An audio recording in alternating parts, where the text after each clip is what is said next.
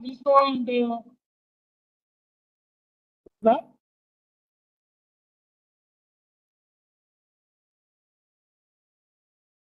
Hello.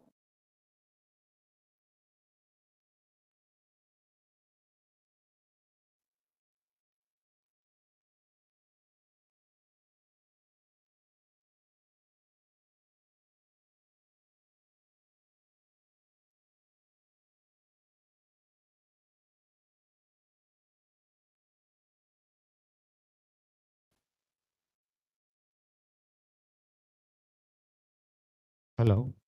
Sir, good morning, sir. Hello. Sir, good morning, sir. GDC Women Kadapa responding, sir.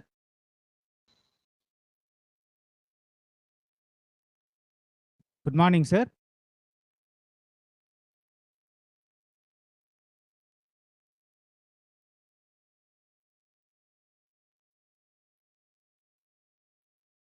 Sir, good morning, sir. GDC Women Kadapa responding, sir. Hello.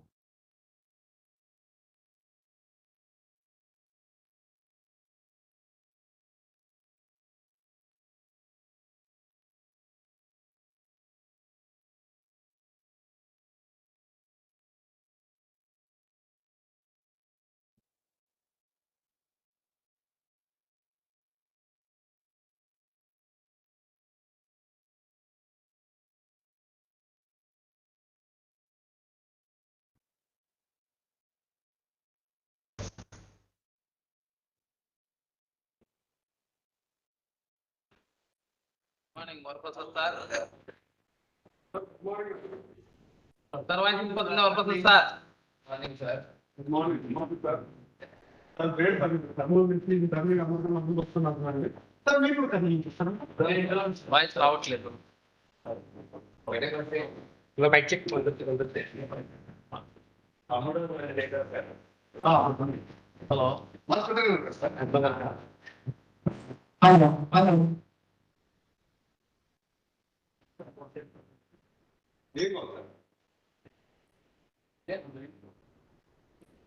Voice బాగా అందామంది.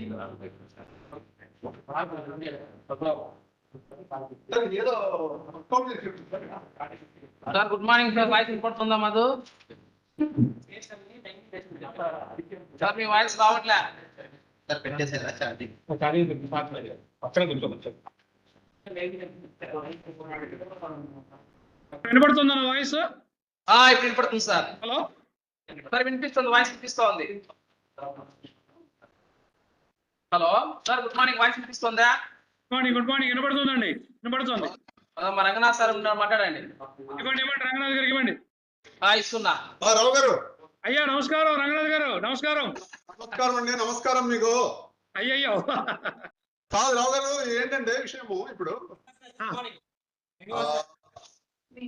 మా వాళ్ళు ఏమంటున్నారంటే LMS పైన కూడా ఒక session చెప్పింటే బాగుండేమో అంటున్నారు. ఇలా మరి అలా అయితే ఎల్ఎంఎస్ పెడతాం కదా. మరి ఇప్పుడు షెడ్యూల్ అది మనం కామర్స్ సపరేట్ గా పెట్టుకుందాం అబ్బా. రంగనాథ్ గారు మనం అంతా కలిసి కామర్స్ పెడదాం సపరేట్ గా. ఎందుకంటే ఈ షెడ్యూల్ అంతా రికార్డ్ అవుతుంది కదా సిసిలో. అదే okay okay sir. Okay start by 10 o'clock. 10 o'clock start చేస్తాను sir.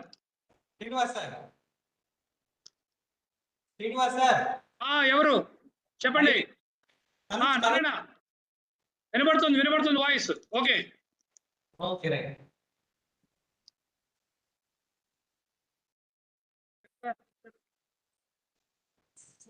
Good morning.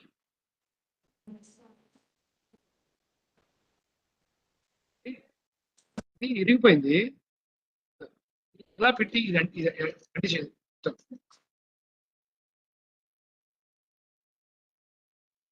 Ear phones ఉన్నాయి తమ్ముడు. ఇలా ఉంది ఇయర్ ఫోన్స్ ఏమన్నా? సరే కూర్చోండి. ఏంటమ్మా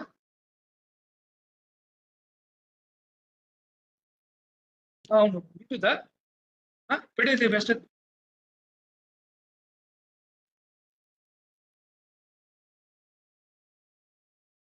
మీరు సెర్చ్ చేయండి కదా మరి. చేస్తాం కదా. బ్లూటూత్ ఎందుకు అంత కరెక్ట్ గా దెబ్బ అయిపోద్దేమో ఆన్లైన్ లో పోయింది.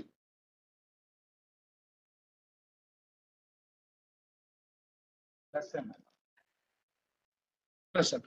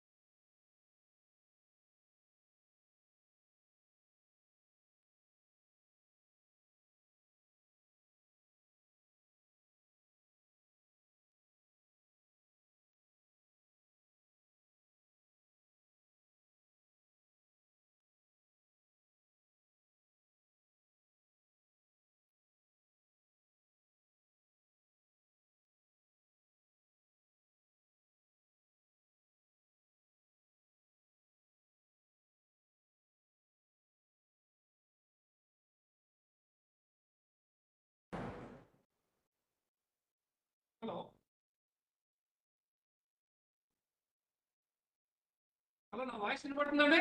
రెస్పాండ్ అవ్వండి.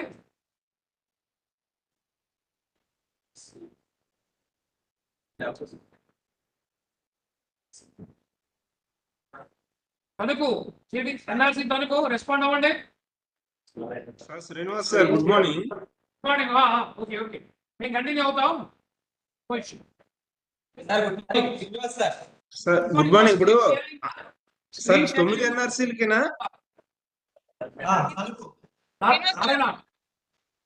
చెప్పండి. నా స్క్రీన్ షేర్ అయిందా? కనబడుతుందా?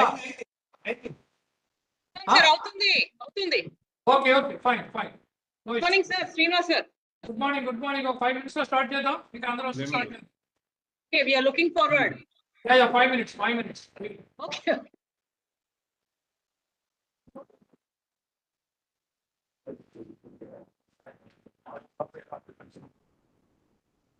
రాంబాబు ఏంటి ఏం చెప్తున్నారు? రాంబాబు గారు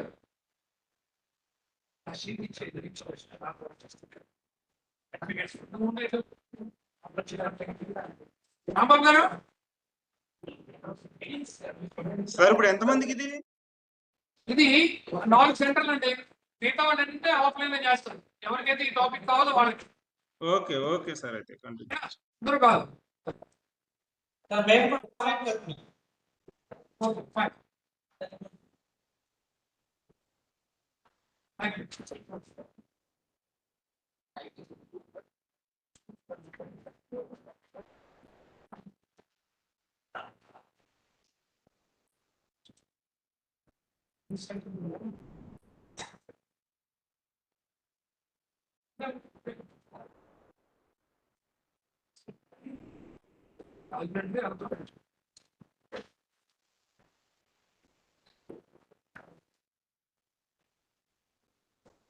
Moment.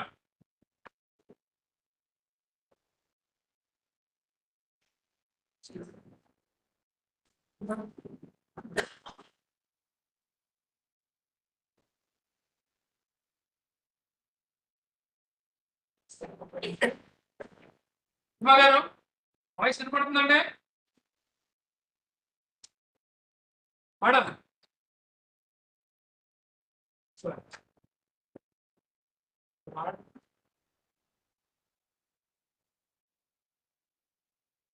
హ్యాపీ ఆప్టిక్స్ చెప్పి వెళ్ళిపోతుంది.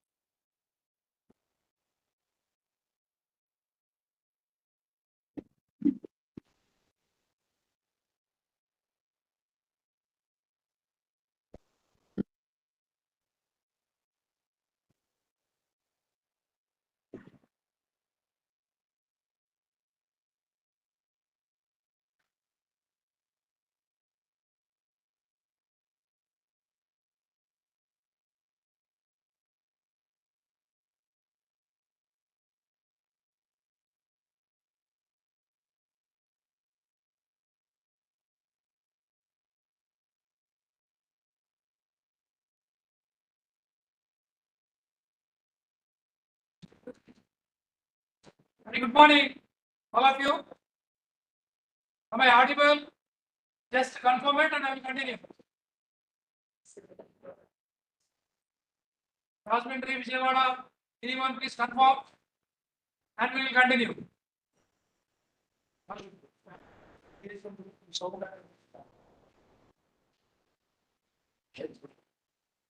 ఏమండి నా వాయిస్ వినబడుతుందా? ఆన్లైన్ చెప్పడానికి ఇదే బాధ. Sir, మేడం నేను కంటిన్యూ చేయొచ్చా? వాయిస్ వినబడుతుందా? extraordinarily audible అంటారు సార్ మా వాళ్ళందరూ. Okay fine. ఏమన్నా డిస్టర్బెన్స్ వస్తే మధ్యలో మాట్లాడండి. Okay. Okay Yes. Fine.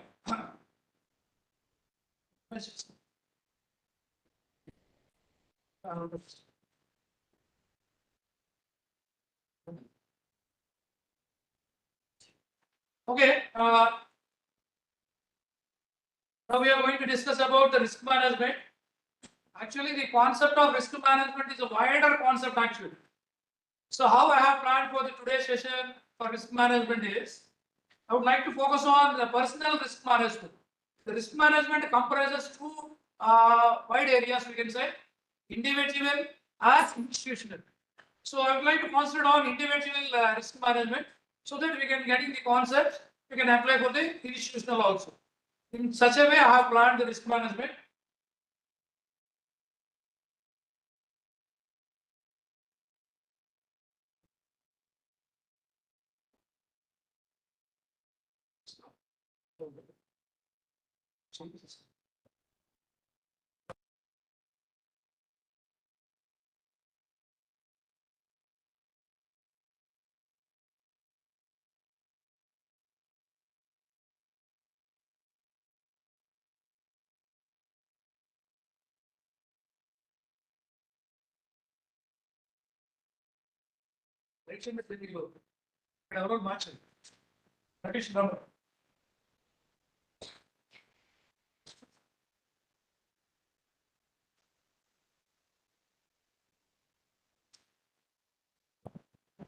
Okay. See, in last class I have already given enough inputs regarding whatever the aspects we need to deal with stock market issues and all. Definitely, we should be an authoritative. So just like that, we can't speak on stock market issues. That's the reason why, being a SEBI person, I would like to show you the credentials for each and every time. That is only the thing. Let me repeat once again the credentials. So these are the credentials I have already shown to you.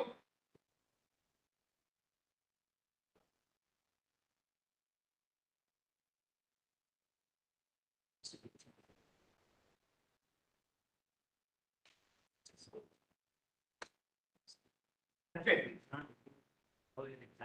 So these credentials also you have seen. This is nothing but a disclaimer, you can say. This is the main thing actually. So we need to show all these things before any talk which is relating to the stock market. So that is the reason why, as a formality, I have shown all these credentials. Now I would like to jump into the main topic. The idea generation. So first of all, let us understand what is risk, especially. What is meant by risk? If you are having a clear idea about the risk, then we can go for the risk management. So you should understand the concept of risk, both theoretically and practically. Now let us throw a light on that, the meaning of the risk. What is risk? Okay. In your mind, something will, in a flashy manner, something will come up. In each and every personal life or professional life, we are normally using the word risk actually. So without knowing the exact meaning, without knowing the exact sense, so we are using the concept of risk. Normally, in general understanding, risk can be classified into two types. One is financial risk, another one is a life risk. Whenever we are talking about the life risk, there is a concept of insurance. That's a different subject. Here we are strictly confined to financial risk.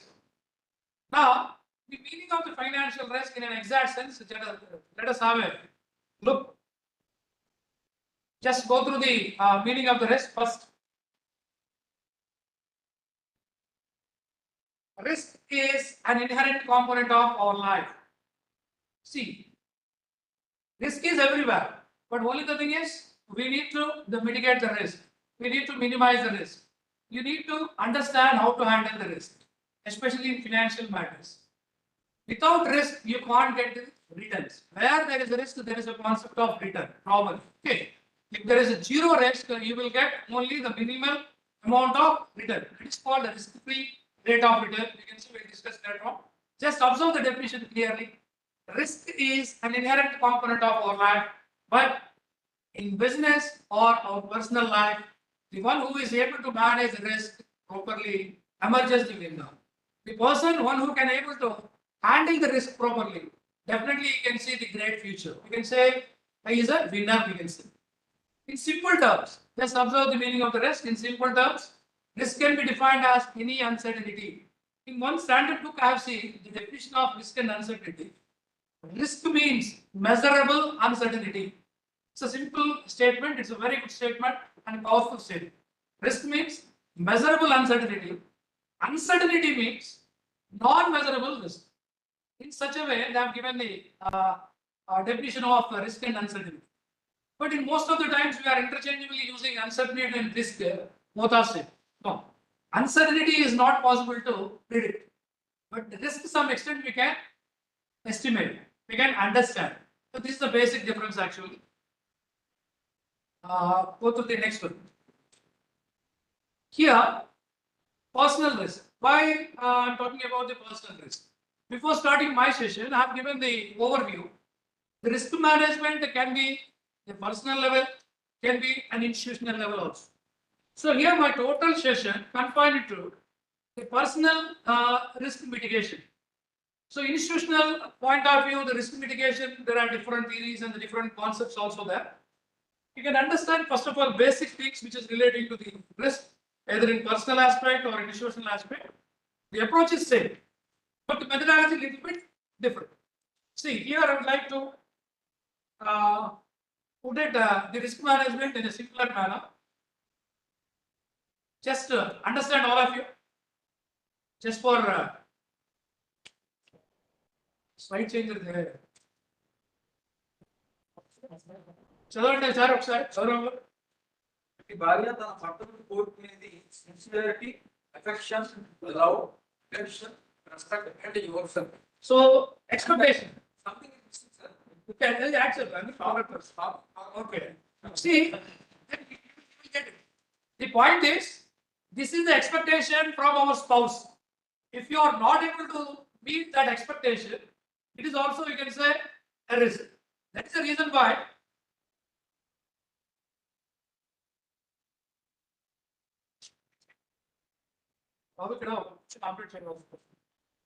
the main issue అసలు some state అంటే ఇవన్నీ గుర్తుపెట్టుకోవడం కష్టం కాబట్టి ఏం చేస్తాడా salary salary salary means sincerity, affection, love, attention, respect, మన time ఇవి ఇచ్చేస్తే పర్సనల్ లైఫ్ లో risk manage this is in a funny manner I would like to present it. See, in personal life also there are so many expectations. We need to meet those expectations so that it like that in institutional wise also. In institution also there are so many expectations. If you are not able to reach those expectations, we can say it is a risk. So I hope you all are in a risky situation. Okay. I hope you got it. Why I have given the salary and all, right?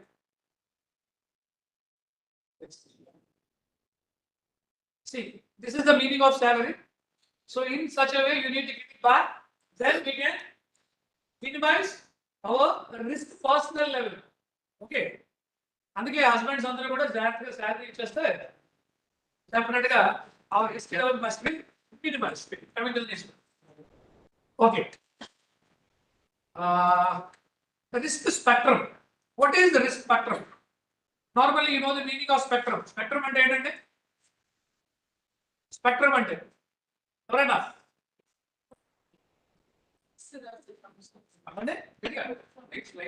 అంటే అవసరం కూడా ఇవ్వడానికి వచ్చాడే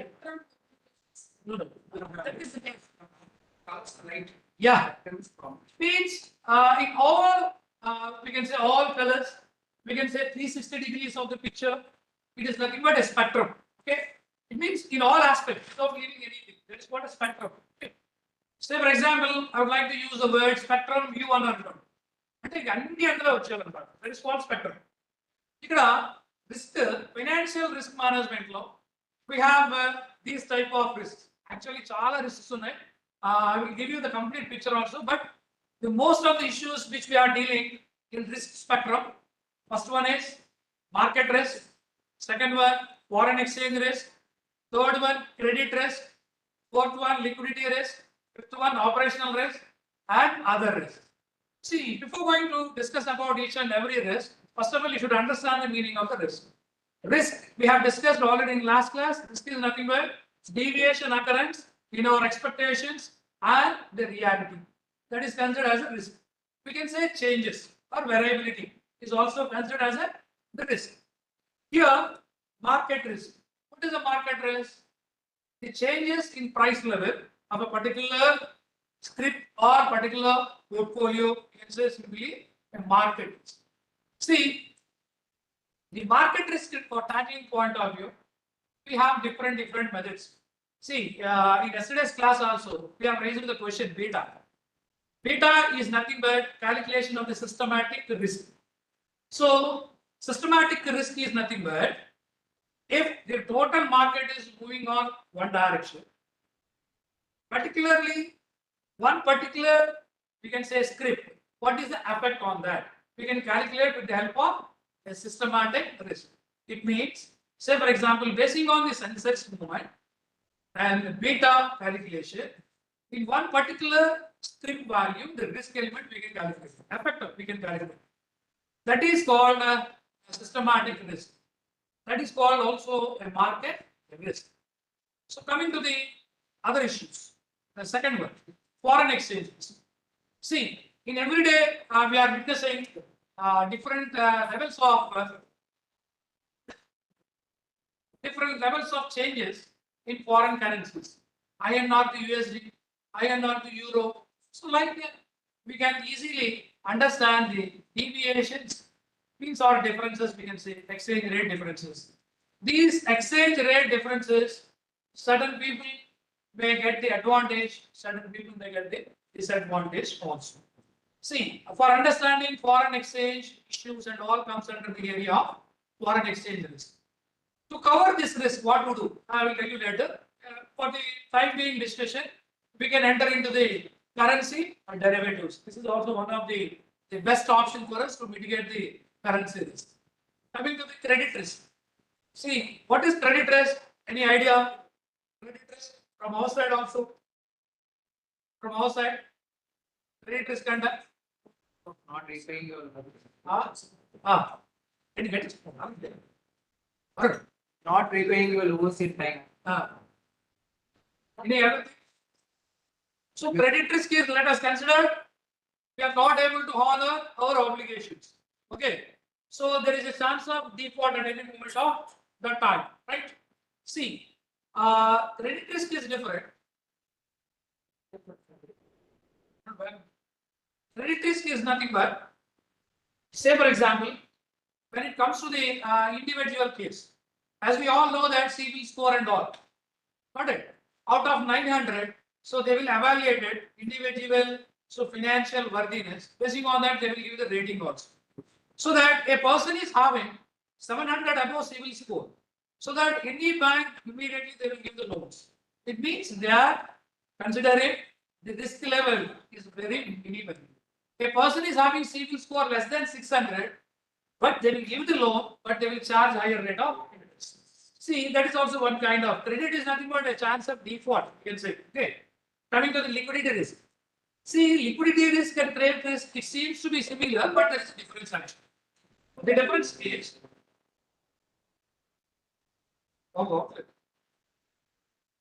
Setting up.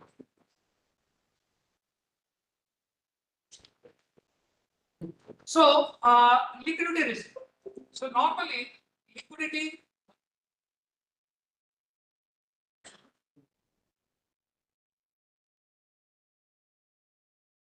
సరే వదిలేండి, పర్లేదు. So liquidity, మనం చాలా సార్లు లిక్విడిటీకి మార్కెటబిలిటీకి రెండు కొంచెం కన్ఫ్యూజ్ అయ్యే అవకాశం ఉంటుంది. What is liquidity actually? గట్టిగా నానాజీ, సంథింగ్. లిక్విడిటీ అంటే ఏంటి? Short term applications. Okay. So, liquidity. Any other view relating to liquidity? Whenever you need cash, you can convert your assets into cash easily. Liquid assets. That is what the liquid assets are now. See, whenever if you want to, so repay his own debts in terms of cash, in terms of money. If you are liquidity crunch means we are not able to pay in terms of the cash obligation. But financially we are good. We are having assets, we are having very good assets. But when it comes to the assets, we are not able to pay in terms of cash. So that is called liquidity risk. And operational risk. So operational risk is nothing but while we are performing activities or we are doing any kind of business, there is no possibility of guaranteed returns. There is a possibility of at any moment of time getting losses or adverse situations. So any other impacts affecting the performance. So that is called operational risks.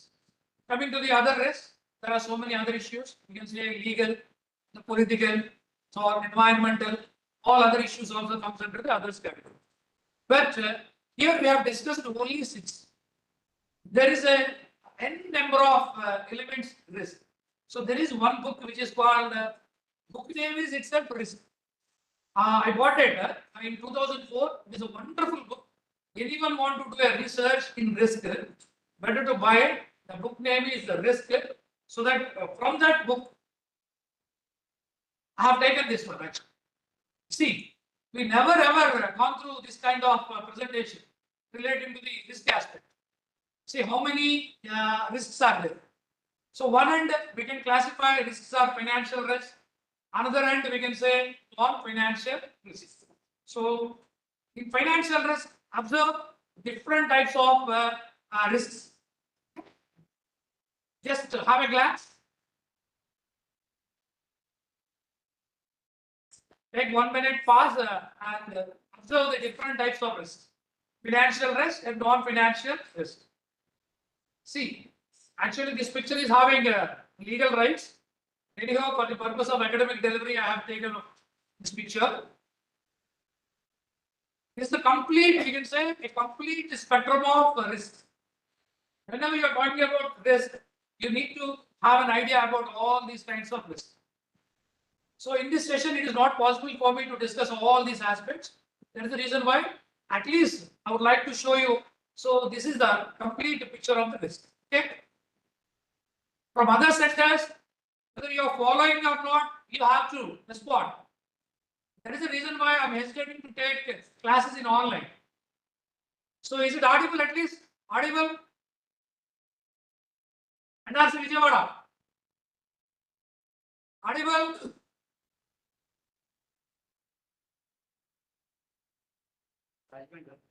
Rajband.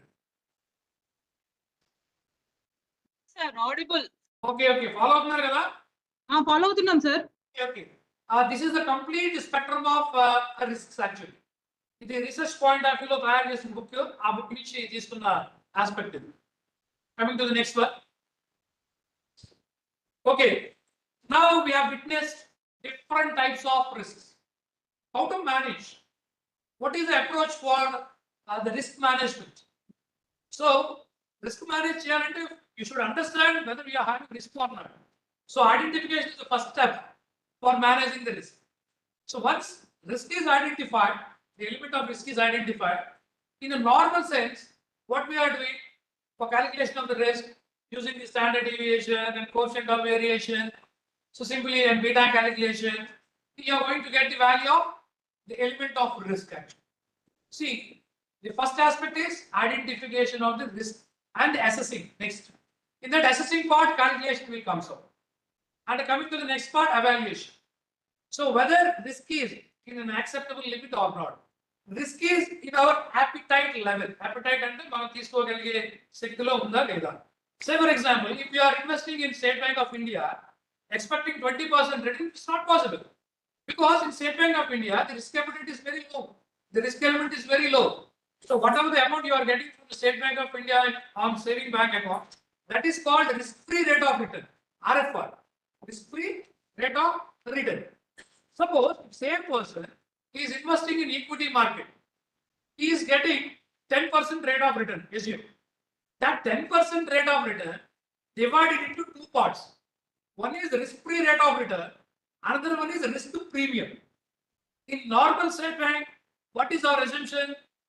The interest rate, say for example, 3%.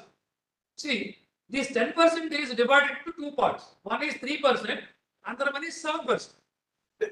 This 3% is called risk-free rate of return, and the remaining 7% is called risk premium. మనం state bank లో డబ్బులు వేయకుండా equity market లో పెట్టినందుకు మనకు వచ్చింది 10% అనుకోకూడదు, 7% అనుకోవచ్చు. ఎందుకంటే మనం అదే డబ్బులు స్టేట్ బ్యాంక్ లో పెడితే ఎలాగే 3% వస్తుంది. So that is the concept. Okay, C CAPM అలాగే డెవలప్ అయింది actually. Risk free rate of return plus ఇంకేముంటుంది పక్కన బీటా ఉంటుంది. సో బీటా ఉంటుంది, but expected rate of return మనకి ఎంత ఉందో minus risk free rate of return. See మీరు ఫార్ములా గుర్తుపెట్టేసుకుంటే ఉపయోగం లేదు. ఎప్పుడైనా సరే మనం ఈ స్టేజ్ లో ఆ ఫార్ములా ఎలా డిరైవ్ అయింది, that is most important. A plus B whole square equal to A square plus B square plus 2AB అందరికి తెలిసిందే. Why A square, why not A cube అన్నది మనకు తెలియాలి. తెలిస్తేనే we can talk about exactly.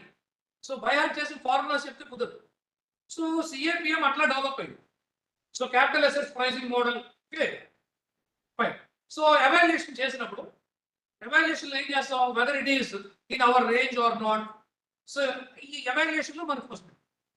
So ఈ evaluation సంబంధించి కొంత develop చేస్తుంది material. I will share with you video point of view కూడా ఉంది.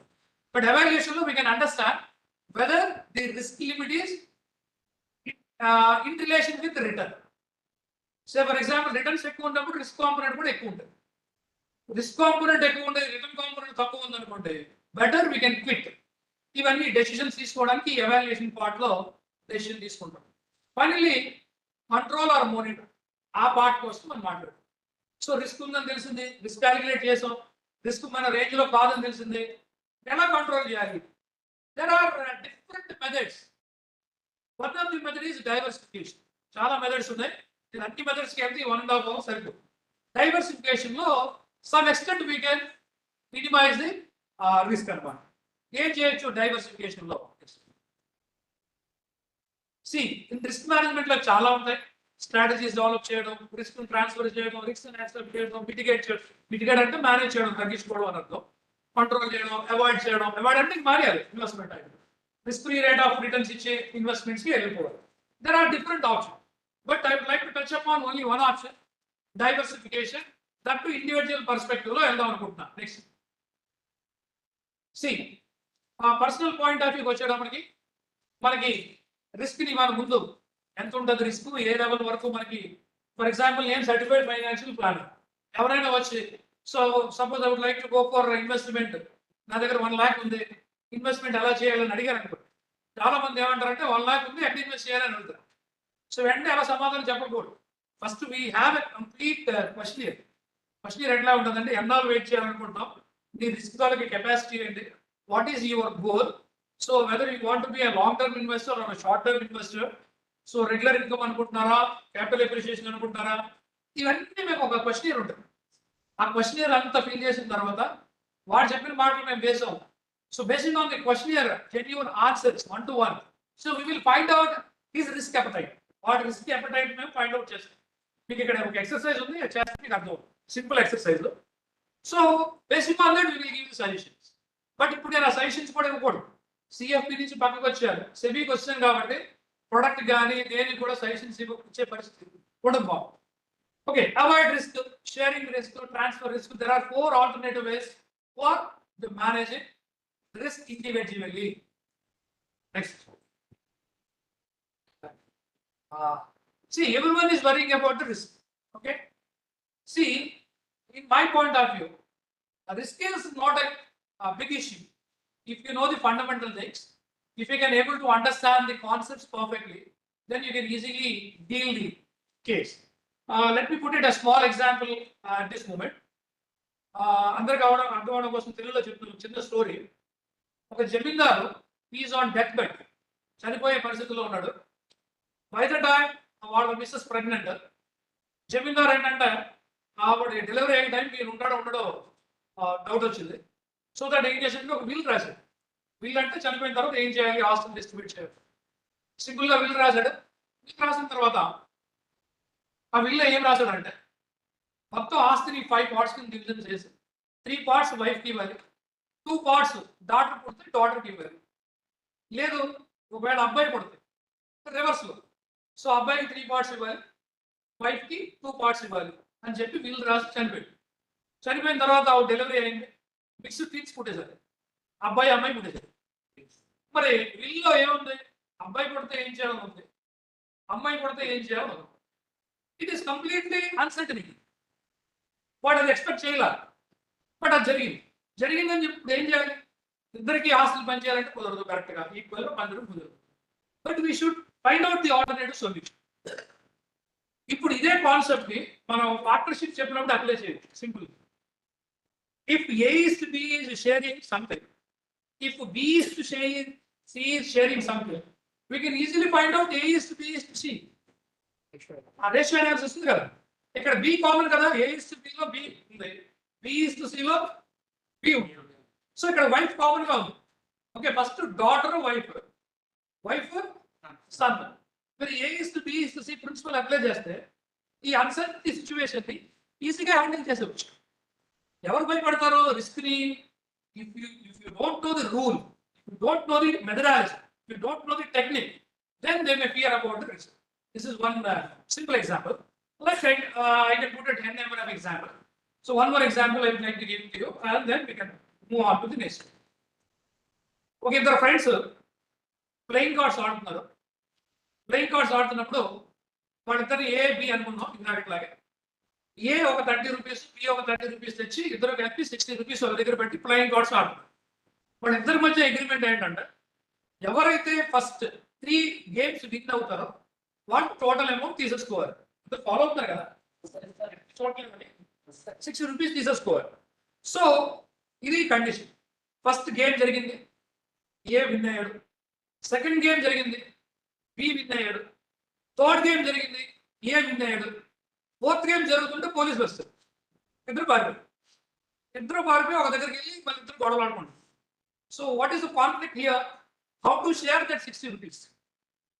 ఇద్దరు ఒప్పందంలో ఏముంది, 3 games విన్ అయితే వాడే 60 రూపీస్ తీసేసుకోవాలని ఉంది. మరి ఇక్కడ సిచ్యువేషన్ ఏంటి, అన్సర్టనిటీ జరిగింది. దీన్ని మరి ఎలా డీల్ చేయొచ్చు, what is the best way to deal in this situation. ఎవరైనా ట్రై చేయండి ఒకసారి క్విక్గా.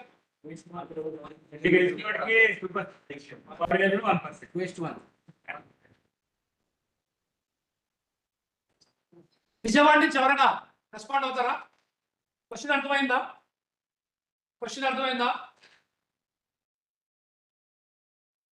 ఓకే, ఎవరన్నా ఎనీవన్? ఓకే, మన వాళ్ళు ఏమన్నారు ఒకసారి ఎవరు చెప్తున్నారు? ఏం చేస్తారు నెక్స్ట్ చెప్పండి, అలా పంచారు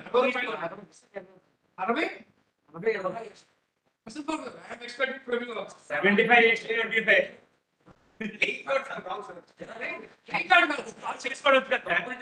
సరే, 99% చెప్పే ఆన్సర్ 2 గేమ్లు విన్ అయ్యాడు కాబట్టి 40 రూపీస్, ఒక గేమ్ విన్ అయ్యాడు కాబట్టి 20 రూపీస్ అని చెప్పి.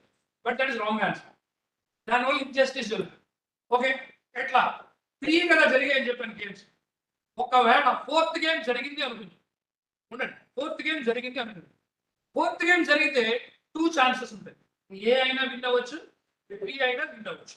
ఏ విన్ అయ్యాడు అనుకుందాం. ఫస్ట్ ఏ విన్ అయితే ఏ 60 రూపీస్ వచ్చేస్తాయి కదా. ఓకే, ఏ విన్ అవుతుందని గ్యారంటీ ఏముంది? బి విన్ అయ్యాడు అనుకుందాం. బి విన్ అయితే ఏమవుతుంది, ఇద్దరు ఈక్వల్ అవుతారు. ఇద్దరు ఈక్వల్ అయితే then there is no question of dispute. అప్పుడు 30-30 వస్తుంది. ఇప్పుడు 4th గేమ్ జరిగితే ఏకి 60 రూపీస్ వచ్చేస్తుంది, ఏ గెలిస్తే. బోత్ గేమ్ జరిగి బి గెలిస్తే ఏకి 30 రూపీస్ వస్తుంది. అంటే ఏకు వచ్చే అమౌంట్ లో 60 రూపాయల్లో 30 రూపీస్ అన్నది గ్యారెంటీ ఉందండి. ఉందా లేదా? గ్యారెంటీ లేని ఎంత 30. ఆ 30 రావడానికి ప్రాబిలిటీ ఆఫ్. అంటే డబ్బులు ముందు ఏం చేయాలంటే 60 రూపాయల్లో 30 రూపాయలు ముందు ఏకి ఇచ్చేయాలి. రిమైనింగ్ 30 రూపాయలని ఇద్దరికి ఆఫ్ పంచేయాలి. 15 పంచాలి. ఎందుకంటే ప్రాబిలిటీ 1/2 1/2.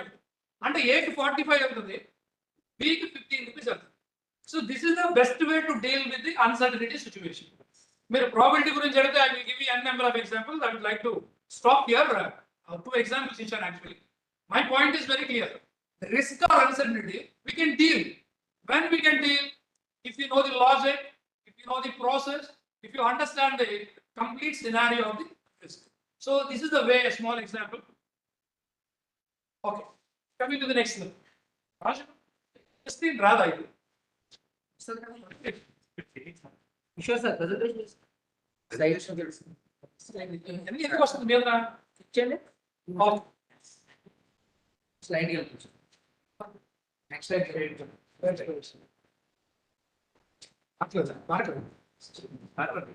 స్లో ఉంది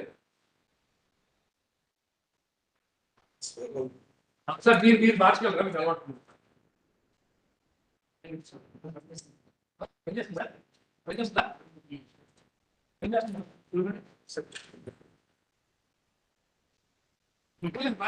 okay. So I'm coming to the session. Lessons from COVID. ఇంకా చాలా ఎక్సర్సైజ్ ఉంది, ఫాస్ట్గా వెళ్ళాలి. Lessons from Covid. చాలా లెసన్స్ మనం నేర్చుకున్నాం. దాని తర్వాత ఒకసారి ఇది అబ్జర్వ్ చేయండి. ఫస్ట్ డైలమాలో ఉన్నాం కోవిడ్ రాగానే. ఒక థాట్ ప్రాసెస్ జరిగింది మైండ్లో.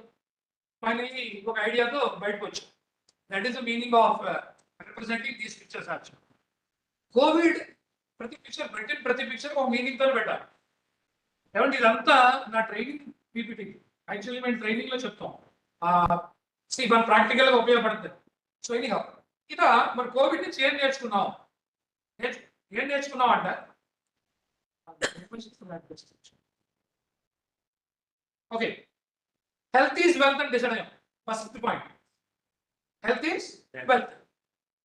Next, wealth is nothing but health. What is the concept? Health is wealth. Wealth is nothing but health. So, this is what we realize first. Okay, fine. We are giving the utmost importance or priority for health. Okay, okay, fine. Coming to the next. Here the point is, we understood the concept, health is wealth or wealth is nothing but health. How to achieve that? We need to maintain the balance. So in between health and wealth. The biggest thing is in stock market or in day-to-day life, everybody knows everything. The point is, we are not putting it into the practice. See, knowing is different. So whatever the thing you have, you should put it in practice. Then only you will get the results. Coming to the next one. See, for getting good health, what we require, a balanced diet is required. In a similar way, if you want to get it financial health, a balanced portfolio is required. That is my point. To get the physical health, so how we are maintaining the balanced diet in a similar way. If you want to be a fit in financial health, so that we need to maintain a balanced portfolio, like balanced diet. For physical health, we need to do not only the diet, we need to do all exercises. Next. Now coming to the financial health. The similar way, balanced diet, here balanced portfolio is required. Like exercise, we need to revise, revalidate, understand the portfolio. Then only you will be in good financial condition.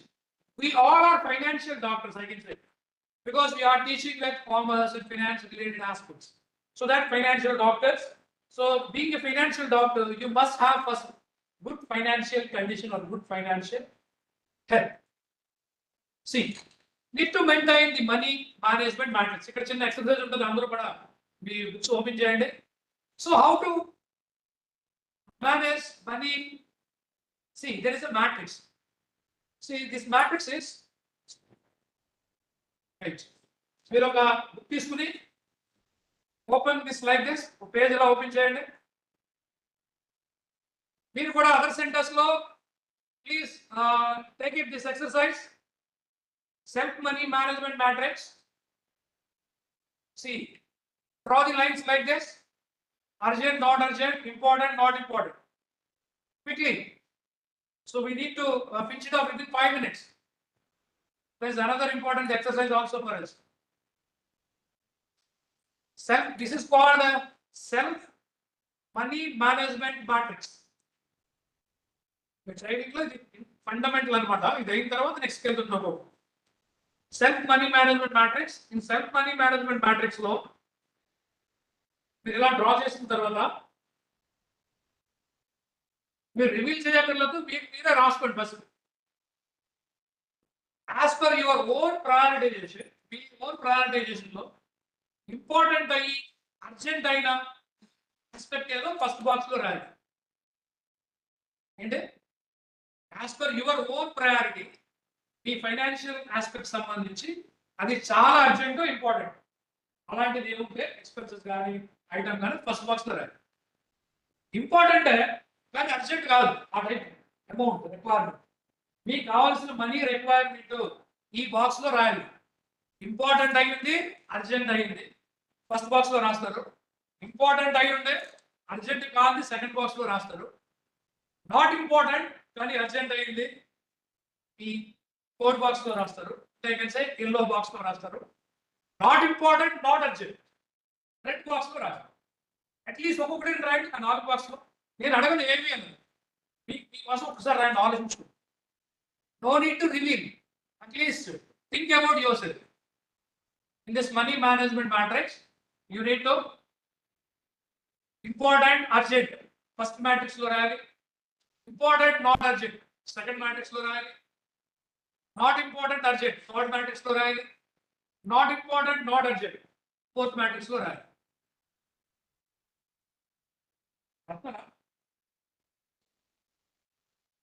పక్క వాళ్ళకి urgent అయింది, మనకి urgent కాకపోవచ్చు, అందుకే పక్క వాళ్ళ దాంట్లో చూడండి. వాళ్ళకి ఇంపార్టెంట్ ఇంపార్టెంట్ కాకపోవచ్చు. ఎక్కువ రాయాలి యాక్చువల్లీ. మేమైతే ఎక్కువ ఫిల్ చేస్తాం ఇక్కడ కాన్సెప్ట్ టైం బట్టి ఒకటి రాయిస్తున్నారు అంతే. ఇంపార్టెంట్ అర్జెంట్ ఒకటి రాయండి, ఇంపార్టెంట్ నాట్ అర్జెంట్ ఒకటి రాయండి, అట్లీస్ట్ నాట్ ఇంపార్టెంట్ అర్జెంట్ ఒకటే, not important not urgent. Finish అయిపోయిందా?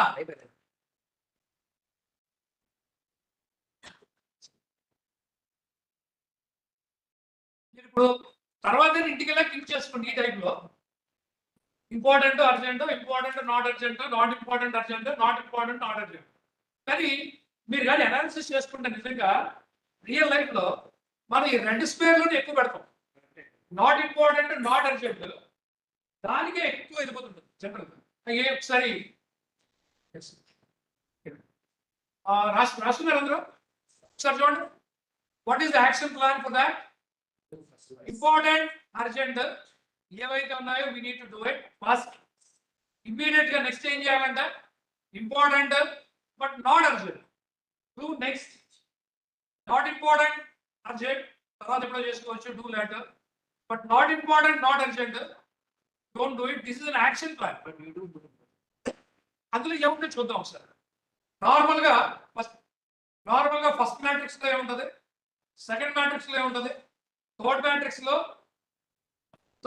లో ఏముంటది, ఫోర్త్ మ్యాట్రిక్స్ లో ఏముంటది అన్నది ఒకసారి చూద్దాం. Coming to the next sir అంటే చాలా కష్టం. డూ లేటర్ చాలా కష్టం. అదిగా వస్తుంది నెక్స్ట్ విషయాలు ఉన్నాయి. నెక్స్ట్ ఇప్పుడు చెప్పండి సార్. ఒకసారి చూడండి.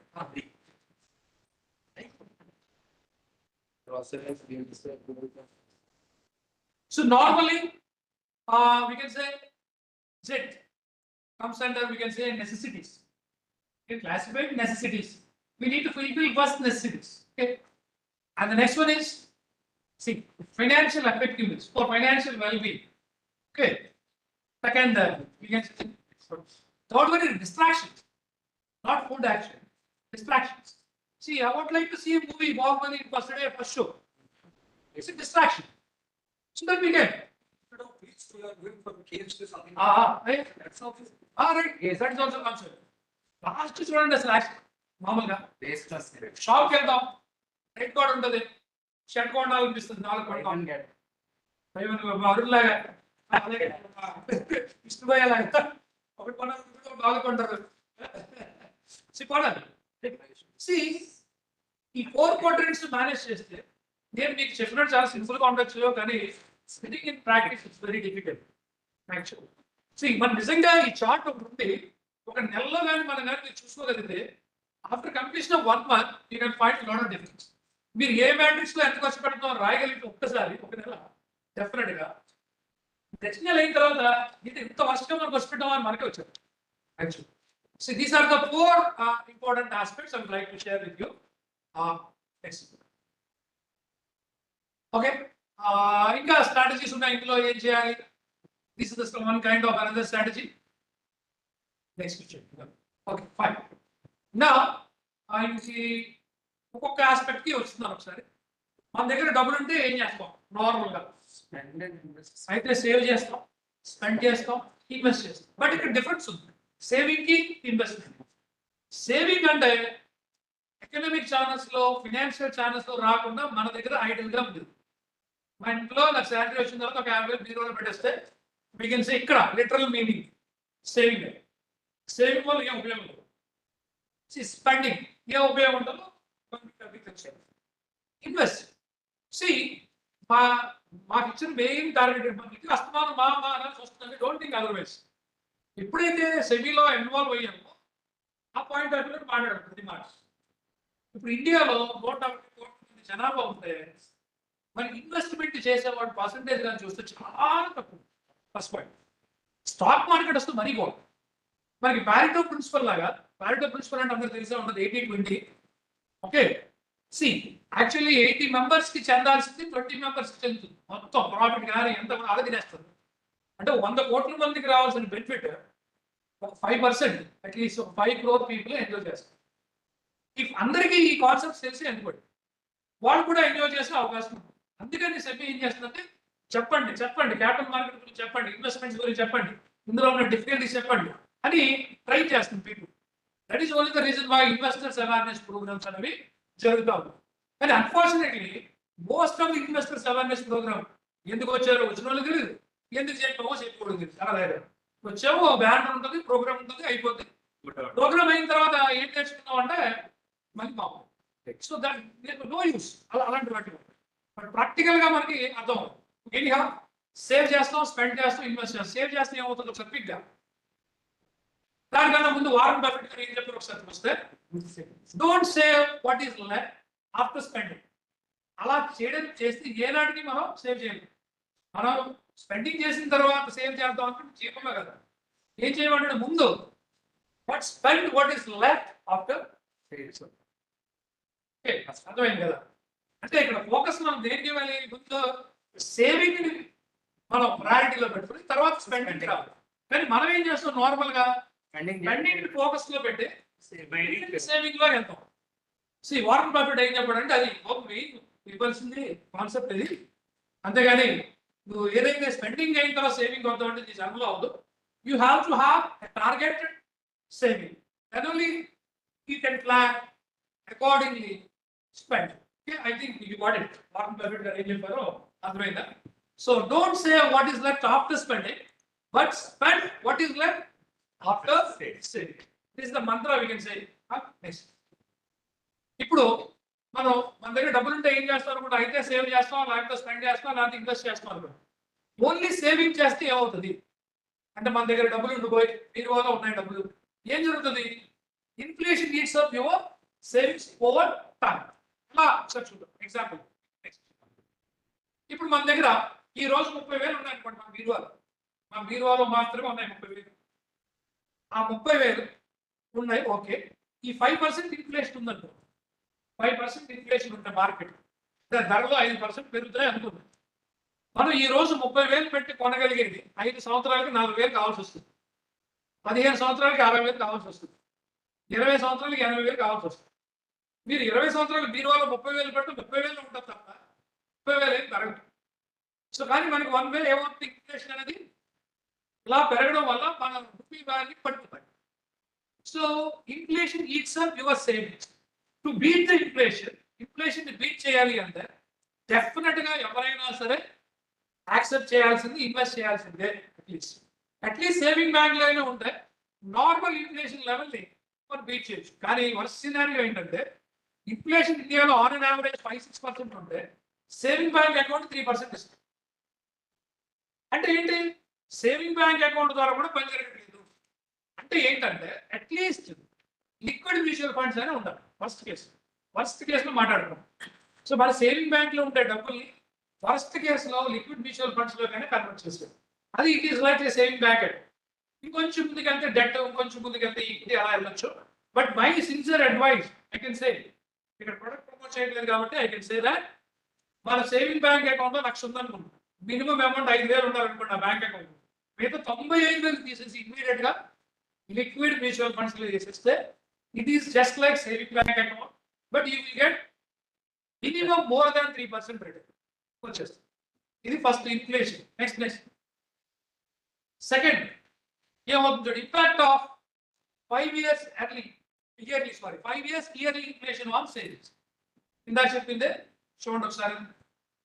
మన దగ్గర ₹1,00,000 ఈ రోజు ఉంటాయి, ఇన్ఫ్లేషన్ వల్ల వాల్యూ ఎలా పడిపోతుంది, ఎందుకంటే 5%. ఇది రివర్స్ అప్రోచ్ లో చెప్పాం. A is greater than B, B is less than A. Concept ఒకటే.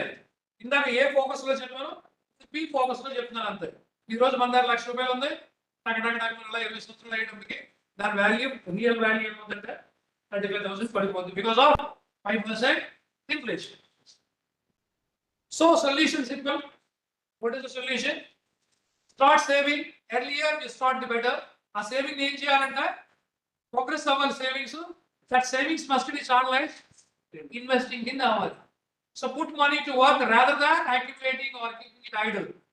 డబ్బులు ఒక దగ్గర పెట్టే బదులు. సో లాస్ట్ చూడండి, డబ్బులు ఎవరికి గుర్తొస్తున్నాడు. You work hard to earn money. That's so make the money work hard for you. So కష్టపడి మనం సంపాదించిన డబ్బులు, ఆ డబ్బులు కష్టపడి మళ్ళీ సంపాదించాలి మరి, తప్ప ఆ డబ్బులు ఒకదారి ఉండకూడదు. That is the thing. Benefit from the power of compounding, you know that. Next మళ్ళీ ఇంకా వారన్ బఫెట్ గారు ఒకసారి చూడండి. వారన్ బఫెట్ ఇది never depend on single income. Make investment to create a second source. Plan B should be there always. Okay, even single income గా అయినా సరే మనకి ఇండియాలో క్లాసిఫికేషన్ ఉంది కదా, double income group, middle income group, lower income group, higher income group. Okay, ఇట్లా ఉంది. C next investment కూడా చాలా మంది 90% అయితే సరే మన ఫ్రెండ్ లేదా మనం ఎవరినైతే బాగా ఉంటాం వాడు ఏం చేస్తే అది చేస్తాం 90%. ఫర్ ఎగ్జాంపుల్ నేనేమో రిలయన్స్ లో ఇన్వెస్ట్ చేస్తాను, ఎలాగో అరుణ్ తెలుసు, అరుణ్ కూడా రిలయన్స్ కొన్నాను, దాన్ని వేరే ఈక్విటీస్ చేశాను, వెళ్ళిపోతాను. మ్యాక్సిమం ఫాలోవర్షిప్ నేచర్ లో వెళ్ళిపోతుంది. But my relative financial condition is different from other person. నా రిస్క్ అప్డేట్ వేరు, వేరే పర్సన్ రిస్క్ అప్డేట్ వేరు. సో దాట్ ఎప్పుడు కూడా గోల్ బేస్డ్ ఉండాలి. ఇందాక రాజ్ కుమార్ గారు చూపించాడు, గోల్ బేస్డ్ చూపించారు. చూస్తే ఫస్ట్ గోల్ ఆయన చిల్డ్రన్స్ మ్యారేజ్ రాశాడు, goal based. Say for example, according to the higher studies or foreign, or we can say children's marriage, goal బట్టి ఇన్వెస్ట్మెంట్ ఉండాలి. కానీ ఇన్వెస్ట్మెంట్ చేసిన తర్వాత గోల్ ఫిక్స్ చేసుకోకూడదు, మారిపోతూ ఉంటుంది. So that is the reason why goal based investing అని ఉంటుంది. ఆ ఇన్వెస్టింగ్ స్ట్రాటజీలో వెళ్ళాలి. ఇవన్నీ పిక్చర్స్ మీకు అర్థమైపోయి ఉంటాయి. సో విదేశీ కారు కొనుక్కోవడం, ఆల్రెడీ అందరూ కారు కొనుక్కుంటారు కాబట్టి ఫ్యామిలీ, అలాగే house, foreign studies, and finally మన చేతికి కర్ర వచ్చేటప్పుడు చెప్పి రాకుండా చూసుకోవాలి. That's ultimate concept. సో కర్ర ఉండాలి కానీ చెప్పుకుండకూడదు అంటే ప్లాన్ ఉండాలి. ఈ రోజుల్లో మరీ మనకి ఇన్కమ్ ఉందంటే మన ప్రాణం ఉండిస్తారు. అట్లీస్ట్ చాలా మంది పూర్ ఫ్యామిలీస్ మనం చూస్తున్నాం, ముస్లింలు ఎలా ట్రీట్ చేస్తున్నారు. అట్లీస్ట్ పెన్షన్ వస్తే అలా బతికిస్తారు at least. So we need to plan for ఇవన్నీ హాట్ పాయింట్స్ మన అందరికి తెలిసిందే, but we need to plan for that. Okay, అసలు ఈ ఫైనాన్షియల్ ప్లానింగ్ లో ఏ కాంపోనెంట్స్ వస్తాయి? FPSB అంటే ఏం లేదు, financial planning standard board of India. Financial planning standard board of India వాళ్ళు ఇండియాలో ఒక కోర్స్ ఉంది, ఒక ప్రొఫెషనల్స్ వాళ్ళు. మన CA ఎలా ప్రొఫెషనల్స్, FPSB ప్రొఫెషనల్స్ ఉంటారు, వాళ్ళే CFPలు అంటారు. అదే ఫస్ట్ లో సర్టిఫికేట్ చూపించాను కదా నేను, ఆ సర్టిఫికేట్ దాన్ని. ఈ 6 ఏరియాలు మేము చేస్తాం. ఎవరైనా ఒక పర్సన్ వస్తే ఈ 6 ఏరియాస్ కి ఒక ప్లాన్ తయారు చేస్తాం. దాన్ని కాంప్రహెన్సివ్ ప్లాన్ అంటాం. మరి ఫుల్ బాడీ చెకప్ ఎలా డాక్టర్ దగ్గర చేయించుకుంటామో, ఎలా అన్ని చేయించుకుంటే కాంప్రహెన్సివ్ ప్లాన్. లేదా ఒక్కొక్కటి, ఒక బీపీ, ఒక షుగర్ ఎలా చెక్ చేయించుకుంటాం, ఓన్లీ అసెట్ మేనేజ్మెంట్ లేదా ట్యాక్స్ ప్లానింగ్ లేదా రిటైర్మెంట్ ప్లానింగ్ కూడా చేసుకోవచ్చు. దాన్ని ఇండివిజువల్ ప్లానింగ్ అంటారు. ఓకే, నెక్స్ట్ ఇందులో నేను డీప్ ఏం చెప్తాను కదా. Mutual funds. Why mutual funds? Starting అదే కదా బెస్ట్ ఇన్వెస్ట్మెంట్స్ లో స్టార్టింగ్ స్టెప్ లో మనకు వచ్చేటప్పటికి mutual fund is simple concept but reliable concept. Comparatively other areas, gold, stocks, bonds, bank deposits, insurance, property, వీటిలో సింపుల్ గా అయ్యేది. సో రిస్క్ కూడా పెద్దగా అయ్యింది. జాగ్రత్తగా మనం ముందుకు వెళ్ళగలిగేది initial step. That is the reason why focusing on mutual funds first. మీరు ఆల్రెడీ అడ్వాన్స్ లో ఉంటే వేరే విషయం, స్టాక్స్ అది. బట్ సిస్టమేటిక్ వెళ్ళేటప్పుడు మ్యూచువల్ ఫండ్స్. ఇక్కడ చూడండి, make your investment work for you. మన ఇన్వెస్ట్మెంట్ ఎలా ఉండాలి అంటే that should be at least in a situation to fight inflation. In the second inflation 5% and assume just inflation. At least a 5% దాటగలగాలి. మీరు equity invest చేసి 4% అవుతుంది. What is the use? Inflation దాటగలగాలి. అలాగే that should be provide income when you need it. So investment lock అయిపోయింది, మీకు కావాల్సిన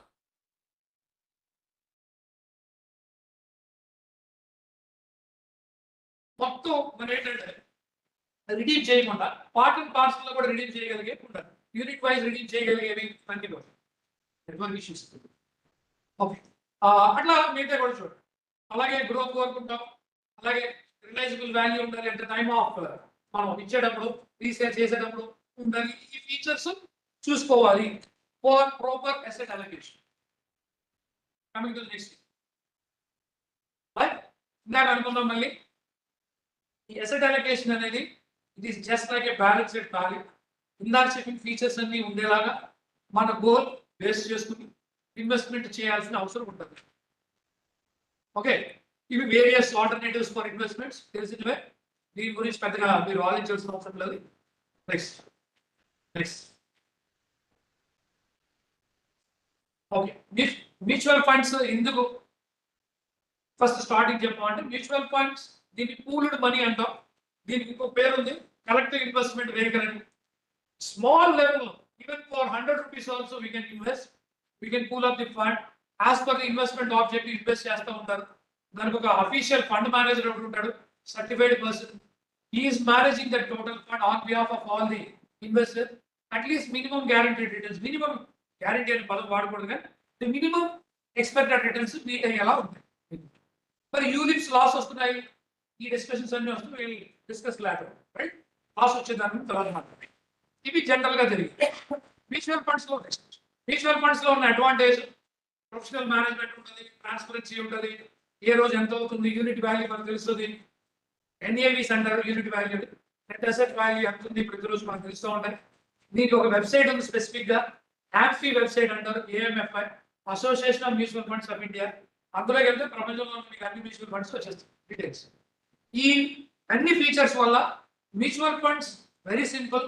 so we can start with investing with mutual fund as per your convenience, as per your risk appetite. You can slowly rice your investment in equities, if possible derivatives. That is a higher advantage. Yes.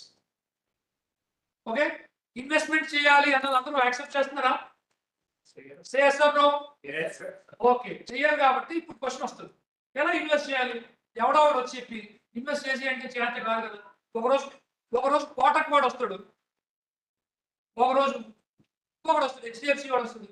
వాళ్ళు ఎప్పుడు చెప్పినా చెప్పి చాలా బాగుంది అనిపిస్తుంది. అసలు ముందు మనం ఎలా ఇన్వెస్ట్ చేయాలి తెలియాలి. నేను బేసిక్ స్టెప్ చెప్పి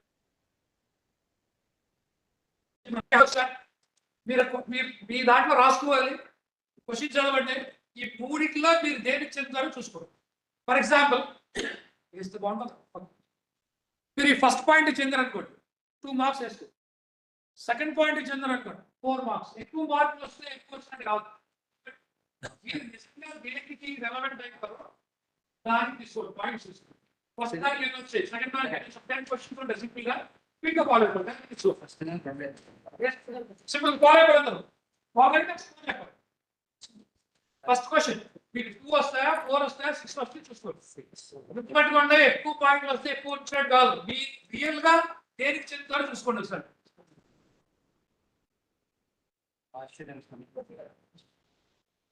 మిగతా సెంటర్స్ లో కూడా please follow that exercise. Here I am showing the risk profile questionnaire. Basing on the risk profile questionnaire, understand the question. Here 3 alternatives are given. See, carefully observe the alternatives. In which alternative you belong to. Say for example, your option is first, so that you will get 2 marks. Don't say 1 and 2 and 1, 2, 3. Okay, choose only one option. Put the first question and the second question and the third question.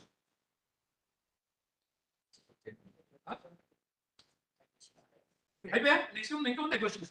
అయిపోయా అందరూ మాట్లాడలేదు, అయిపోయా okay. Next question చూడండి. Fourth question.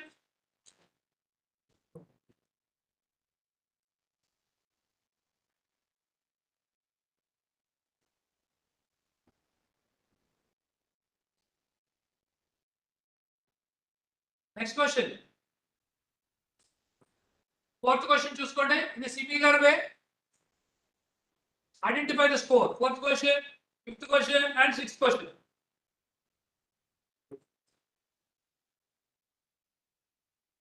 అయిపోయిందా? ఏదో పెట్టికండి. Feedback ఇచ్చినట్టు ఇస్తాం, మొత్తం అన్ని టికిల్ పెడతాం. అది ఎలా జరుగుతుంది పెద్ద ప్రాబ్లం కాదు, ఒకసారి చూసుకోండి. 4th, 5th, 6th.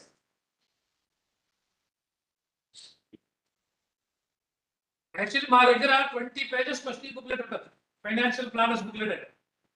20 pages booklet మీకు షేర్ చేస్తాను తర్వాత. మీరు ఇంట్లో కూర్చొని కూల్గా అన్ని ఫిల్ చేసుకుంటే మీ ఫైనాన్షియల్ మొత్తం స్క్రీన్ అయిపోతుంది. ఎవరికి షేర్ చేయగలరా? అనాలిసిస్ చేసుకుంటే ఫైనల్ గా మీకు వస్తుంది. Okay, 4th, 5th question, 6th question అయిపోయింది అనుకుంటాను.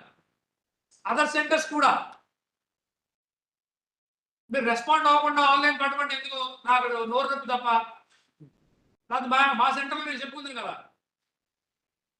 ఏదో సరదా కాదు కదా. మరి 1 hour కూడా స్పెండ్ చేయలేనప్పుడు don't ask me for the online session.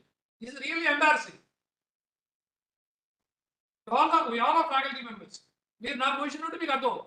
Coming to the next one, మనం కంటిన్యూ అయిపోతుంది. Next 4 question. నెక్స్ట్ క్వశ్చన్ చూడండి. ఇప్పుడు 6 అయ్యాయి కదా, 6 అయ్యాయి. 10 క్వశ్చన్స్ ఇచ్చాను మామూలుగా.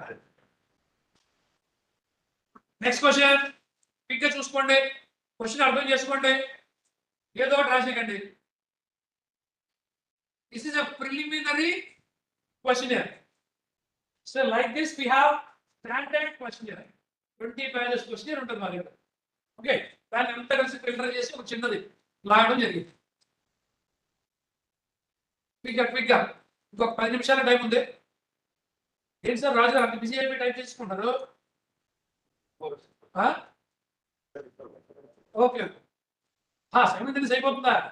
సూపర్, రైట్ అమ్మ అయిపోయింది. ఇది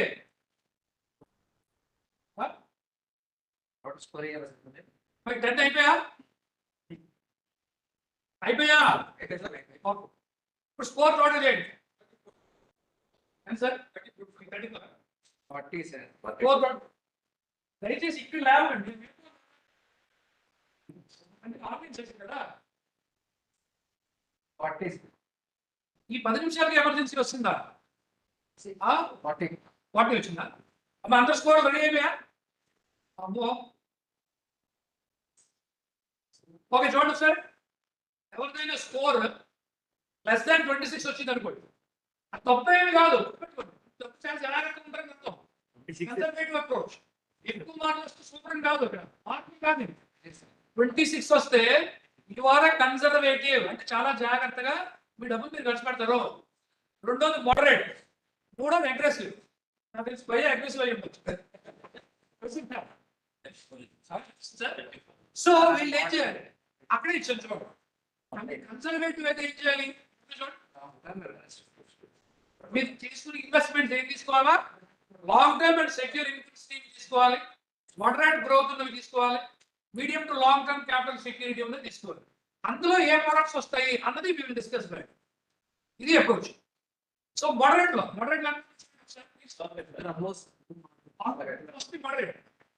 వచ్చిన ఏం చేయాలంటే చూడండి, moderate growth on capital investment ఆ ప్రొడక్ట్స్ తీసుకోవాలి, మోడరేట్ ఇన్కమ్ స్ట్రీమ్ తీసుకోవాలి, మోడరేట్ లెవెల్ లో క్యాపిటల్ వాల్టాలిటీ తీసుకోవాలి. బట్ అగ్రెసివ్ చాలా జాగ్రత్తగా చూడండి. అగ్రెసివ్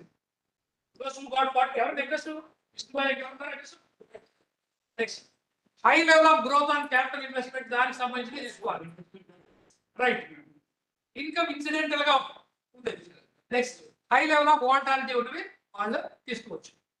ఇది మీకు ప్రిలిమినరీ స్కానింగ్ వస్తుంది కదా. ఫస్ట్ ఫర్ ఎగ్జాంపుల్ కన్జర్వేటివ్ కూడా ఉంటుంది. నేను సింపుల్ గా long term and secure income stream అన్నాను. మళ్ళీ అందులో ఏం వస్తుంది ఉంటాయి, ఆ లిస్ట్ ఉంటాయి. అది మీరు ఎవాల్యుయేట్ చేసుకుని పెట్టుకో. నేనైతే ఆ లిస్ట్ సైజ్ షిఫ్ట్ చేయకో, అది పక్కన పెట్టండి. ఓకే, ఇలా ఎవాల్యుయేట్ చేసుకో. నేను స్కాన్ చేసేవి ఒక చిన్న షీట్ ఇచ్చాను మీకు, ఇలాంటి 20 ఉంటాయి. ఆ 20 మీరు చేసుకుంటే వాట్ యు ఆర్ రియల్లీ అనేది వచ్చేస్తుంది. ఇక్కడ అందరిలో ఉన్నప్పుడు చేస్తే పక్కలు ఏం చేస్తున్నారు అంటే ఏమంటాం, ఇంట్లో అప్పులు చేస్తున్నారు అనుకోండి, reality will come. That is main thing. Next okay అమ్మ, ఫస్ట్ వాళ్ళు చూసుకోండి. ఫస్ట్ వాళ్ళు ఏం చేయాలి చూడండి, మనకున్న డబ్బుల్ని ఎలాగా లాగాలి. This plan must suit investors in the prime earning years and willing to take more risk. Investors risking growth over long term. ఈ నేచర్ ఉండేటటువంటి వాళ్ళు మనకున్న డబ్బుల్లో 60 to 70, 10 to 20, 10 to 15, 5. ఇప్పుడు మీరు అడగచ్చు ఈ 60-70 ఎవరు చెప్పాడండి? ఇప్పుడు చెప్పాడంటే హిస్టరికల్ స్టడీ అనేది ఉంటుంది. ఇలా మనం డిజైన్ చేసిన పోర్ట్ఫోలియో లాంగ్ రన్ లో ఎంత రిటర్న్స్ ఇచ్చాయి, షార్ట్ రన్ లో ఎంత రిజల్ట్ ఇచ్చాయి, ఈ ప్రైవేట్ కంపెనీస్ ఉంటాయి కదా, మనీ కంట్రోల్ కాంబినేషన్స్, ఈ పోర్ట్ఫోలియోస్ ఇవన్నీ డిసైడ్ చేసి చెప్తారు. They are not telling you just like that 5%, 10% అని చెప్పలా. ఈ కాంబినేషన్ లో మోస్ట్ ఆఫ్ ది కేసెస్ ఏమైంది అంటే మనకి సక్సెస్ అయింది. ఎవరికి? ఈ టైప్ నేచర్ ఉండేటటువంటి పీపుల్. నెక్స్ట్ కేటగిరీ చూడండి. నెక్స్ట్ కేటగిరీ మారింది కదా. Next category okay, moderator. Last category బాబు conservative, conservative, moderate, high risk. Pictures ఇది high. Next right moderate. Next right ఇది స్టార్టింగ్. కన్జర్వేటివ్ అంటే చాలా జాగ్రత్తగా మనకి వర్కింగ్ క్యాపిటల్ అప్రోచెస్ మీరు గుర్తుందా ఎవరికైనా? 3 అప్రోచెస్ ఉంటాయి. అందులో కన్జర్వేటివ్ అప్రోచ్, అగ్రెసివ్ అప్రోచ్. మన ఇండియాలో ఫాలో అయ్యి కన్జర్వేటివ్ అప్రోచ్ ఫాలో అవుతున్నాం నార్మల్. యుఎస్ లాంటి ఎకానమీస్ అగ్రెసివ్ అప్రోచ్ ఫాలో అవుతాం. అగ్రెసివ్ అప్రోచ్ ఏం చేస్తాం, షార్ట్ టర్మ్ అసెట్స్ కూడా లాంగ్ టర్మ్ ఫైనాన్సింగ్ వాడుతూ ఉంటాం. Aggressive, that is only the thing. మరి కన్జర్వేటివ్ ఏంటంటే short term assets short term requirements కి, long term assets long term requirements. That is called conservative. Next ఈ 3 అర్థమయ్యే కదండి ప్లాన్స్ ఫ్యాక్టర్. ఈ మూడు షేర్ చేస్తాం, జాబ్ చూసుకుంటాం. But this is preliminary scanning. Preliminary scanning లో ఏ పాయింట్ దగ్గర మనం ఉందో, ఏది అప్రోచ్ అయితే బాగుంటుంది అనేది మీకు తెలుస్తుంది. నెక్స్ట్ ఇంకొక ఓవర్ ఇచ్చి క్లోజ్ చేస్తాం. అసలు ఏ ఇన్వెస్ట్మెంట్స్ కి ఎక్కువ రిస్క్ ప్యాటర్న్ ఎక్కువ ఉంటుంది, ఈక్విటీ ఎలా ఉంటుంది, డెట్ ఎలా ఉంటుంది, ఈక్విటీ ఎలా ఉంటుంది. డెట్ లో ఓకే ఓవర్ నైట్ ఫండ్స్ అంటే లో level to high level risk ఎక్కువ రేంజ్ ఉండదు. సో ఓవర్ నైట్ ఫండ్స్, అలాగే liquid funds, ultra short term funds, guilt and bond funds, that oriented hybrid funds. వీళ్ళని ఈ ఇన్వెస్ట్మెంట్స్ ఉండేటటువంటి నేచర్ బట్టి, ఫంక్షన్ బట్టి, ఈ లెవెల్ ఆఫ్ రిస్క్ రిటర్న్స్ బట్టి మీకు ఇవ్వడం జరుగుతుంది. రైట్, ఇది ఒకసారి చూడండి. Equity saving funds, equity oriented hybrid, large cap, diversity funds, mid cap, sectorial funds. Risk return pattern అట్లా ఉంటుంది. రిస్క్ ఎక్కువ ఉంటుంది, రిటర్న్ కూడా ఎక్కువ ఉంటుంది. మీరు చూస్ చేసుకునేటప్పుడు ఈ హై లెవెల్ లో లెవెల్ కాంబినేషన్స్ చూసుకుని బ్యాక్ ఇవి దృష్టిలో పెట్టుకొని మన పాయింట్స్ బట్టి మనం ఇన్వెస్ట్మెంట్కి రావాలి. నెక్స్ట్ వచ్చి Okay, that's all. Any questions? Next. Any questions? I will take up 5 minutes and we will wind up. Next question. Thank you. Thank you all. Thank you.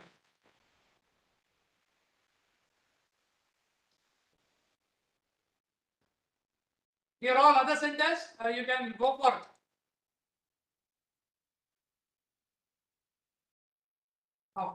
So respond అవ్వండి. రాజమండ్రి కానీ విజయవాడ కానీ respond అవుతారా?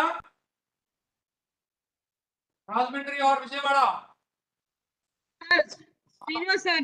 Okay, this is from my side. ఎందుకంటే next station ఉంది కాబట్టి అలా short span లో plan చేశాను. ఓకేనా? Okay, Srinivas sir. Madam. Vijayawada. Sir, we appreciate your willingness, sir, first of all, for sharing your insights and experience on this risk management, sir.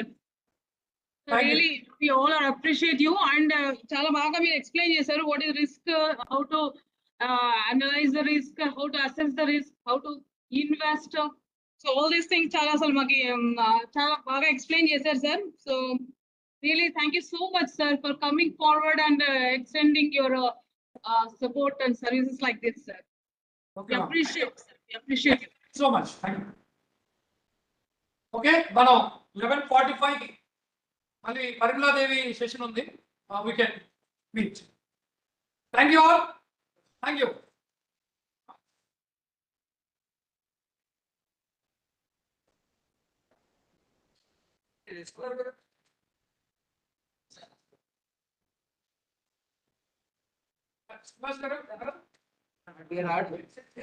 Sir, proposal famous is proposal sir.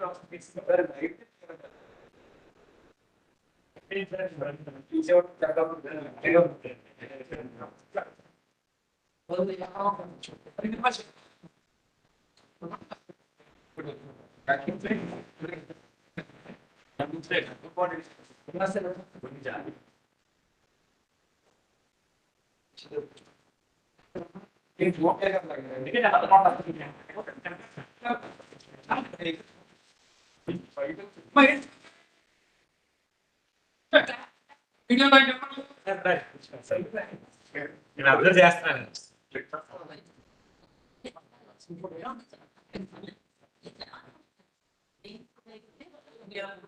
ఇది వేసుకోరా? చెప్తుందా?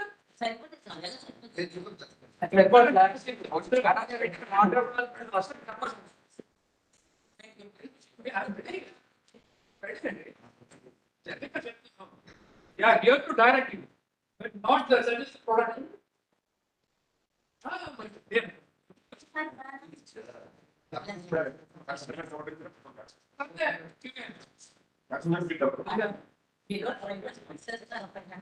నేను మీకు చెప్పాను last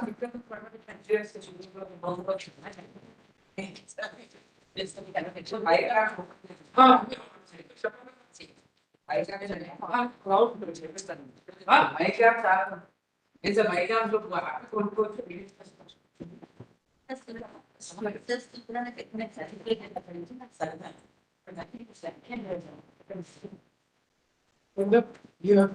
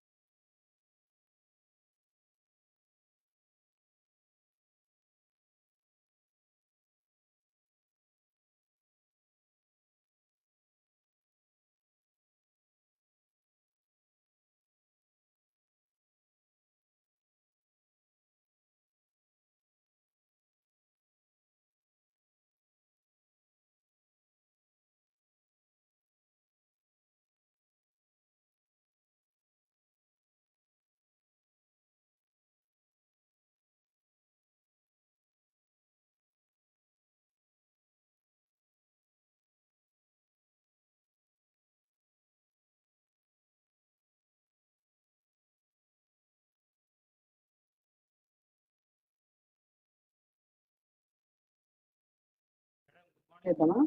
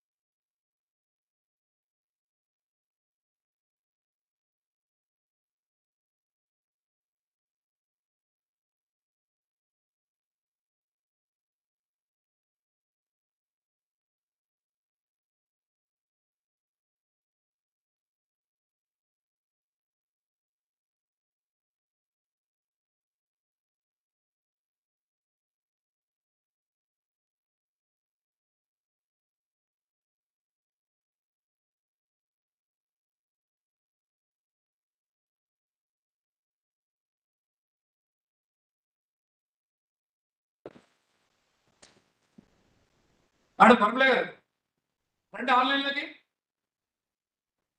madam గారు hello పర్మలే hello గారు sir me video on చేయండి. Video on చేయండి. ఒక్క నిమిషం ఉండండి సార్, ఒక్క నిమిషం చేస్తున్నాను. పర్లేదు ఏం లేదు, మన టెస్టింగే కదా.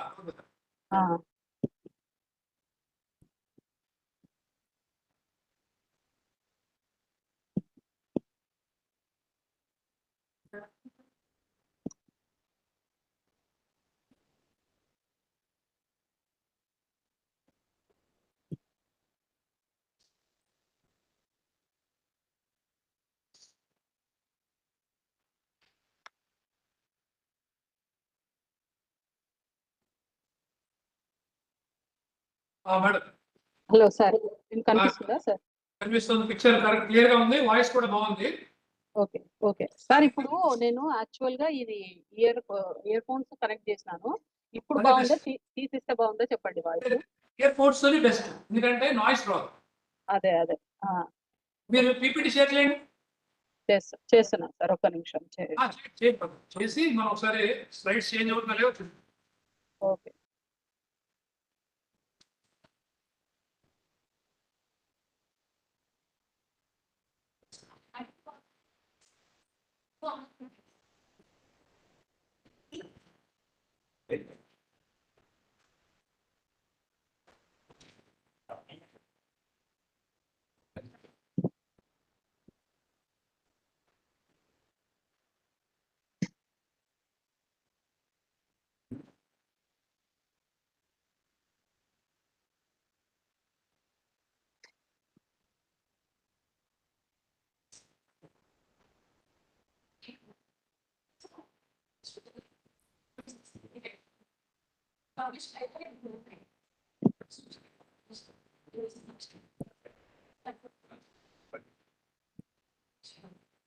సార్, కనపడుతుందా sir PPT?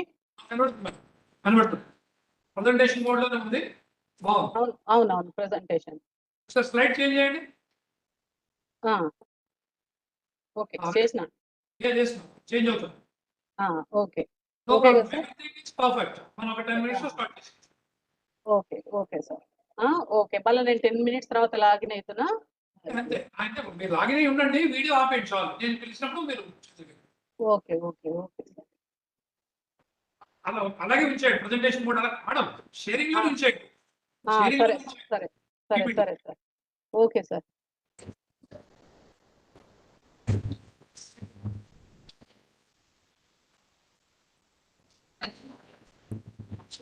Hello yeah madam, అలాగే ఉంచండి.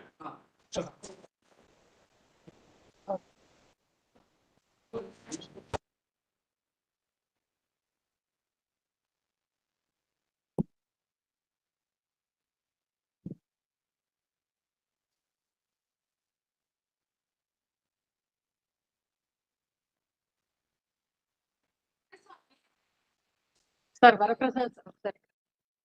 మేడం గారు సార్ ఇక్కడ మ్యూట్ బటన్ ఎక్కడ ఉంది కనపట్లేదు. ఏం లేదు, అక్కడ పీపీటీ మీద క్లిక్ చేయండి మేడం, పర్లేదు. పీపీటీ క్లిక్ చేస్తే వచ్చేస్తుంది అంతే. పీపీటీ క్లిక్ చేయండి.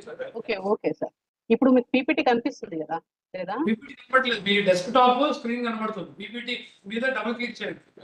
ఓకే ఓకే అంతే, ఇప్పుడు ప్రజెంటేషన్ మోడ్ లో పెట్టండి. ఓకే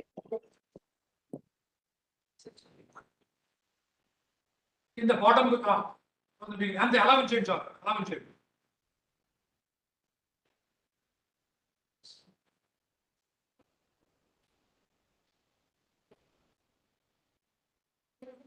స్టార్ట్ అయినప్పుడు కంటిన్యూ చేస్తుంది, అలా ఉంచేయండి చాలు.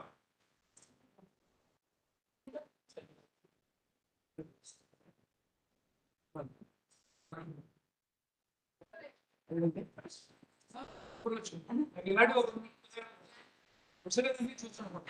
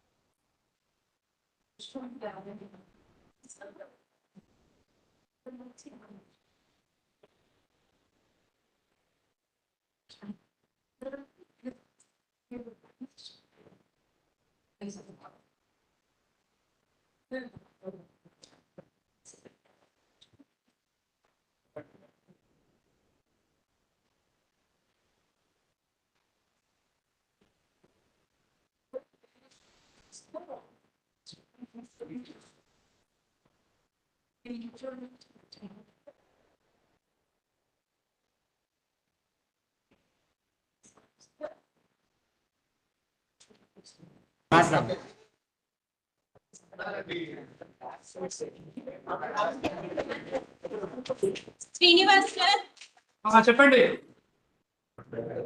sir, can you able to listen my voice? Voice బాగుందమ్మా, క్లియర్ రావట్లేదు.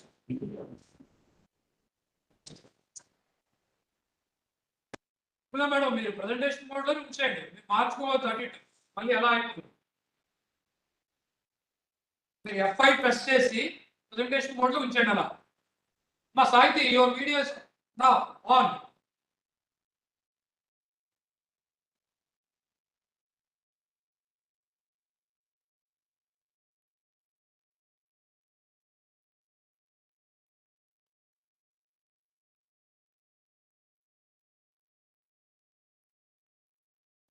అరుణ్ గారు ప్రతిసారి ఆప్షన్ చెక్ చేయక్కర్లేదు, ఫంక్షన్ కి F5 పడితే వచ్చేస్తా. ఓకే ఫైన్, అలా ఉంచండి.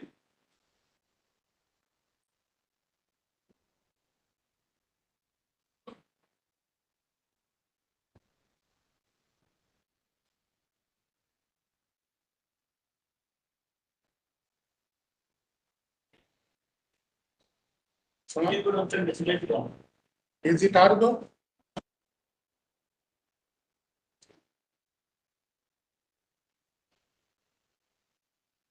సరే వచ్చి please. Sir, remaining NRC centers, please come quickly and join the online session. I request all KRPs, please inform to your participants, ask them to join quickly.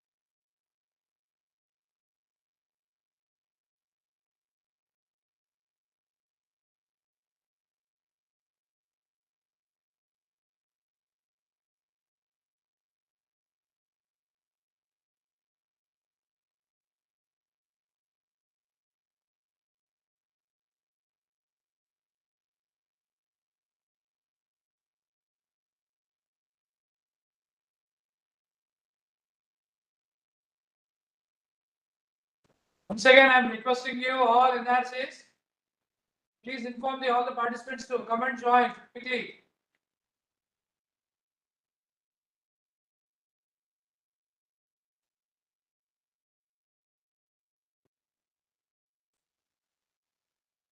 Sahiti?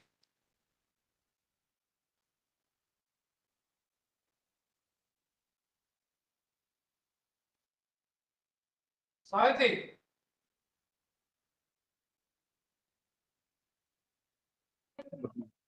Sir, is it audible, sir? Audible, Amma, continue say. Okay. Paramladev, ma'am, are you there in online? Please switch on your video, ma'am. Okay. So, Sahiti, please continue. Now, I request Sahiti, please introduce our today's resource person, Dr. Paramladev, ma'am.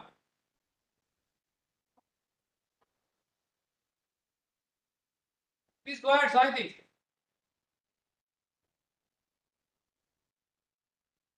A very good afternoon to each and everyone here. I feel it's my pleasure to introduce Dr. B. Parmala Devi Madam, lecturer in commerce from Government Degree College, Nandikotkur. Madam is having the teaching experience of 11 years. Ma'am is having the areas of research in finance, investment, and entrepreneurship. Madam has done the completed one research minor project and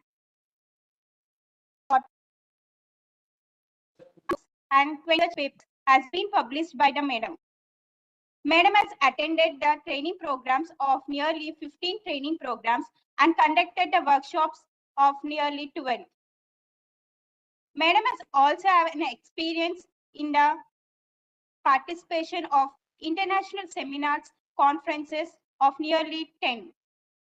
Madam has also conducted national seminars and attended 60 conferences over her teaching experience. So it's a pleasure to be a part of this program. So I welcome Madam to take the. Yes. Thank you, Sahiti, for your introduction. So, Thank you, ma'am. good morning, one and all.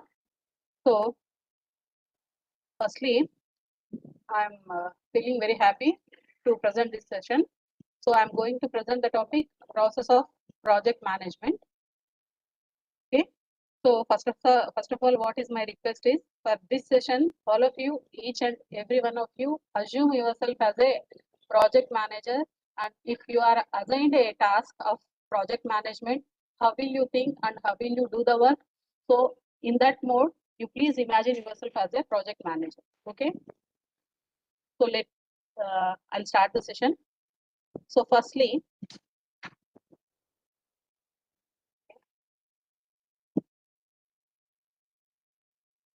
so first of all, I'll give you some examples of projects. So, Mumbai Metro. So, this is a huge project which involved an investment of nearly 6,000 crores. Next one is Chenani Najri Tunnel, which is in Jammu Kashmir. So, which is a 9-kilometer tunnel.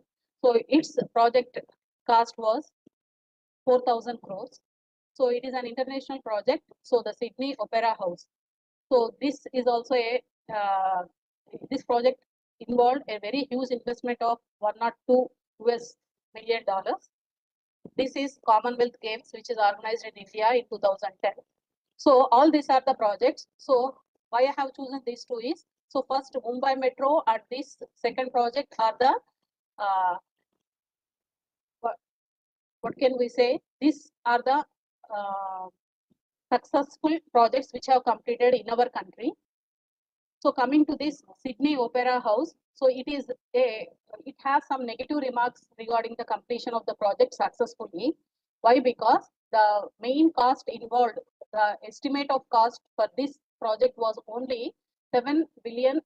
So after the completion of project, it has the cost raised to $102 million. So that is the negative remark. And coming to the Commonwealth Games also, it is an unsuccessful project which was done in our country. So it has a very number of negative remarks, like it has a lot of corruption and there is no quality in the project. Like that, it has faced so much of corruption. So this is the background of projects. So project is a thing which involves a very huge investment and which involves a very huge element of risk. So next comes the other projects. So in the coming PPTs, we'll know in detail what is the classification of projects. So this is all the orientation, that is the basis I'm giving to get you in the scenario of projects. So launching a satellite is also a project. Launching a new product in the market is also a project. Development of software, establishing a new business unit, installation of plant and machinery, all these are the examples of projects. Okay, so now we'll go to the definition of project. So here is the definition of project, which is given by the project management body of knowledge. So it defines project as a temporary endeavor undertaken to create a unique product or service. So from this definition, what we should remember means project is a temporary one. So it will have a starting date and ending date. And after that, it will be completed or terminated. So it can be defined as it is a temporary endeavor which is undertaken with a basic purpose. Okay. So from this definition,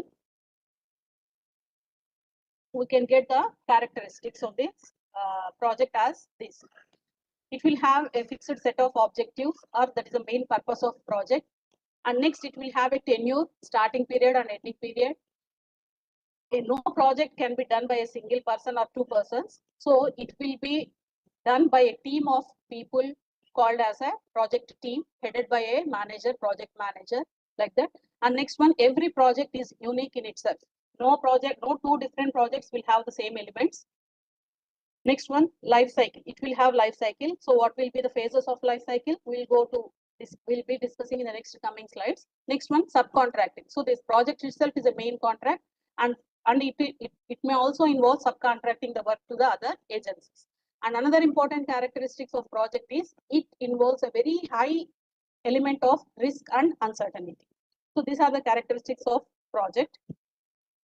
Next come importance of projects. So nowadays, this percentage of projects are increasing. Why? What are the reasons why this for this means? The main reason is the rapid changes in the technologies. So because of these changes, every day some updation in every product or every sector is coming. So in order to have that upgradation, the new projects are coming up. Next one is speed life cycle of a product. That means, so the product's life cycle are getting deteriorating. That is, number of days have been decreasing. So everyone want to go for an updated version. So that is also a reason. So this is, and next one is globalization. When we are comparing with the other advanced countries, so all the other nations want to improvise their economy, so that they are going for the new projects. And next one, because of large size of business organizations, they are unable to do all the work by themselves. So they are splitting up of the work, and they are giving the work to the other companies as projects. So this is the points which give you the importance of project and why the projects are increasing rapidly in the present period. Next, coming to the dimensions.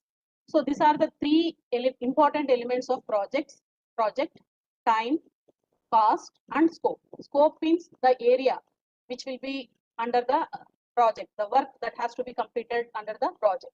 So the time and cost are very important. So if the time of completing the project increases, automatically the cost will increase. So the element of time and cost are so important that if at all, if the project completion takes delay by a single day, that can be penalized by the contractor. So those who have given the contract, he can have a clause in his contract that if the project is not completed in the stipulated period of time, so for each day of delay completion, he may penalize the project manager. So that these are very important. Why? Because if the time exceeds, the cost will also increases.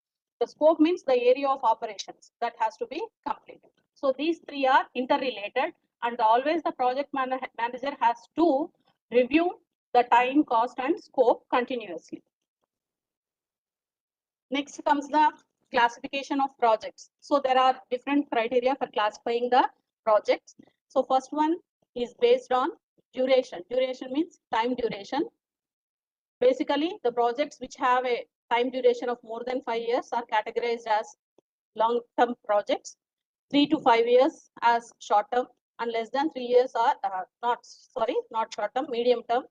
Less than 3 years are categorized as short-term projects. Next, coming to the classification based on investments. That means investment is nothing but the capital investment. So here, generally, we can say that the projects which are having a cost of more than 20 crores can be said as the high investment projects with high investments, and less than 10 lakhs are 10 to 20 crores are categorized as medium. Less than 10 crores are the investments with short amount of capital. Okay, so next is the classification based on ownership. So here we all know that the projects can be undertaken by the government or the private people, and PPP, public private partnership.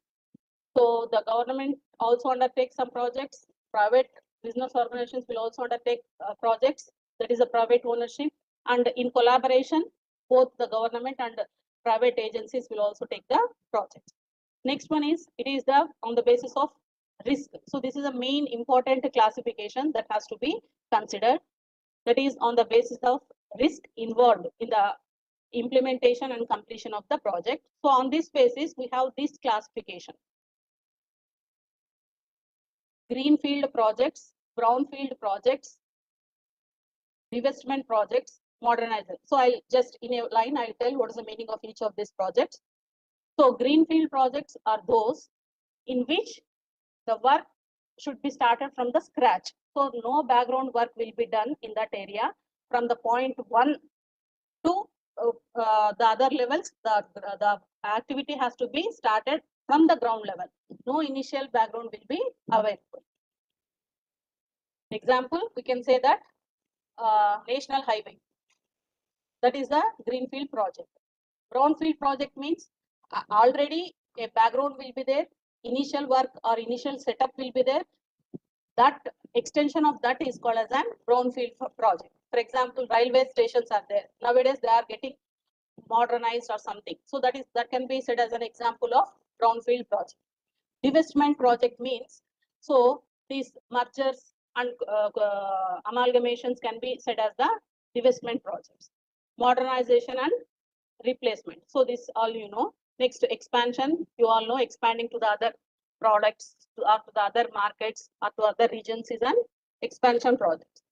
Vertical integration. Integration means, so for example, if a company is depending upon any outsourcing for their inputs, so now they want to dealing from them and they want to produce themselves those inputs by themselves and have another unit of its own, that is called as an vertical integration. This is again categorized into downward and upward. For example, if there is an real estate company, and it is depending on outsourcing for interior decoration on another company. So if a real estate company also starts a interior design company, that is downward integration. And whereas upward integration means, if an interior design company starts an real estate construction company, that is called as an upward integration. Next one is diversification. That means increasing our product line. Concentric diversification indicates the expanding the project. That means undertaking the production of new products on the same product line. That is called as concentric. For example, if a cosmetic industry launches a new product, that is a concentric diversification. Conglomerate means different areas of investment. Like Reliance have what can we say?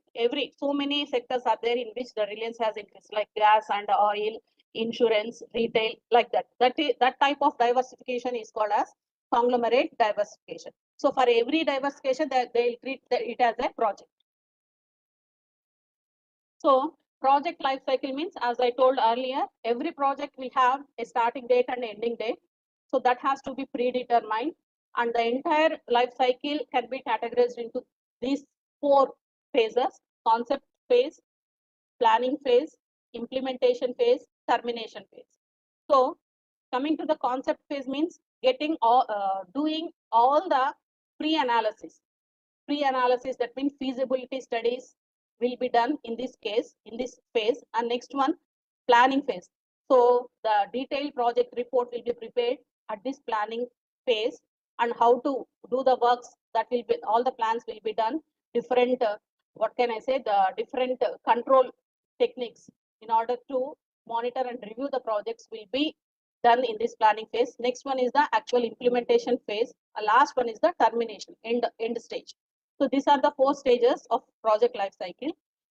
So here we can say that by this picture we can see that in the earlier phases there will be a high potential to add some value. So we'll have a higher scope to add some value to the product, and that will come down as you go through the later stages. So coming to the cost to change, whenever you want to make a change in the project or the work that you are going to do, that cost will be less in the initial stages, and as you pass on to the later stages, you cannot make the change. Understand? So if at all, if you want to make the change, that cost will be very high. So this will be the importance of phases of project life cycle. Okay. So coming to the process of project management. So the first one is the project identification. First one, we have to identify the project. So if it will discuss for easy understanding, we'll say that we are thinking about launching a new product, manufacturing a new product, or launching a new product. So what is that new product? That identification of a new concept, new product is called as the project identification. And next comes the prima facie screening. So initial screening will be done at this stage. So whether the proposed product will work out or not, that initial screening is called as prima facie screening. So as per the statistics, it is revealed that 99% of the proposed projects will fail and get rejected at this stage only. Only 1% projects will go to the further stages. So the next stage is called as technical and market feasibility. So what are these technical and market feasibility? In coming slides, we will know what are the components that will be analyzed in each of these head: technical, marketing, financial, feasibility. Feasibility means meaning. So checking out the possibility of working out this project. ఇది అవుతుందా కాదా అని decide చేసుకోవడమే feasibility study, considering all the limiting factors. Okay, so each stage the project has to be reviewed, and if it satisfies that stage, that will go to the next stage: technical feasibility,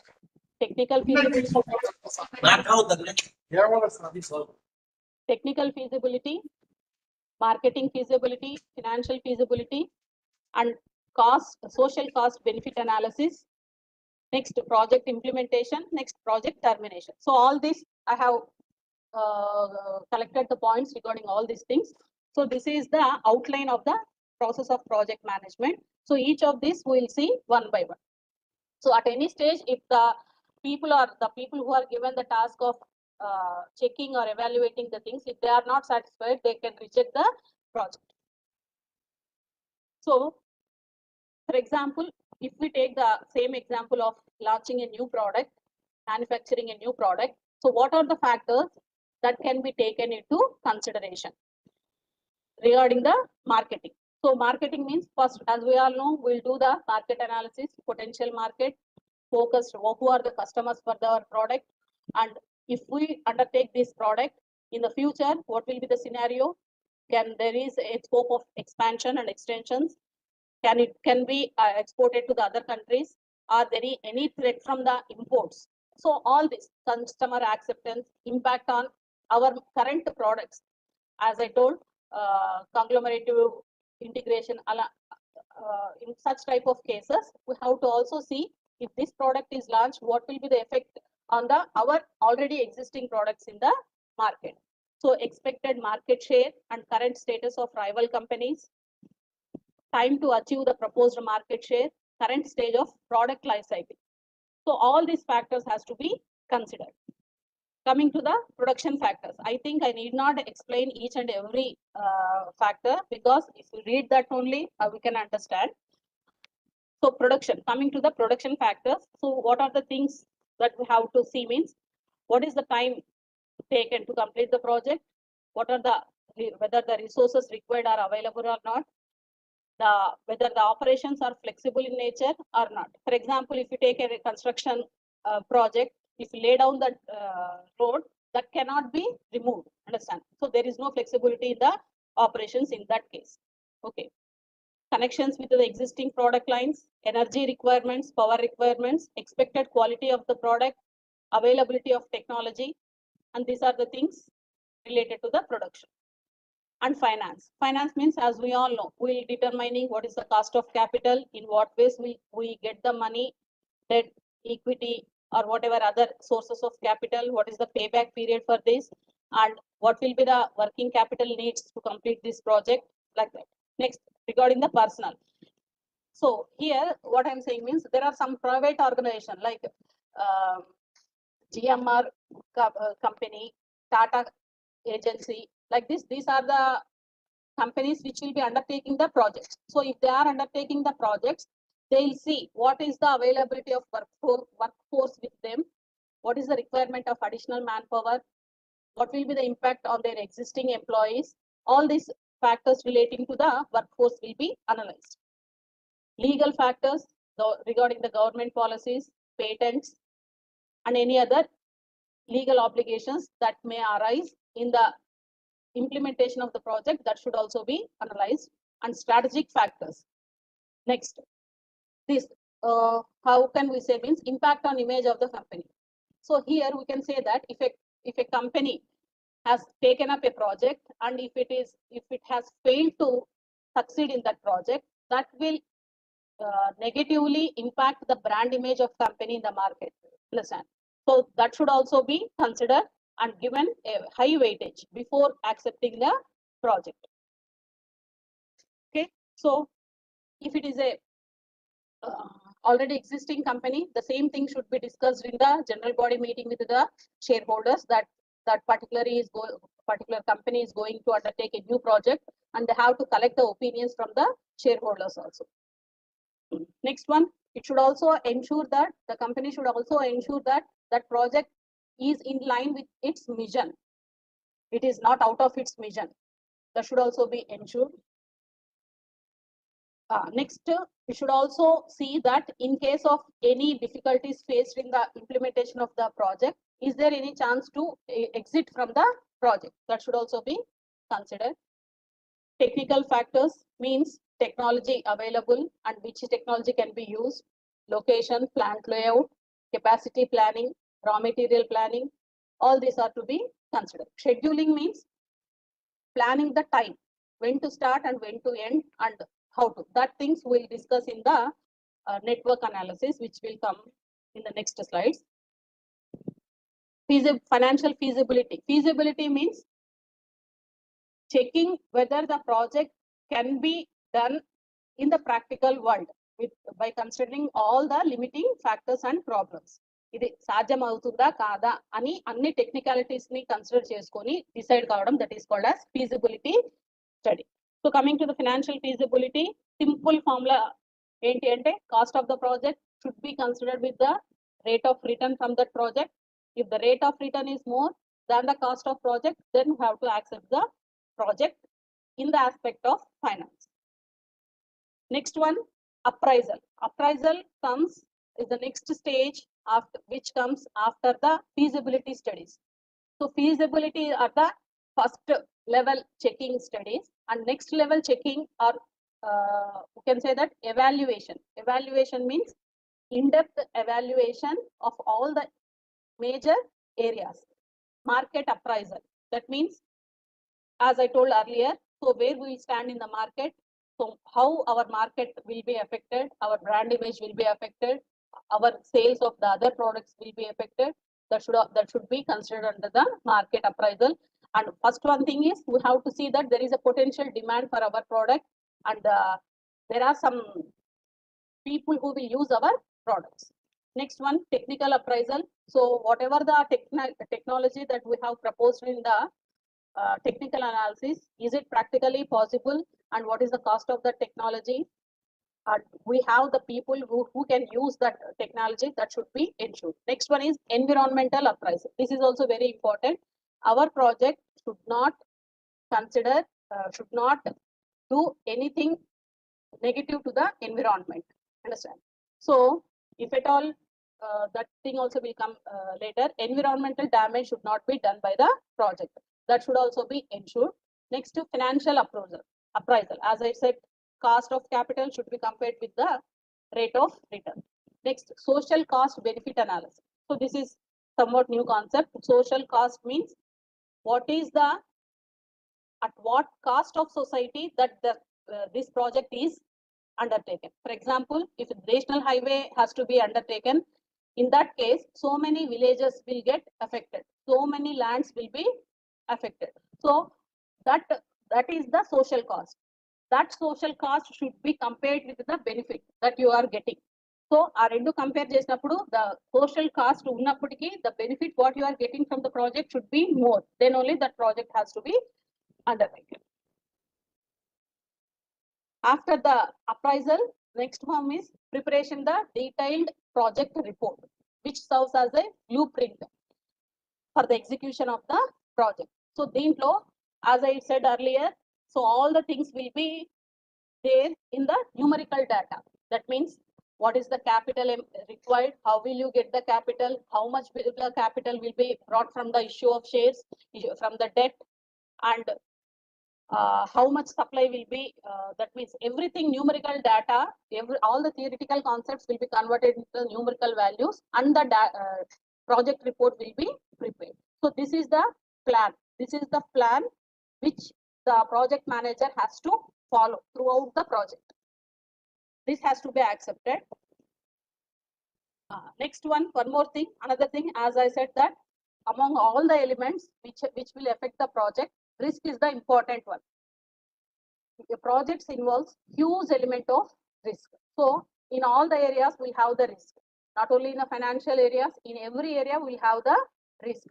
Risk of raw material, risk of location, risk of people, risk of market, risk of finance, like that. In every area we have the risk. So the main aspect the finance project manager has to consider is, first of all, he has to identify in which areas the risk may arise in implementing the project and how that risk can be managed. So I think Srinivas sir has explained before how to manage the risk in different areas. So the same thing can be applied here. Okay. So first of all, identifying the risk, quantifying assessment of the risk, and next one, development of various alternatives to face the risk. Plan A, plan B, plan C, like that different alternatives, coping alternatives can be devised. And among those alternatives, the best one has to be selected, and that has to be implemented and reviewed, whether the risk is getting mitigated or not. Next comes the project control techniques. So here, as this is a very huge task, that is a project can be said as it is a set of tasks. It is not a single task. It is a set of tasks, group of tasks. Together it is called as a project. So how to monitor that? How to control that? How to see whether the things are going in a right direction?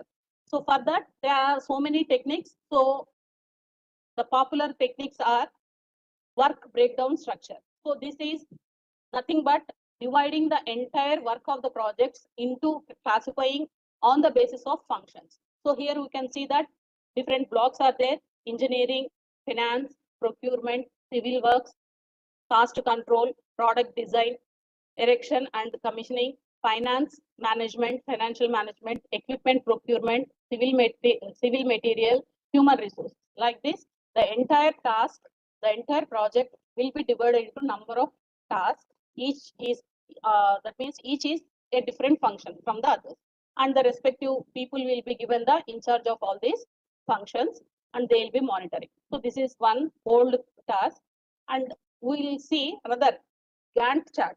So Gantt is a person who has given this chart in order to review the project implementation, planning and implementation.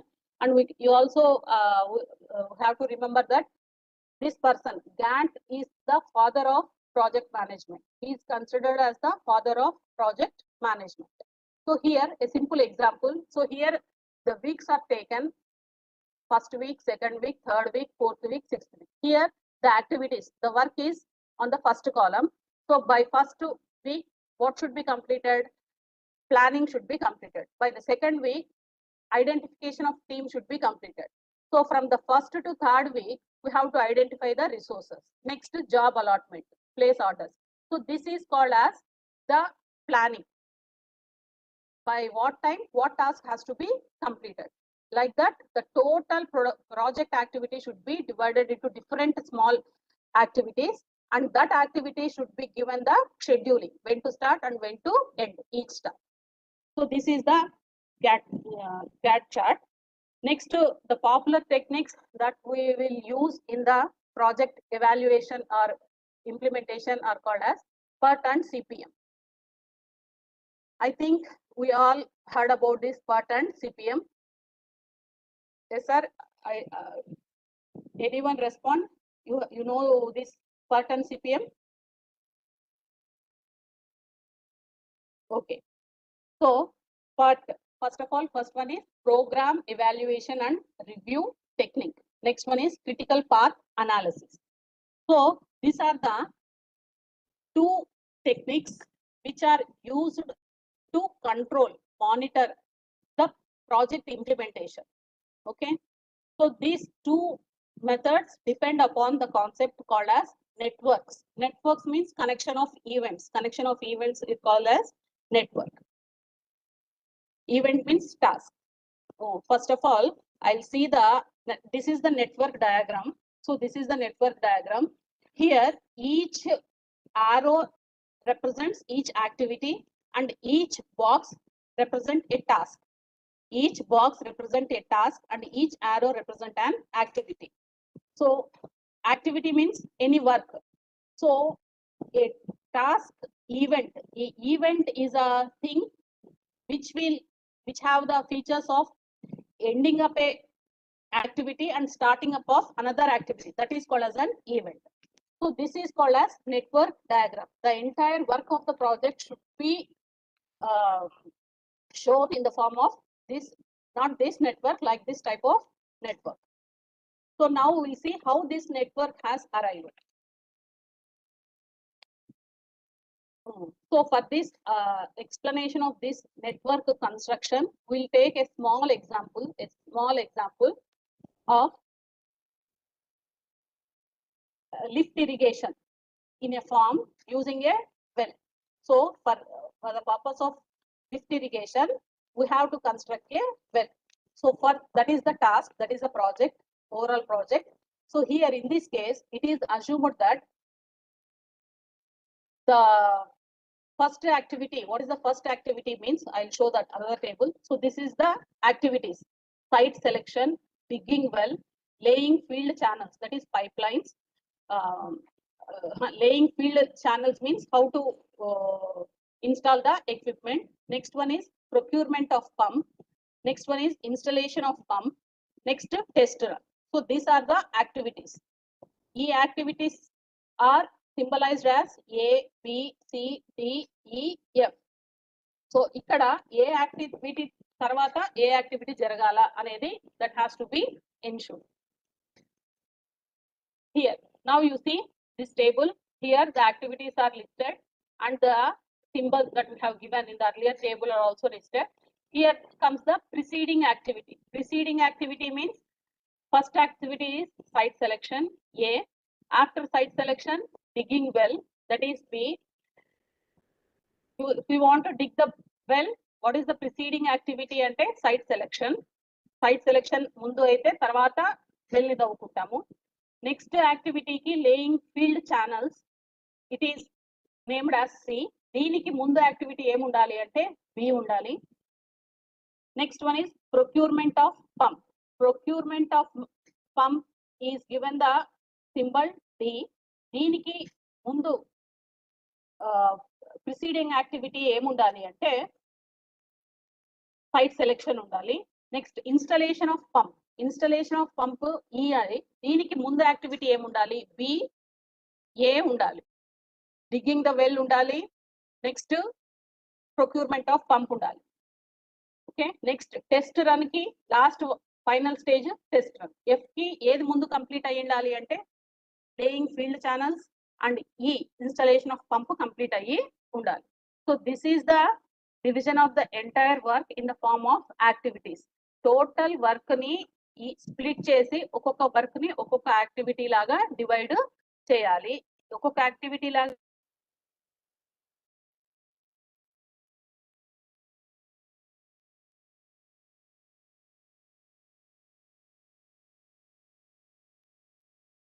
Activity complete అయ్యి ఉండాలి అనేది clear గా రాసుకోవాలి. So ఇక్కడ మనకు only 6 activities ఉన్నాయి కాబట్టి it is very easy to know when there are 100 activities, so there will be a lot of confusions. So which activity should precede which activity and which activity should be started after completion of which one. So that will be a lot of confusion. So that will become a very big network diagram. So for understanding purpose we have taken this. So this is the concept of networking. Okay, so దాన్ని మనము ఇక్కడ days ప్రకారం again here the days తీసుకుంటే this will be the flow chart. ఇక్కడ if you observe this flow chart, ఈ 2 activities ఇక్కడ 2 activities ఇక్కడ 2 activities same టైంలో అయిపోవచ్చు. సో అగైన్ కంప్లీట్ కావాలంటే ఈ రెండు కంప్లీట్ అయిపోయిన తర్వాత లాస్ట్ కి ఇది కంప్లీట్ అవుతుంది ప్లస్. ఓకే, సో నెక్స్ట్ మనము ఒక్కొక్క యాక్టివిటీకి టైం డేస్ ఎన్ని పడతాయి అని ఇచ్చుకుంటే పార్ట్ 1 అంటే ఏ నుంచి బికి, బి నుంచి ఈకి, ఈ నుంచి ఎఫ్ కి రావాలి అంటే ఏ కంప్లీట్ కావడానికి 7 days, బి కంప్లీట్ కావడానికి 3 days, ఈ కంప్లీట్ కావడానికి 3, ఎఫ్ కి 2. అలా ఈ పాత్ ఈ యారోలన్నీ ఒక్కొక్కటి ఎక్కడికి కనెక్ట్ అయ్యి ఎక్కడ ఎండ్ అయినాయి అని దాన్ని పాత్ అంటాం. ఆ పాత్ ఫస్ట్ పాత్ కి 15 days కావాలి, సెకండ్ పాత్ కి 27 days కావాలి, థర్డ్ పాత్ కి 19 days కావాలి. సో ఇలా 3 పాత్స్ ఉన్నాయి, 3 డైరెక్షన్స్ లో పోతుంది యాక్టివిటీ. సో టోటల్ గా ఒక్కొక్క పాత్ కంప్లీషన్ కి ఈ డేస్ కావాలి. సో దీంట్లో లాంగెస్ట్ పాత్ ఏది అంటే second path which is having a high length of days, that is the 27 days. So దీన్ని క్రిటికల్ పాత్ అంటారు. So this is called as the critical path. So the prolonged activity A path లో అయితే ఎక్కువ రోజులు పని జరుగుతుందో that is called as the critical path. Okay, so in this way the network has to be constructed. Next one, in the same way I'll explain okay, critical part. Here you see, so in the project how will be the activities means for some activities we will know the time exactly in which they can be completed. So అలా కొన్ని activities ఉంటాయి. కొన్ని activities ఎలా ఉంటాయి అంటే we can not exactly tell in how much time that activity can be completed. So అలా కొన్ని activities ఉంటాయి. సో ఈ పార్ట్ అనేది ఎప్పుడు యూజ్ చేస్తాము అంటే ఏ యాక్టివిటీస్ అయితే మనము 100% షూరిటీతో ఈ టైంలో కంప్లీట్ అవుతాయి ఈ ప్రాజెక్ట్స్ అని చెప్పలేమో అలాంటి యాక్టివిటీస్ కి ఈ పార్ట్ ని యూజ్ చేస్తాం. Where we are not sure about the time of completion of each activity. So దానికి మనం అగైన్ ఇన్డెప్త్ గా పోతే ఈ టెక్నిక్ ఇన్డెప్త్ గా పోతే early possible time, later possible time, passive active time ఇవన్నీ క్యాలిక్యులేట్ చేసి స్టాటిస్టికల్ స్టాండర్డ్ డివియేషన్ మిగతావన్నీ అనాలిసిస్ యూజ్ చేసి మనము టైం ని ఎస్టిమేట్ చేస్తాం. Not accurate estimation, approximate estimation చేసి ఈ డయాగ్రామ్ ని మనము బిల్డప్ చేస్తాం. So remember, so this is an evaluation technique which is used where the time cannot be predicted prior with 100% surety. And next one is the critical path method. Critical path అనేది ఇంతకు ముందు చెప్పినాము. So which involves a long period of time. That is the one feature of critical path. And another feature of critical path ఏంటి అంటే here we will exactly know these activities here, if you see this diagram, ADHIKL, these are the activities which are connected to each other, and these are the activities which indicate the critical path. So ఈ activities ని dam sure గా ఇంత time లోనే complete చేస్తాము అని చెప్పగలే activities ఇవి. A for example 15 days, B 30 days, H 25 days, అలా exact గా చెప్పగలిగేవి ఇవి ఈ యాక్టివిటీస్. ఈ యాక్టివిటీస్ అన్ని కనెక్ట్ చేసే పాత్ ని ఏమంటాము అంటే క్రిటికల్ పాత్ అని అంటాం. ఫర్ ఎగ్జాంపుల్ ఇది ఒక పర్ట్ డయాగ్రామ్ అనుకుంటే, పర్ట్ నెట్వర్క్ అనుకుంటే, ఈ లైన్ ని క్రిటికల్ పాత్ అంటారు, ఈ హోల్ డయాగ్రామ్ ని పర్ట్ అని అంటాం. సో ఈ సిఎఫ్ కి మనము డామ్ షూర్ గా we cannot say the time of completion of the activity, we cannot say, we can estimate only, estimate చేయగలం. అర్లీ పాసిబుల్ అవన్నీ కొన్ని పాయింట్స్ ఉన్నాయి. So whenever we go to the problematic part of this concept, so మనకు పిల్లలు చెప్పేటప్పుడు we can know how to calculate the probable time, completion time ని ఎలా calculate చేసి ఈ ఈవెంట్స్ కి టైం వేసుకోవాలి. టైం వేసుకున్న తర్వాత then we have to monitor and review ఈ ప్లాన్ ప్రకారము ప్రాజెక్ట్ పోతుందా లేదా.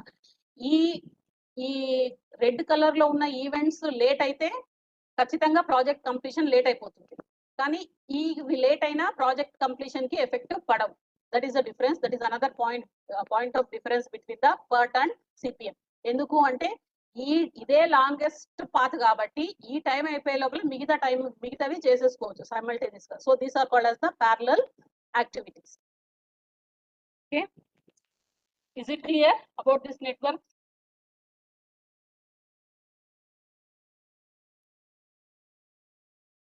Okay. So this is all about the networks. So in networks అనేవి controlling techniques. So what will they control? And they will control the implementation of the project. They will monitor how much of time is consumed and how much time each activity is taking and how much cost is incurred, and that can be controlled by these techniques. So these are the popular techniques, PERT and CPM. Next, another concept is the project termination. Project termination means here we have to remember two things. If the project is completed successfully and at the end of the project, that means at the end of the life cycle, it automatically gets terminated. So that is a normal case. Apart from that, there is a chance of termination without completing the project. So ఒక స్టేజ్కి వచ్చినారు, ఇంకా ముందుకు పోవడం వల్ల ఎక్కువ నష్టం జరుగుతుంది, ప్రాజెక్ట్ ఆపేయడం వల్లనే లాభం జరుగుతుంది అని అనుకుంటే they will stop the project. Understand? So that is called as termination. So termination ఎందుకు జరుగుతుంది, వాట్ ఆర్ ద రీజన్స్ అంటే దీస్ ఆర్ ద రీజన్స్. లో chance of technical are marketing success as per re analysis. అంటే analysis చేసినప్పుడు బాగానే వచ్చింది, feasibility report, appraisal report అప్పుడు బాగానే వచ్చింది, but when we go in to the practical implementation and practical doing of work, then అప్పుడు problems వచ్చినాయి. అప్పుడు it seems that it is not feasible to move forward in this project, better to stop that project అని అనుకుంటే then it will be terminated. Low profitability or returns as per expectation. మనం expect చేసినట్లు ఈ project work out కాదు అని ముందు తెలిస్తే okay, తర్వాత తెలిసినా they have to terminate. Okay, next one is delay in schedule of completion. ముందుగా అనుకున్న టైంకి కంప్లీట్ కాదు అని తెలుసుకున్నా the project will be terminated. So termination చేసేటప్పుడు definitely that evaluation will be done. That means how much loss will be there if you terminate the project and how much profit, అంటే how much will be the minimum loss by terminating the project. Analysis చేసిన తర్వాతనే the project will be terminated. Next one is change in market conditions or increased competition. So these are the factors in which may cause the projects to terminate. Normally, if the feasibility studies and appraisal studies have done well, if that will not lead to this type of situation. If the people fail at that stages, they have to face this stage. So ఇలా అయితే ఏమవుతుంది అంటే huge loss will, అంటే huge financial loss has to be incurred. ఎందుకంటే అప్పుడు సగంలో ఉంటుంది project, money spend అయి ఉంటుంది, సో ఫైనాన్షియల్ లాస్ ఉంటుంది అప్పుడు. Next one brand image, reputation పోతుంది, కస్టమర్ యొక్క ట్రస్ట్ పోతుంది, they lose the trust.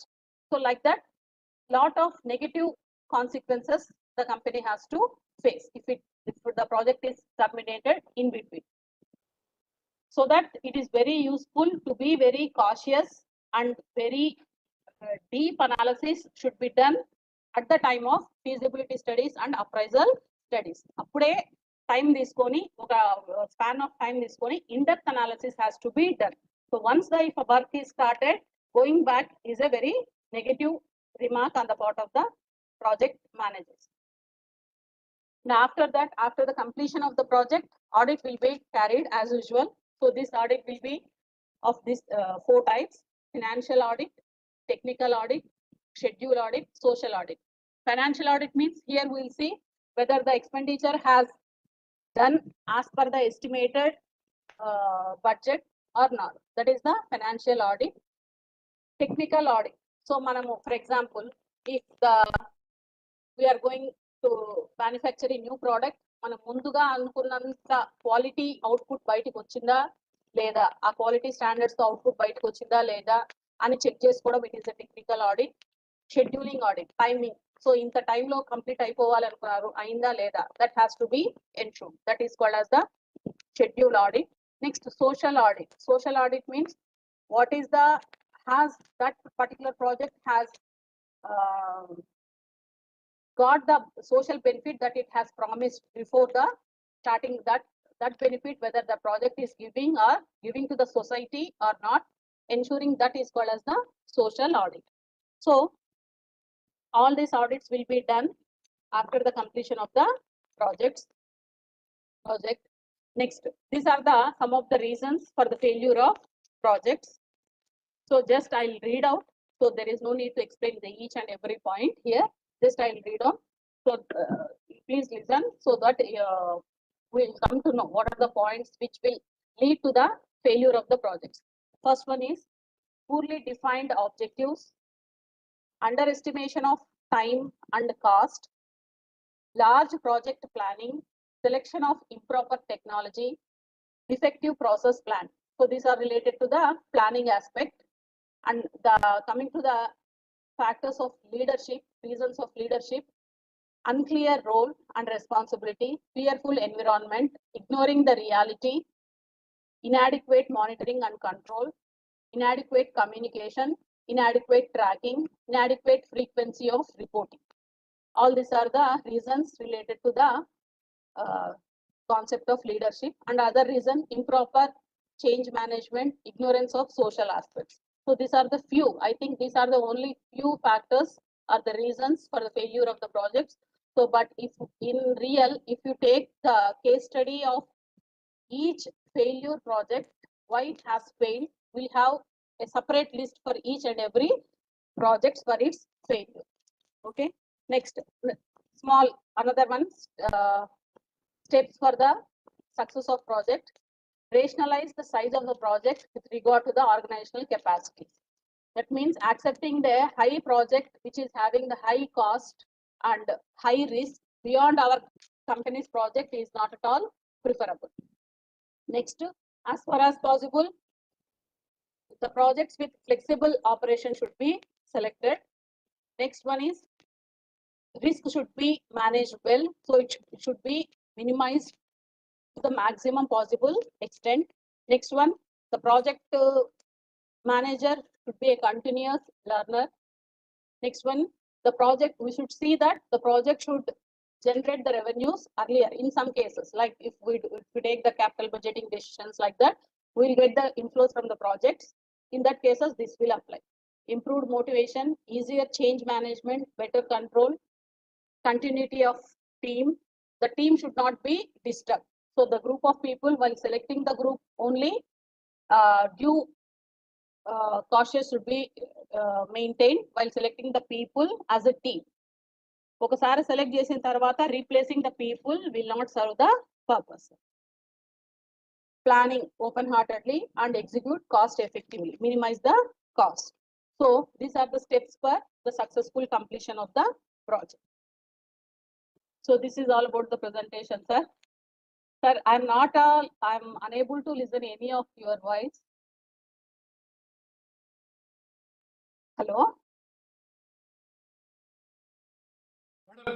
Sir, No. Question from your side? so any, now open for discussion. So okay, sir, this is all about the process of project management. So Any if at other all- NRCs? You want to Sir? respond, please respond, otherwise. Ah.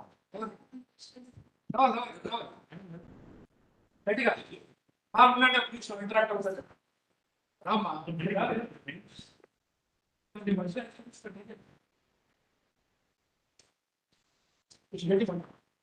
Mark. Thank you, Dr. Parmila.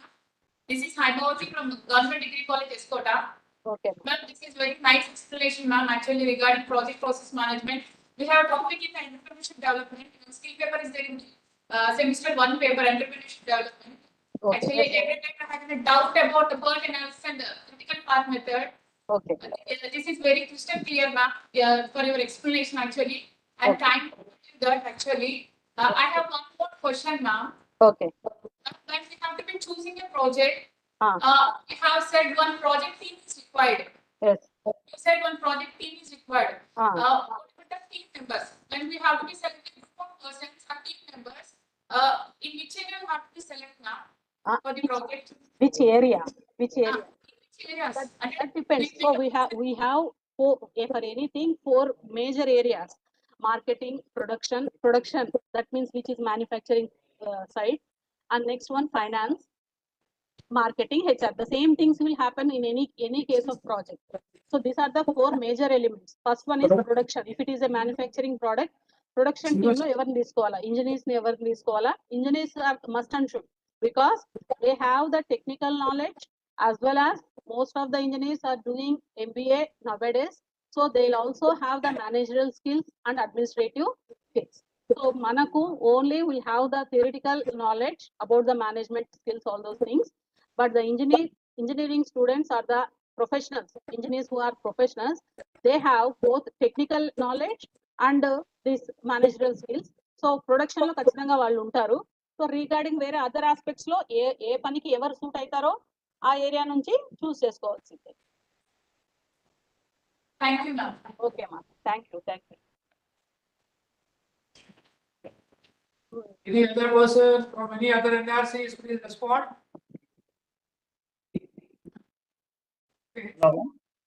Hello Madam, this is Oscar. Sir వినపట్లేదు. Hello. From this is Dr. R. Vijay Bhaskar, madam, from Ongole NRC, madam. Okay, sir. Ongole NRC. Okay, sir. So you have enlightened all the project management overall review, madam. It is excellent. Moreover, you have focused on the TOT, programming evaluation review technique, as well as the critical path method also. You have enlightening excellent way of flow charts and all, how to reach the shortest method of way to reach the time saving method, or whatever it may be related to the project completion. And also you have covered strategic factors and technical factors, as well as the selection of project and financial feasibility and appraisal also. That is excellent, madam. So if we are implemented the programming evaluation review technique as well as critical path method in our student aspect in recent, they have introduced it in 6 months project, it will be very fruitful, I think. Okay, Madam? sir, we will take it as a task. So first of all, we'll take it as a project, and we can have a network of that. So in what time? Yes, madam. That's what I'm telling. Even you have focused on the network models also, no? Yes, So sir. that is also good, madam. It is excellent. Okay. Definitely, this session will be definitely useful, madam. Okay. So Thank you. Thank you very much for giving this type Any of session. for any task we can apply these things. For example, COVID vaccination, that is also a project. We are doing the Yes, internships, that is also a project. Anything can be Yes, a madam. project on different grounds. So for anything we Yes, can plan. Yes, sir.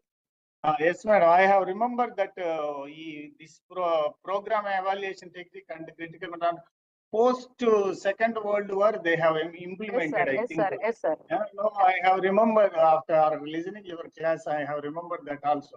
So this is very good technique. Recently, actually, we are not implementing.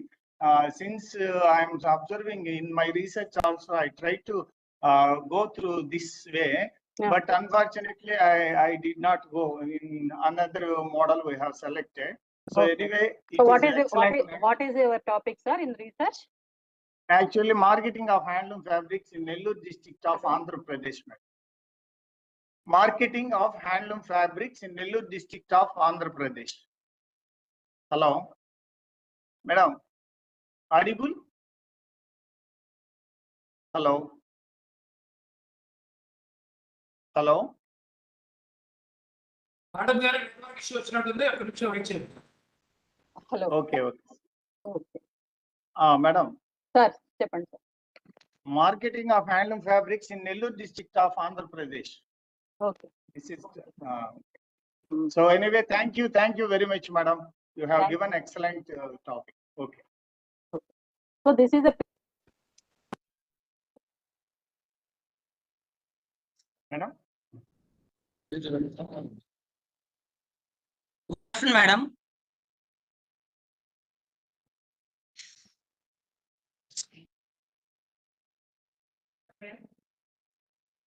ఈశ్వర గారు ఒక్క నిమిషం wait చేయండి. Madam online లో issue ఉన్నట్టు, network issue.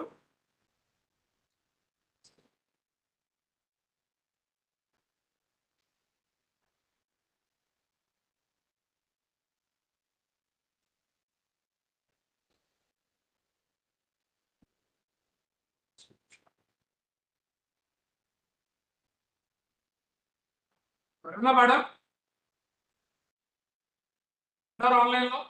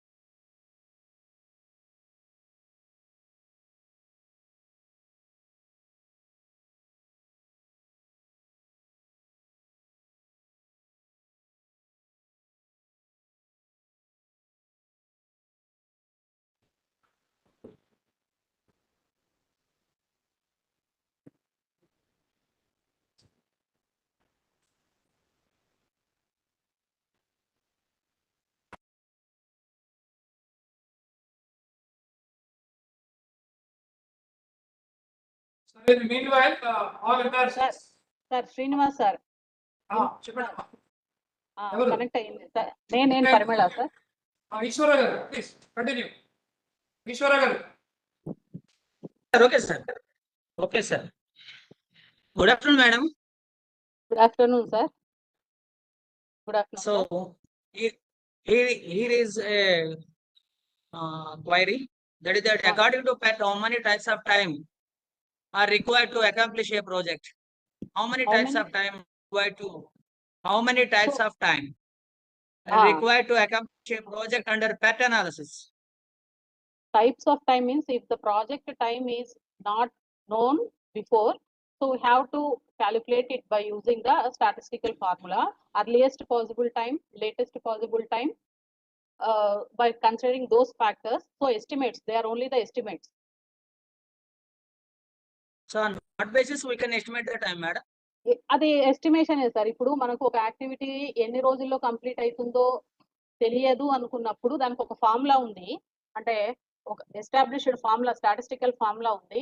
అంటే ఎంత తొందరగా ఎన్ని మినిమం డేస్ తీసుకోవచ్చు, ఎంత మాక్సిమం డేస్ తీసుకోవచ్చు, ఆ రెండింటిని క్లబ్ చేసుకొని ఒక ఫార్ములా ఇస్తారు. అది మనం బుక్ లో పోతే కూడా కనపడుతుంది.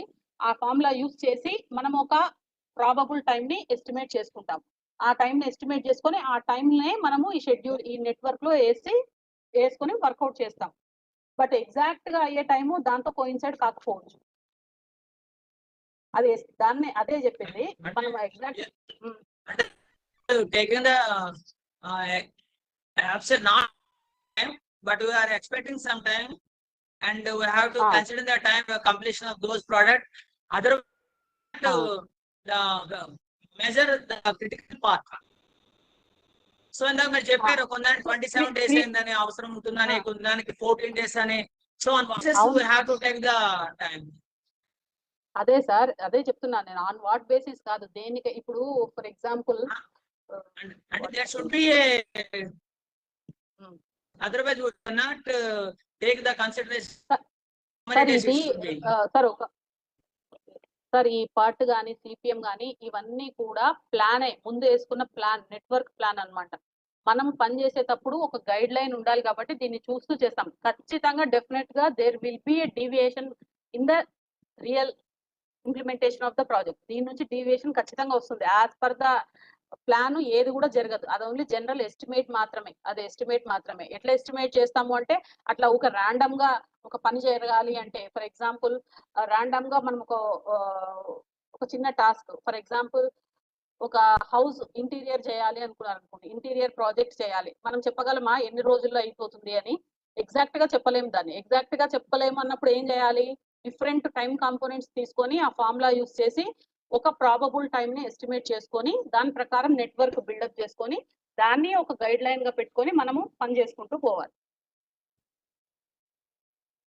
Okay, ma'am. Thank you. Thank you, madam. Thank you, sir. Any other NRCs? If you want to interact, please interact. Otherwise, we can, with the permission of ma'am, we can close. Any other NRCs?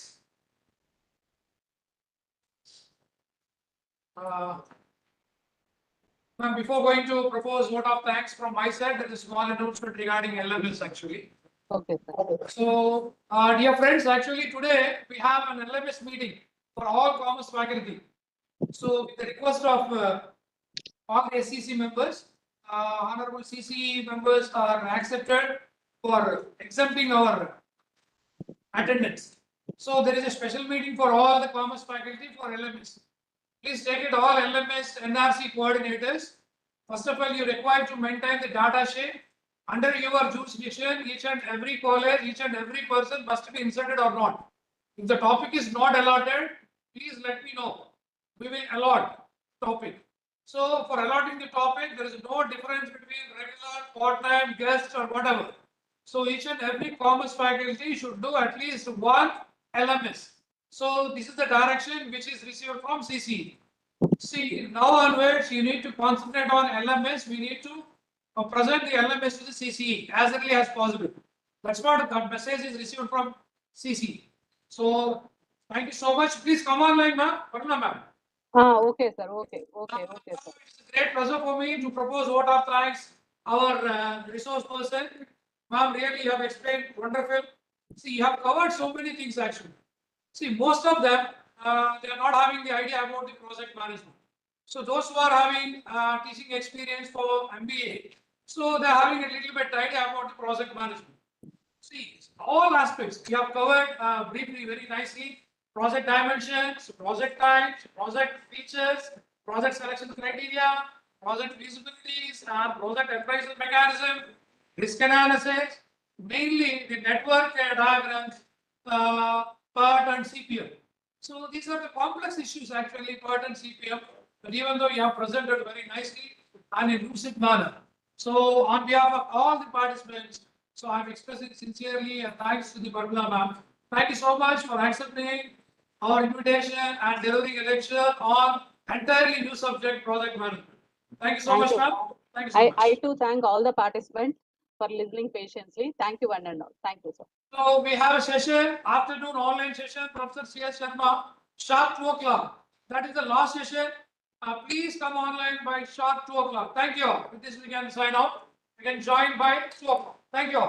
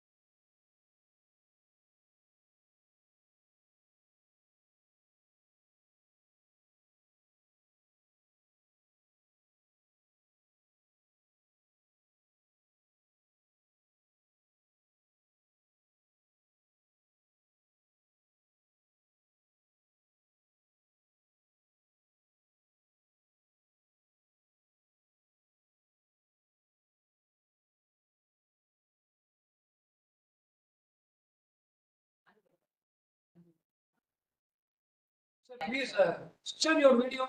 I'm not seeing you.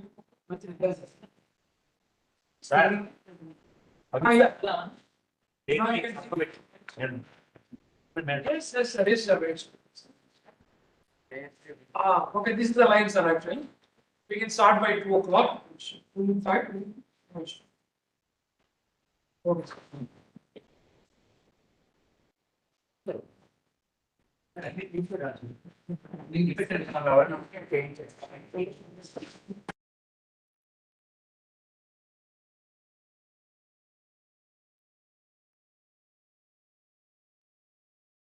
We shall start at 2, right?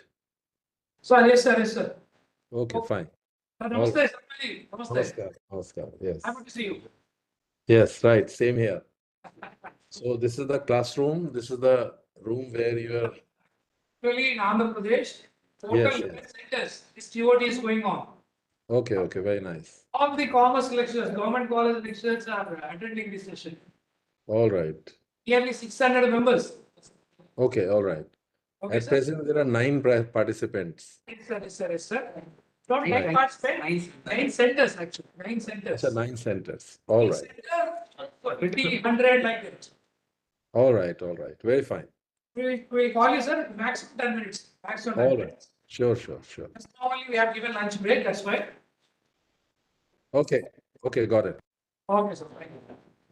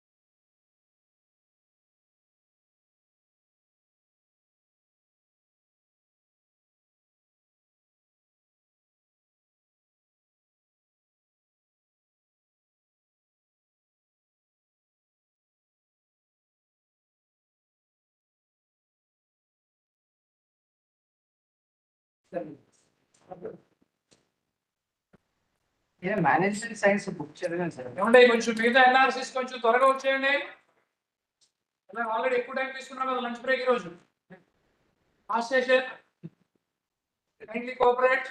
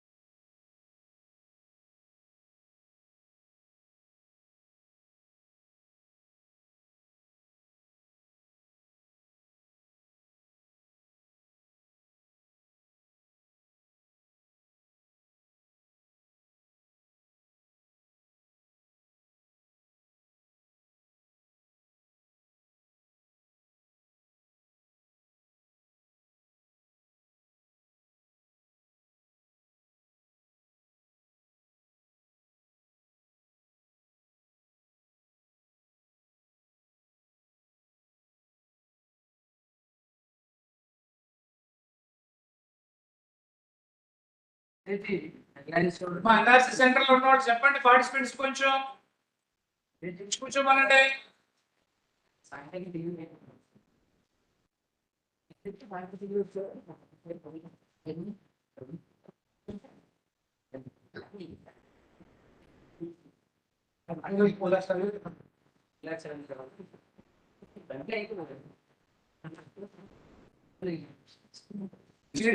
Srikakulam, Kadapa, videos on చేయండి, మీ వాళ్ళు పిల్లండి. మనకు రాకండి.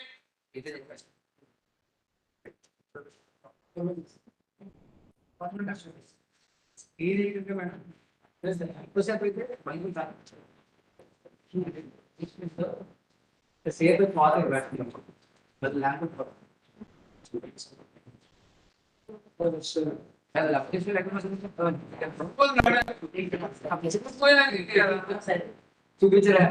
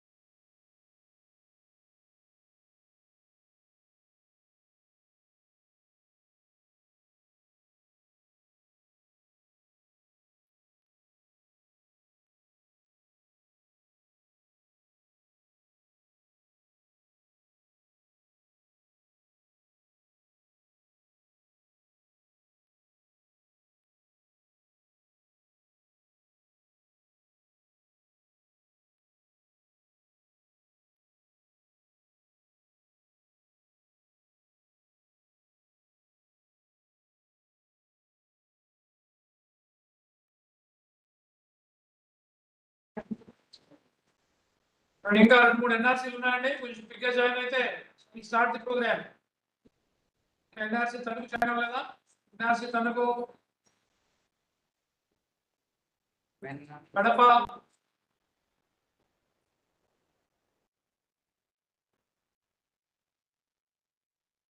GDC men's Srikakulam.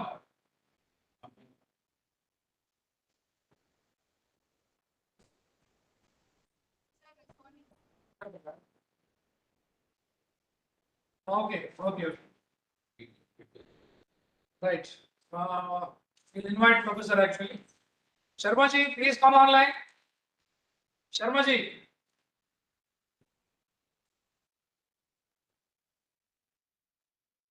Yes, please. Please switch on your video. Yeah. Once again, welcome back. Welcome Yeah. to you, sir. It's a great privilege for me to introduce for this today's session resource person.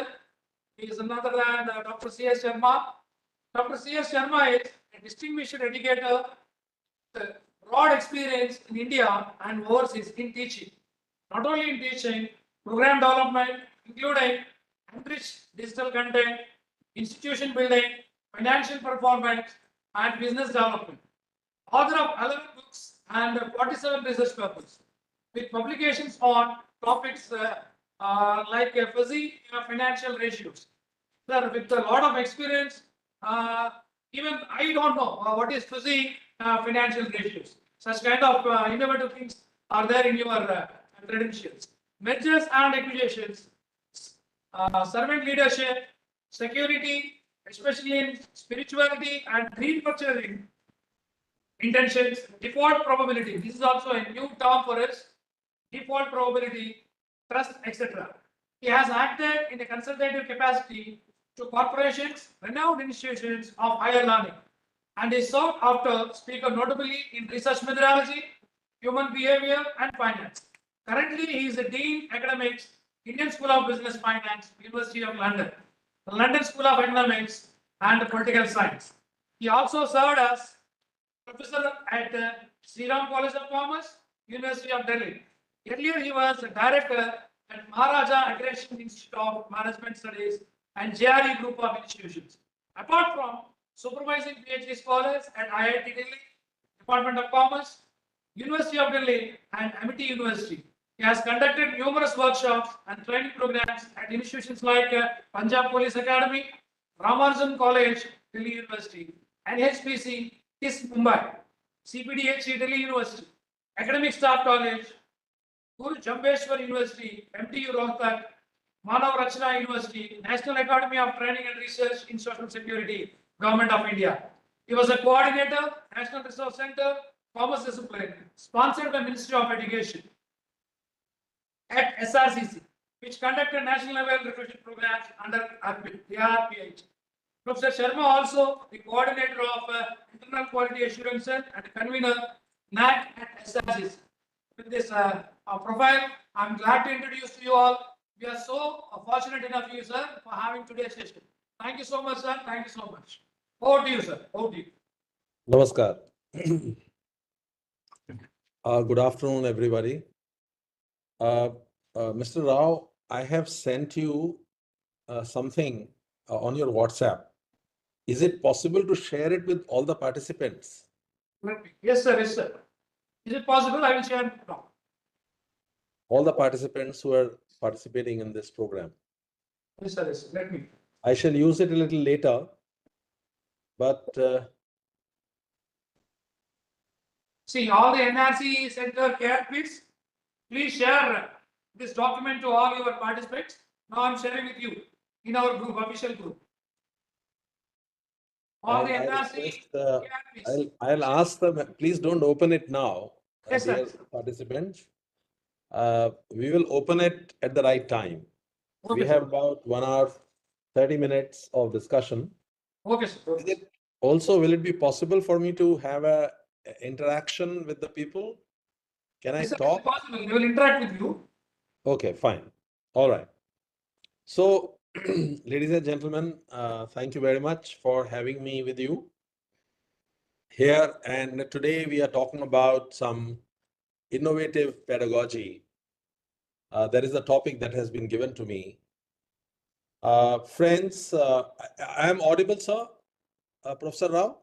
Audible. Is it fine? Perfectly okay? Yes, sir. Yes, sir. Yes, sir. All right. Good enough. So can I have the attention of all the participants here? I can just see them, just as you can see me. And I can see you talking among yourselves also. But anyway, I would like that we have the attention here. Dear friends, the topic that is there is that we have today is that innovative pedagogy in the field of management. I hope, Dr. Rao, we have commerce and management teachers only. Yes, sir. Yes, sir. Only commerce and management. Wonderful, wonderful. You see, dear friends, we have been doing a lot of teaching, particularly in the field of commerce and management. But we have been giving, imparting knowledge in a conventional mode. Most of the time, what we do is that we convey our subject, convey our whatever we want to convey through the chalk and board method, most of the time. There is one area within commerce and management which has attracted a lot of attention, and very often we tend to ignore it, ladies and gentlemen.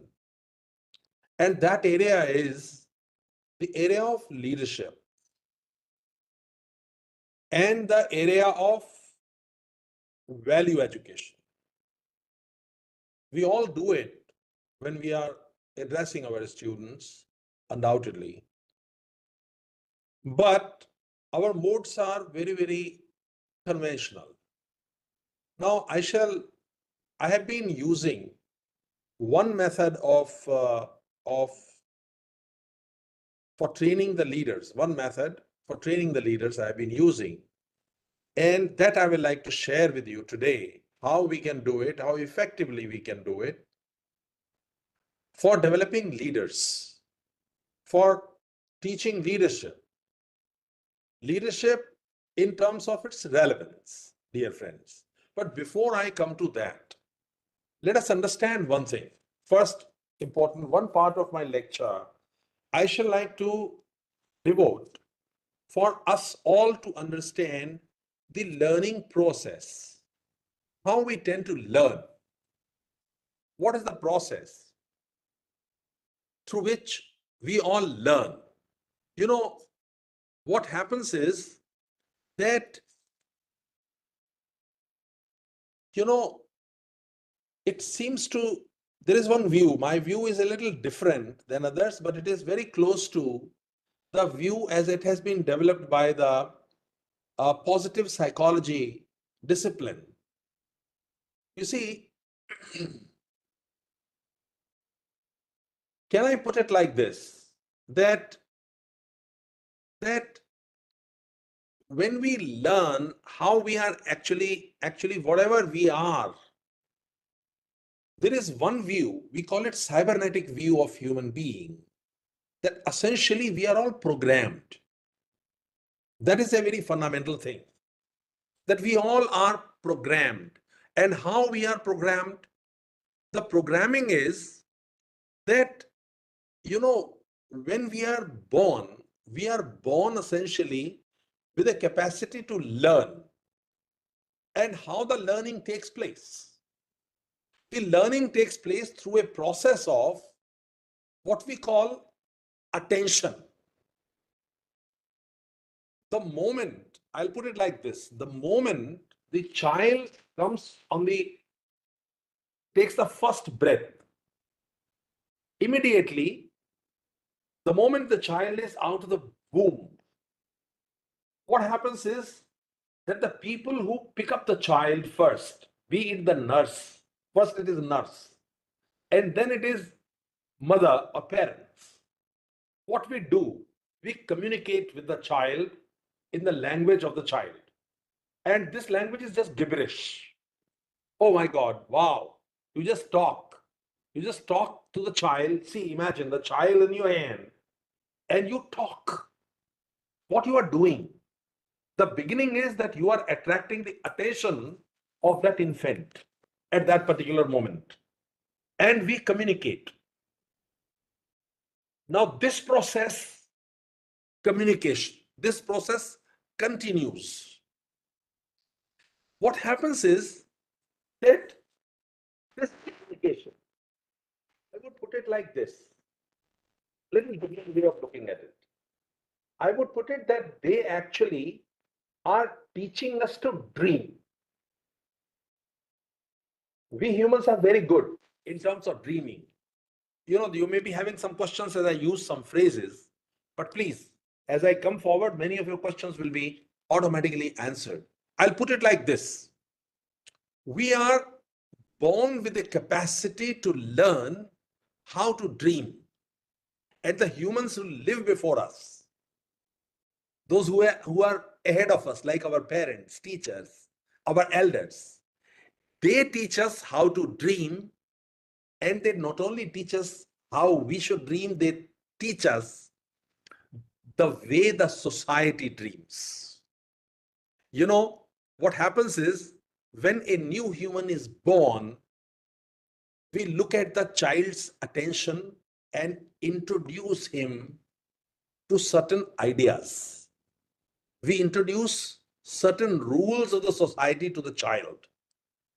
It is the first thing that happens is the mom and dad, the schools, the religion, and they all together teach us on how to dream. Now, essentially what happens is that we have the attention, and attention is the ability to focus. Focus on what? Focus on certain things. You know, millions of things simultaneously come on our attention, but we can hold whatever we want to perceive in the foreground of our mind. We don't respond to all the stimuli, all the millions of the ideas that are coming to us. We, out of the millions of the things, millions of ideas, concepts, and physical stimuli that comes, I'm sure all of you know, we focus on a few. But what do we really focus on? The adults around us hook our attention. When we are small, when we were children, the parents to begin with, the relatives who visit us, I'm talking about the small child, they hook our attention. And how they hook our attention? They hook our attention by putting information in our mind. They put information in our mind and they do it repeatedly. And that is how we have learned everything we know. That is how we have learned our language. You are born in Andhra. You are born to the parents who speak, say, Telugu. I am born to the parents who were born to, who spoke in Hindi language. So how did you learn Telugu and I did not learn Telugu? And why it was that I learned Hindi and I did not learn Telugu and you learned Telugu and you did not learn Hindi? Because the beginning was that some information was fed to me and to you repeatedly. And our attention was hooked to it. That is how we picked up our first words, our first language. And this process continued. By using our attention, we learned the whole reality around us. We learned how to behave in a society. We learned what is acceptable, what is not acceptable. What we learned, what to believe, what not to believe. We learned what is good, what is bad, what is beautiful, what is ugly, what is right, what is wrong. And all that knowledge. And what we learned in the process, a whole lot of rules we have learned. Rules about what is acceptable, what is not acceptable, what is right, what is wrong, what is beautiful, what is not beautiful. And when we were in a school, for example, we sat in a little chair when we put our attention to what the teacher was saying. When you went to, say, the temple or you went to the church, we put our attention to what the priest was doing or what the minister was telling us. And in the same dynamic with our mom, brothers, sisters, relatives, they were all trying to hook our attention, my dear friends. And what was happening? At the same time, when our attention was being hooked, we were also attracting the attention of those people. And we also learned to hook the attention of other human beings.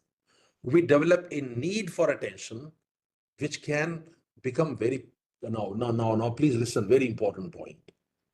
Now, in this process, what happens is, when we are trying to attract the attention of others, we become a little competitive. Competitive in the sense that when I am trying to attract the attention of others, then those people should appreciate what I am doing. Children, for example, at home, they compete for the attention of their parents. We as children attract the attention of our teachers. We attract the attention of our peers. And we are working in the college. We are attracting the attention of our students. Here, what I am doing, I am attracting your attention. Look at me. Look, hey, I am here. Now here, it is a formal system. That system is making me attract your attention, and that system is making you hook your attention to what I am saying. In the classroom, you are all doing the same thing. Now, in this process, dear friends, what happens? That in this process of learning, what happens is that we also learn the ideas, the concepts, the ideology, our moral values.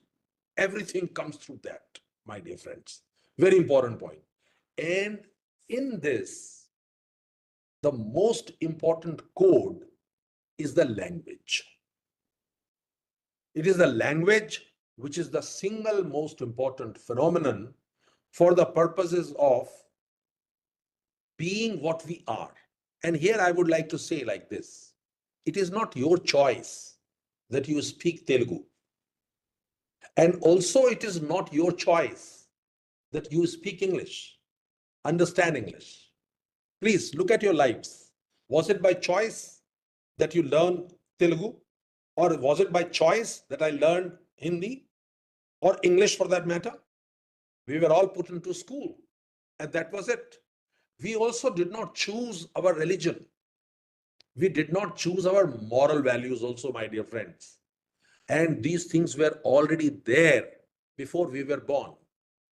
We never had an opportunity to choose. Well, it's still a stronger word that we never had an opportunity. But mostly we did not have the opportunity to choose what to believe and what not to believe. We never chose. Now, what is happening is, every time this code language comes to us, we make an agreement. Please note that. We make an agreement. Lot of ideas, lot of words, lot of sentences, they are coming. Lot of ideas are coming. And some of the ideas we are hooked on to. We make an agreement. Agreement in the sense we make an agreement with ourselves that yes, I accept it. And certain things we reject. So what happens is that as children, we didn't have opportunity to choose our beliefs. But we agreed with the information that was passed on to us by our parents to begin with, our relatives to begin with, then our teachers, then the wider society, the peers, and so on and so forth. And how we stored all the information in our minds. We stored all the information, dear friends, through what we call an agreement. We just make an agreement with ourselves. And that agreement makes us who we are. Now, I give you some examples what these agreements are. Say, look at this, one example I'll give you. A real example on the basis of the counseling sessions that I've had in terms of training and maybe counseling the people. A lady was working in the office. She had a child at home, girl child at home. This lady had a bad day in the office. She got some scolding. She working very hard. She was not able to achieve her objectives. And somehow she got some scolding in the office. And she was very disturbed as a result. She was very tired. She wanted to have some peace of mind at that time. And she comes home. She comes home and, she dumps herself into, I'm telling a real story, dear friend. She comes and dumps herself into the chair. She's sitting there. She has a daughter. The daughter is about, say, 10 years of age. Now, this child is very happy. She's not aware of what mom is going through. She's singing, she's jumping, she's dancing, and she's happier because mother is there. All right, she had come from school. She was waiting for the mom. Mom was exhausted, tired. She wanted to have complete peace at that particular moment. She was sitting in the chair like this, and this girl in the other room was singing, dancing, jumping. Actually, she was imitating a song which was running on the audio system, radio, at that time. Now,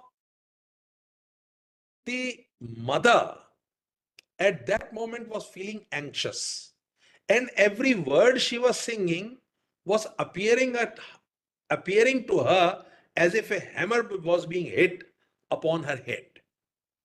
And she listened for some time, and after that she blurted out. And she blurted out without meaning anything. Chup ho jao, shut up. What nonsense is going on? Your sound is so ugly, damn it. It is hitting me hard. What is this? We often do that.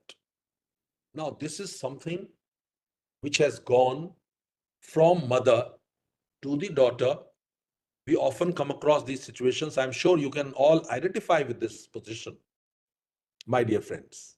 But the child accepts it, makes an agreement with herself that she has a bad voice.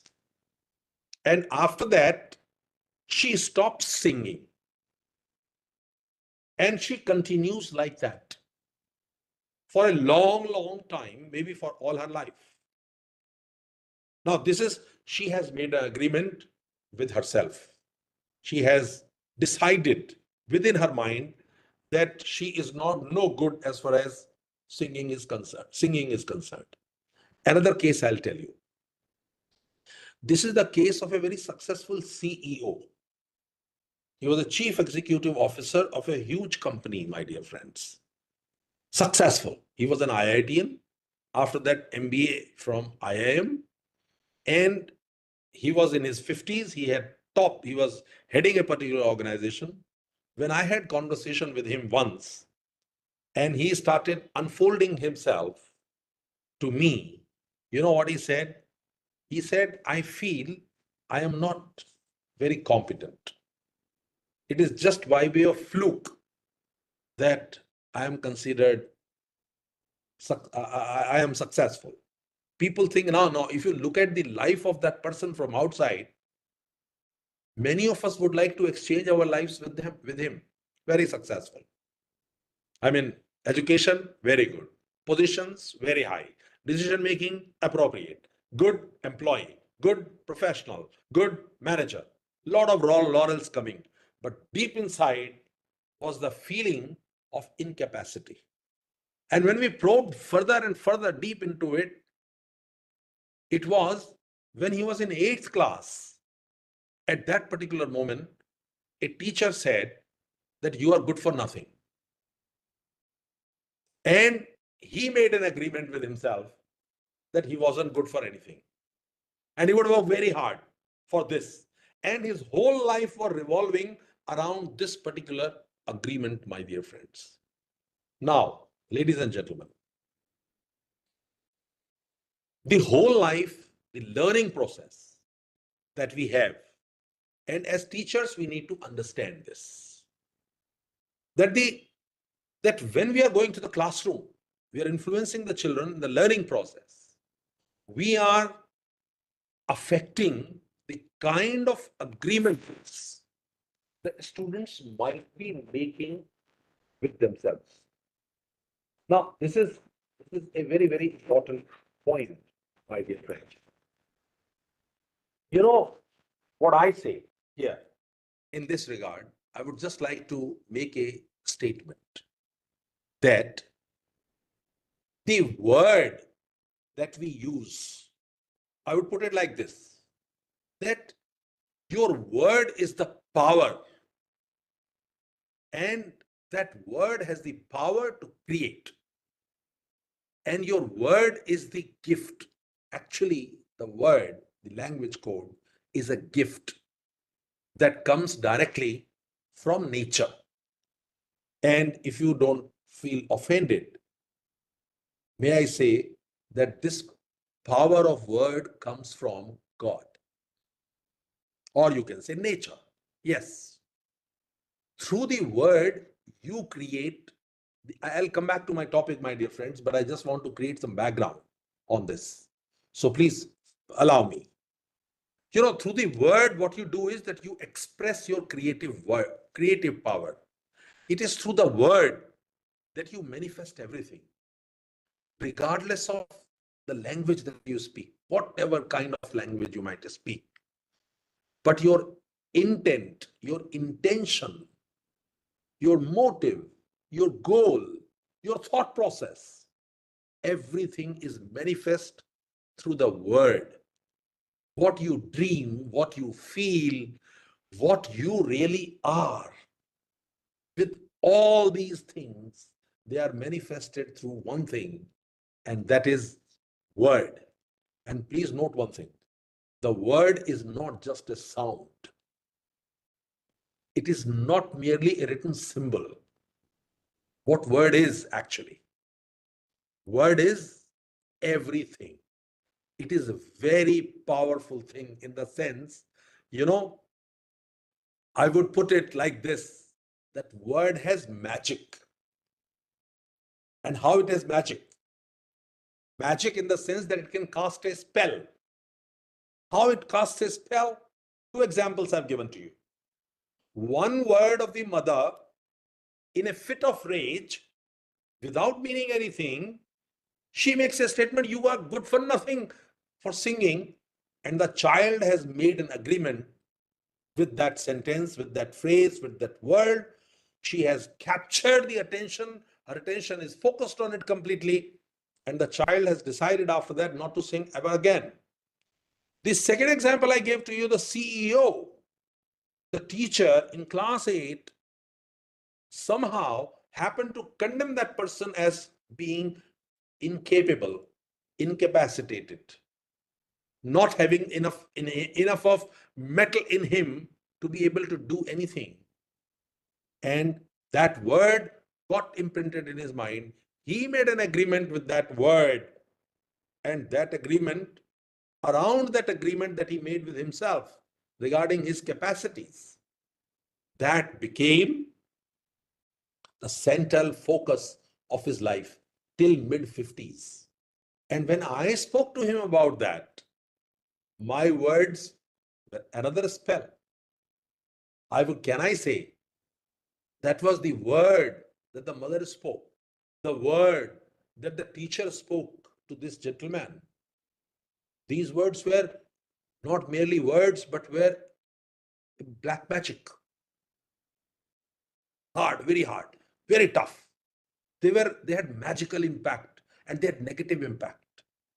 And when later they had discussion with us, when I made them understand, I'm telling you from my counseling sessions, when I made them understand that, look, this is the agreement you had made with yourself at that particular moment. And this agreement you have to reject. Come out of this, various modes and ways and means, and then it would be a different thing altogether, my dear friends. And these words, mind you, my dear friends, look at this. There was a gentleman in Germany. I won't name him. You will guess him. By use of the word, he manipulated the whole of Germany.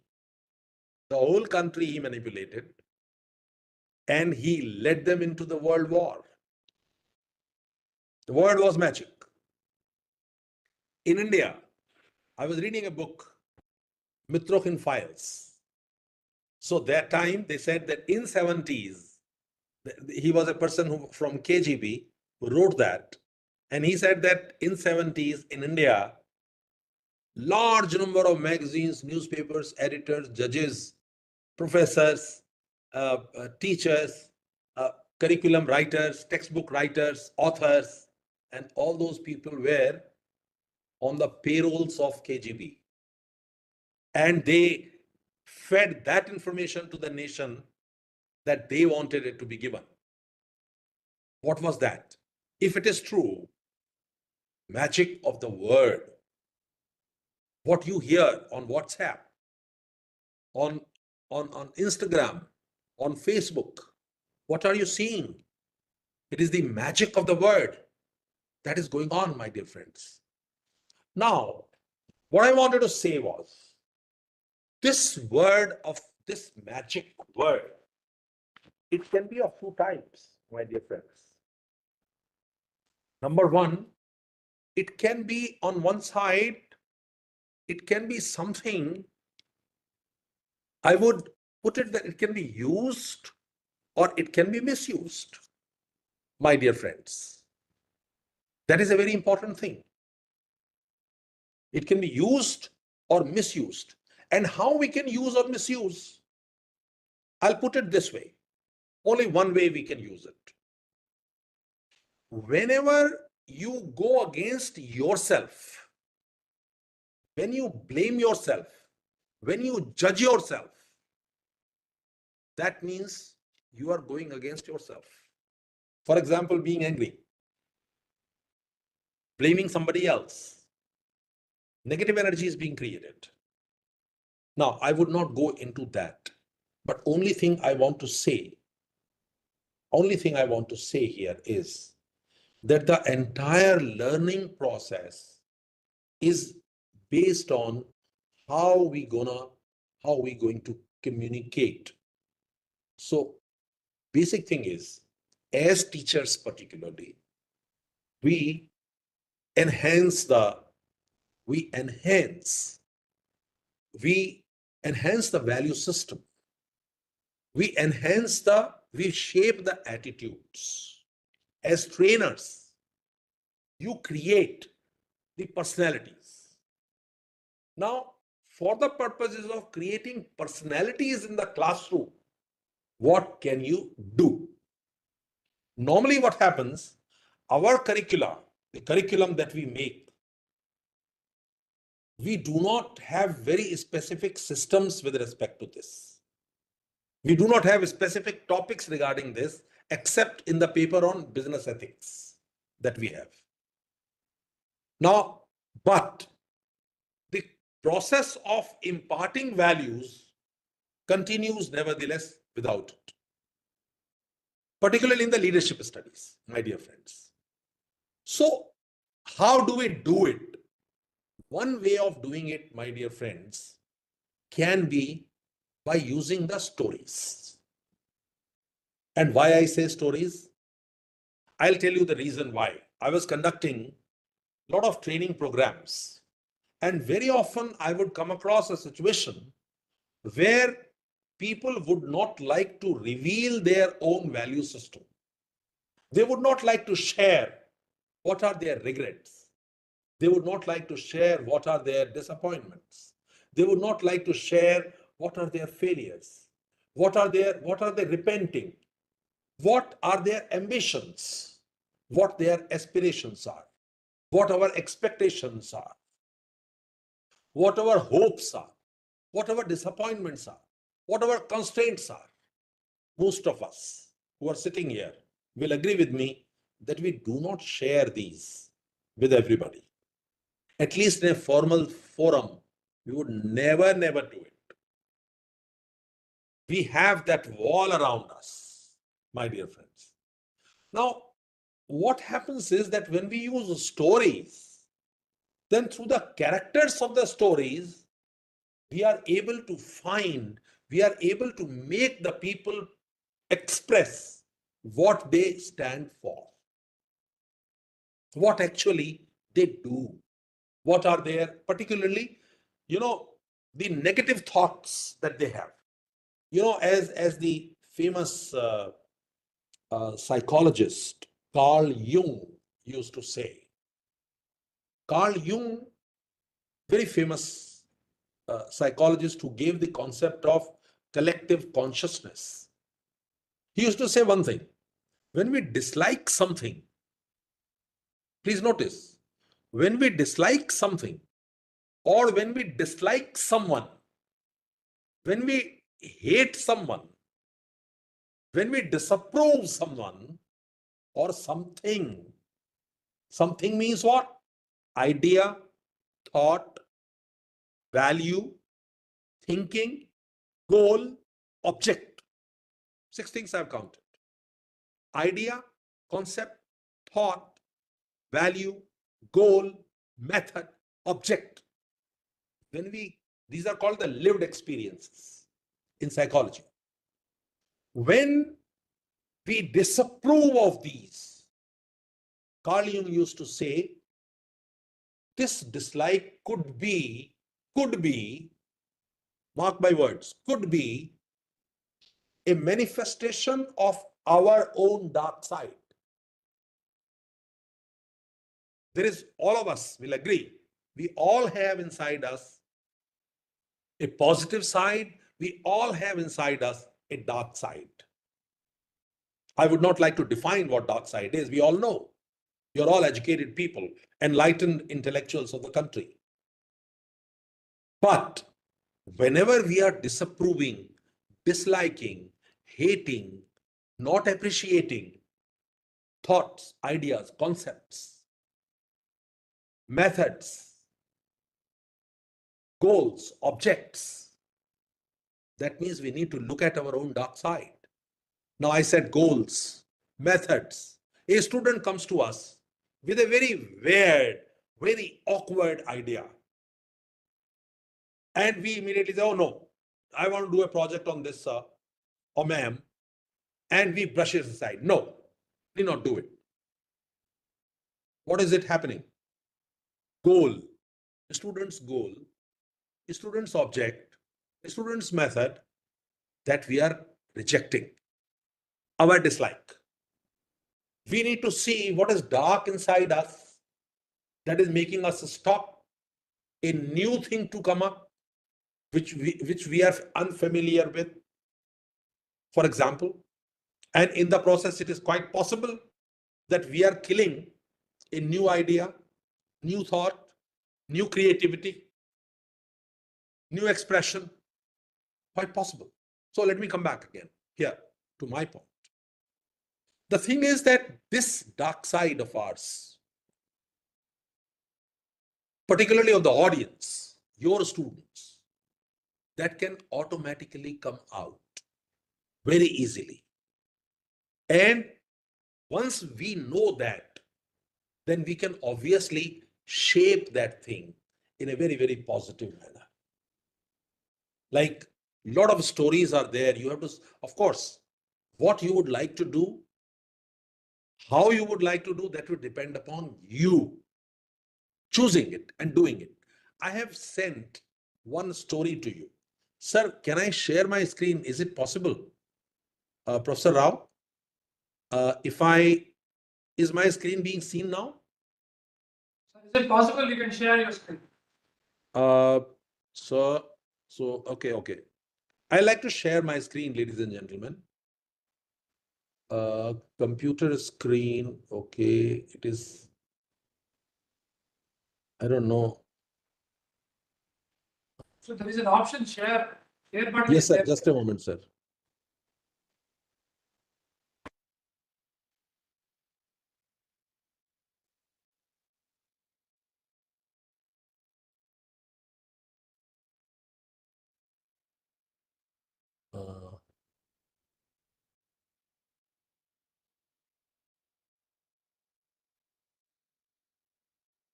So it is saying that I have to quit and reopen. Can I quit and reopen, sir? Okay. Sir, is it, just a moment. Yes, I have the screen. Just a moment, sir. Yeah. Yeah, is it now observable, sir?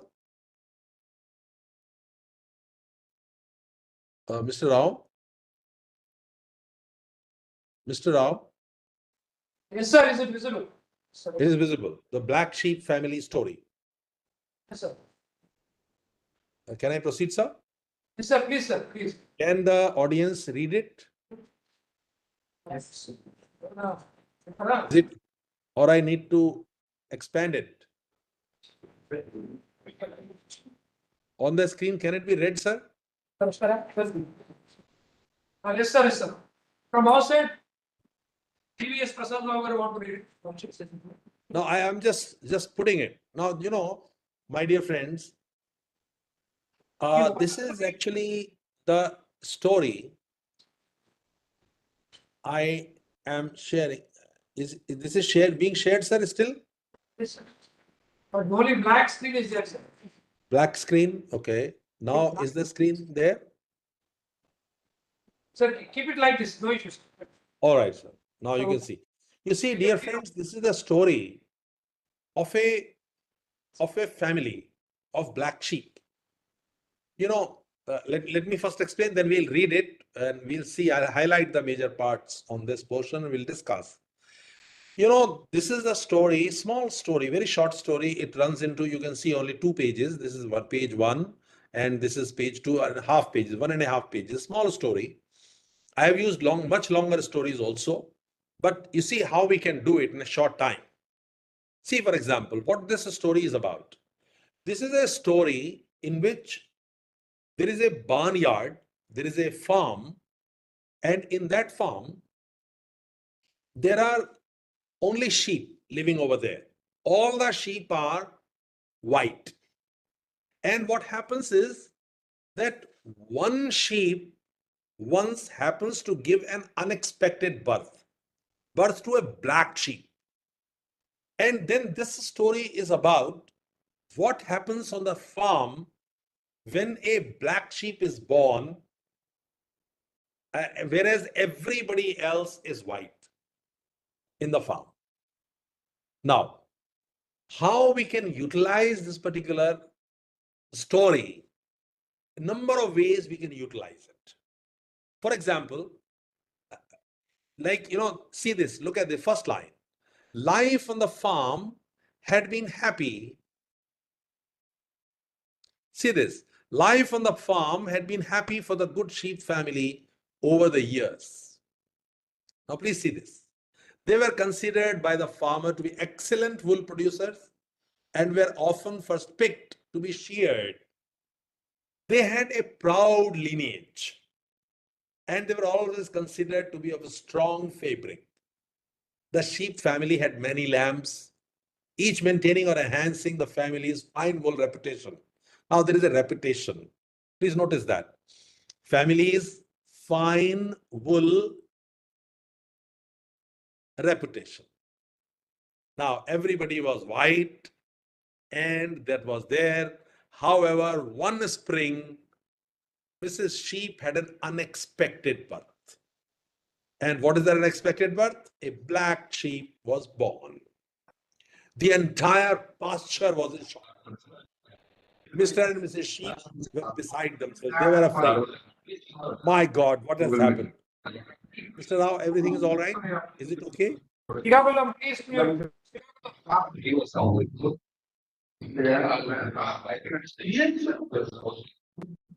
Some people are talking kindly. So Mr. and Mrs. Sheep were beside themselves. Please mute. Some people are not listening. Dear ladies and gentlemen, please mute yourself. Kindly mute yourself. Please mute yourself.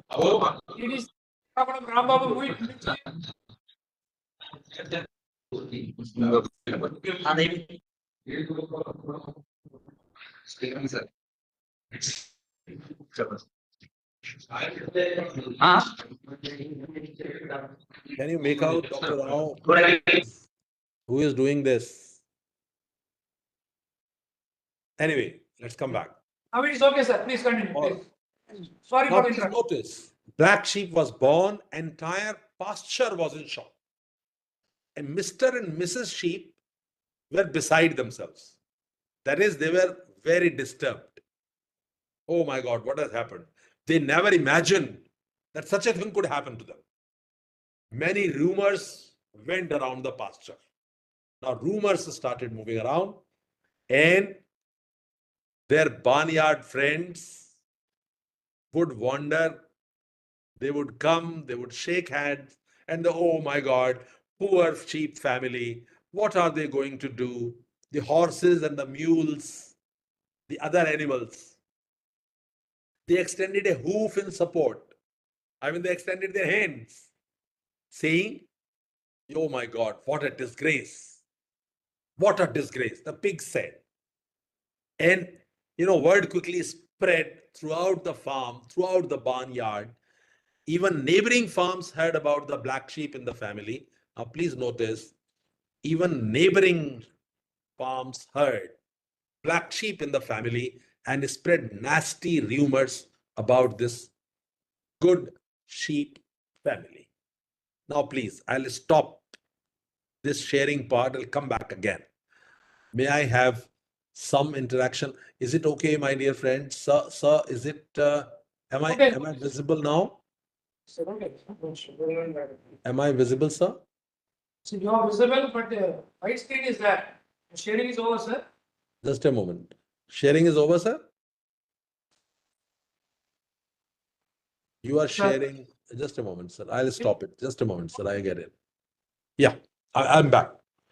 Now, my dear friends, can I have some responses from you as you read this paragraph? See the thing. Black sheep is born. Family is very reputed. Now everybody in the farm is talking things. Pigs are saying, what a disgrace. Some people said, oh my God, poor people. And there were a lot of conversation going on about this in the other farms also. Now these are all animals going on. Now, my dear friends, can you connect some real life incident with something like this? Can anybody please come forward from any of the groups? So when Can I we have fail in response the, from somebody? so when we fail in the exams, initially when we go for the interview and we are not cracking the interview, Okay. people will pity on us. Black sheep or something else? Somebody else, please. Can we connect it to real life? Sir, yes, sir. Correctly. When the next girl child also born, their family members also. So that kind of thought process happens. Can you please explain this a little? Second girl child. Second girl child. Wow. Yeah. Very good. Black sheep. Wonderful. Society's value system. Yes. Another thing? Any other thing, please? Yeah, no writing is I there, think sir. we should be having 7, 8, 9 immediately, quickly. So if the members of the family are highly talented or skilled. Could you please speak a little louder? 11, sir.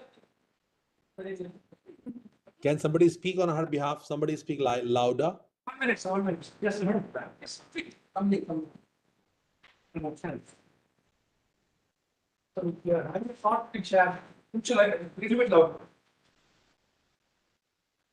So like if all the members of the family have are highly skilled or knowledgeable and talented in some sphere, and if a new member of the family is not as talented or as the ancestors of the family or not matching up to the standards and skills or talents of the family, then they will look like odd man out, black sheep of the family. Absolutely right. Yes, absolutely right. In the professional space, can we think of something like this in the professional space?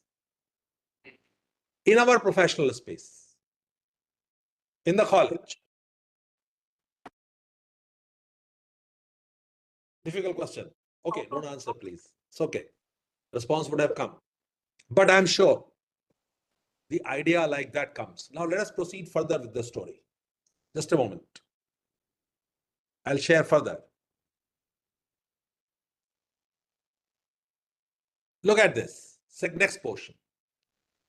Life became much harder. Mr. Rao, I think it is visible. And people can read. Yes, sir?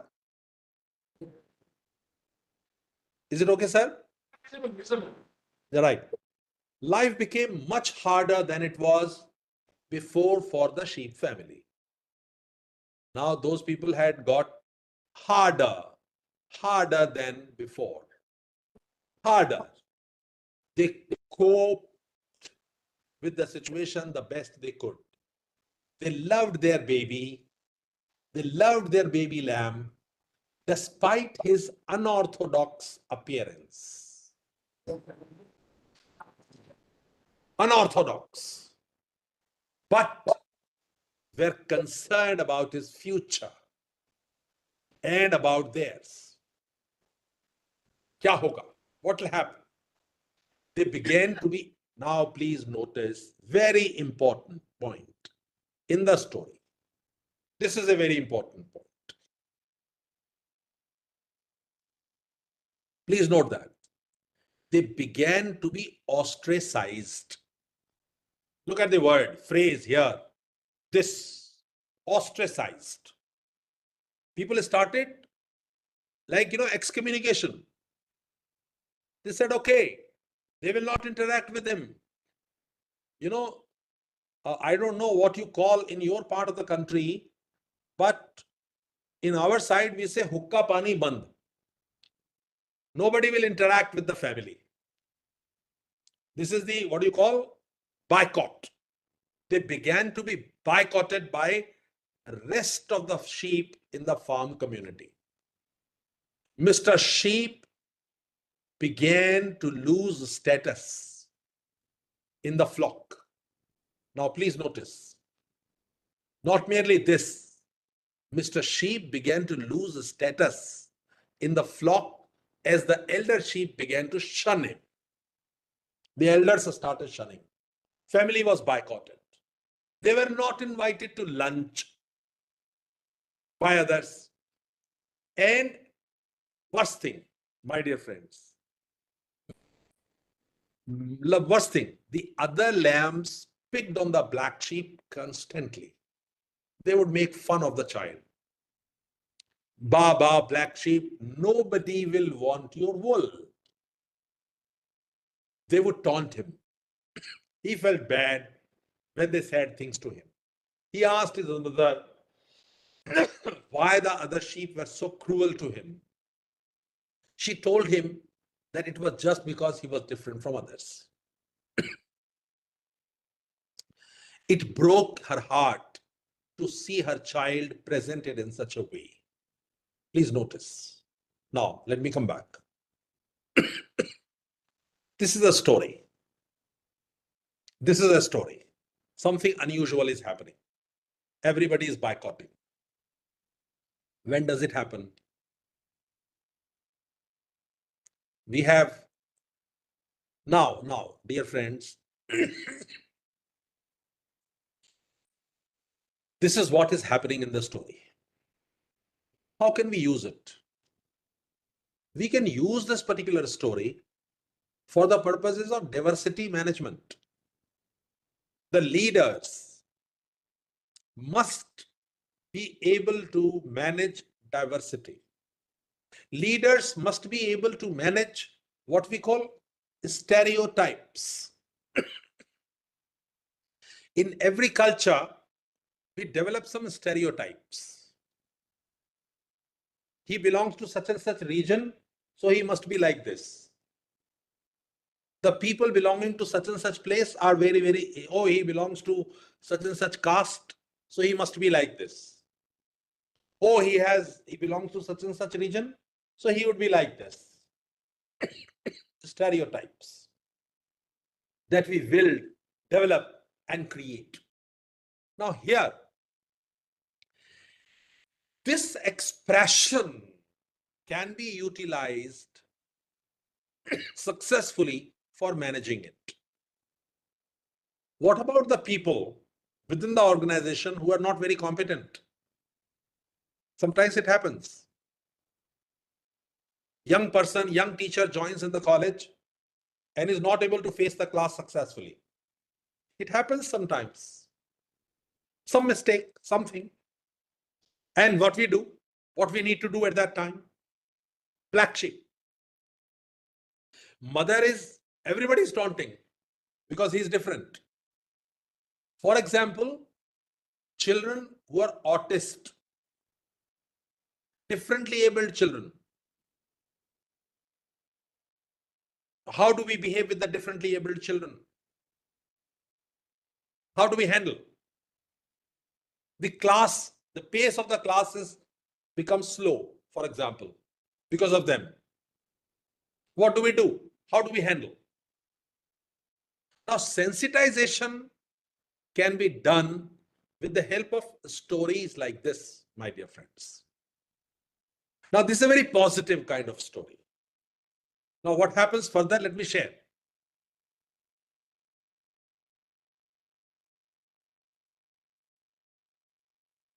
Let's proceed further. Yeah. However, as months passed, their different child began to add things to their lives in other ways. He began to show them the world in a whole new light. Please notice the word. He began to show them the world in the whole new light. For one thing, they were taught who their true friends were. They learned, the family learned who were their true friends. Only their closest and truest friends stood by them. And the closest and the truest friends offered help and support. The sheep family realized that they needed to depend on one another. Now, how do we handle it? We support. Closest friends stand by you in your difficulty. Now, this is how to become a reliable individual. How to become an individual on whom others can trust. Rather than pursuing your own agenda, we work for others, we live for others. Here, that value can be imparted. That we provide support to the people who are in difficulty, who are unusual, who are different. We can be support to them who are disadvantaged. Now, when I use the word disadvantaged, now please, it has a huge meaning. Disadvantaged. Define disadvantaged. Now, can I ask my audience, disadvantaged? Can you please describe this word disadvantaged? What will that include? 1, 2, 3, 4, 5. Can I have 5 responses, please, on what is disadvantaged? Yes, sir. Can I please have this? Lack of communication. Disadvantaged. So here the response is lack of communication is one response. Isolation, we can say. Less privileged. Less privileged. What is less privileged? Explain. Sir, you are not given any priority. Or we can say importance. Not importance. You are being always neglected. You are ignored. Example, sir. This is very vague. This is very general. It all means disadvantaged means less privileged. Okay. What is less privileged? You mean poor? So it could be. You mean being good, not being good looking? It could be a deaf student in a class, sitting in a class. So he Yeah. has the ability to hear. That's a disadvantage. Yes. Not this. That could be a disadvantage because Absolutely. hearing Good disability. example. A slow learner. We have in the classroom fast learners and slow learners. Don't we? And what else? What else can be there? Disadvantaged. Support to the disadvantaged. Economically weak. Socially weak. IQ levels are also not the same, sir. Yes. One Slow learners, fast learners. Good example.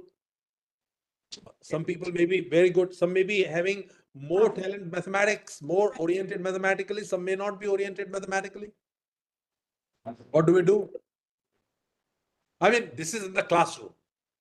But in leadership studies, when we are teaching them the value system, it is only giving support to the disadvantaged.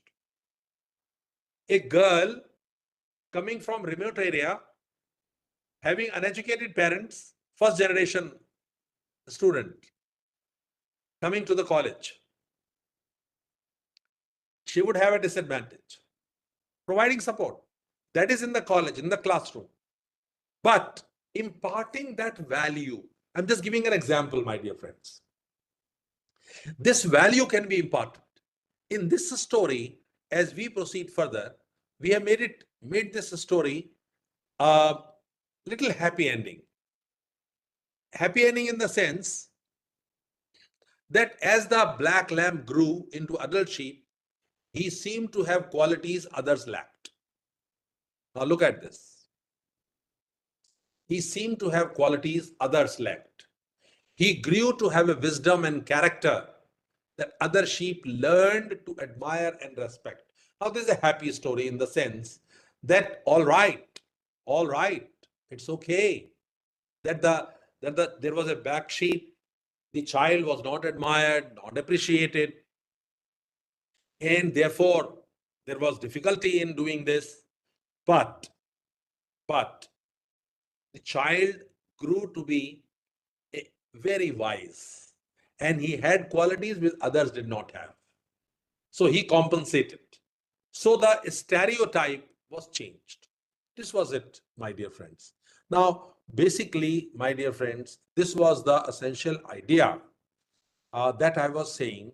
I'll again come back to my original saying, original beginning, that the learning process, the process of learning is based on the code that we have.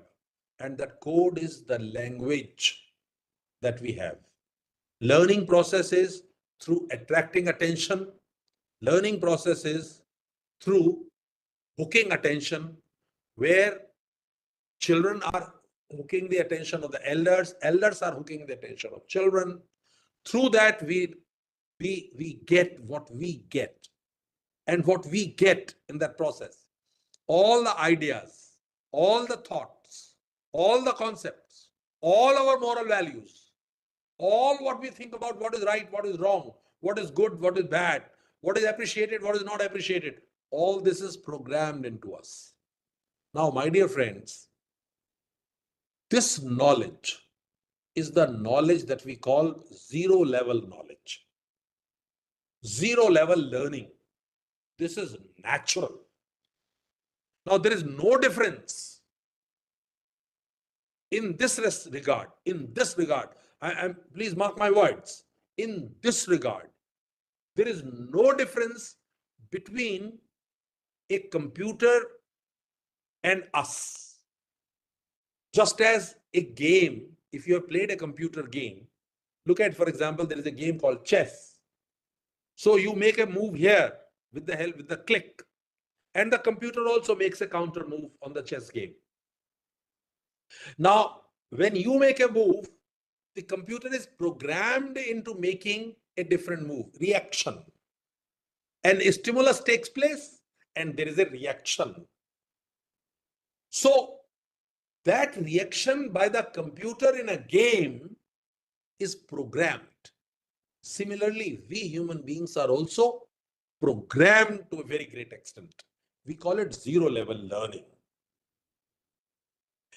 Now, if we are programmed so much, so how are we really different from the computer?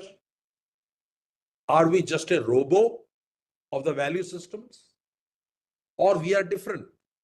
And if we are different, how are we different in terms of learning? My question to you, my dear audience, if we are really programmed like this, please remember, rarely, if ever, you will find a person born in a Hindu family having Christian values. No Christian is born in a Hindu family. No Hindu is born in a Christian family. I mean, there may be exceptions. And likewise, religious values come to us from our family. No Tamil speaking family will have a Hindi speaking child. No Telugu speaking family will have a Hindi speaking child.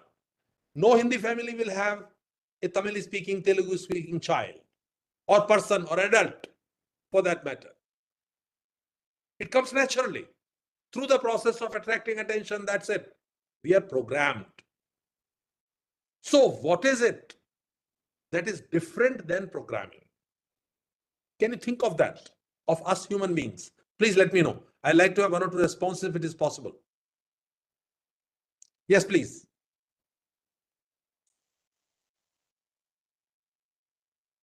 Can I have some response?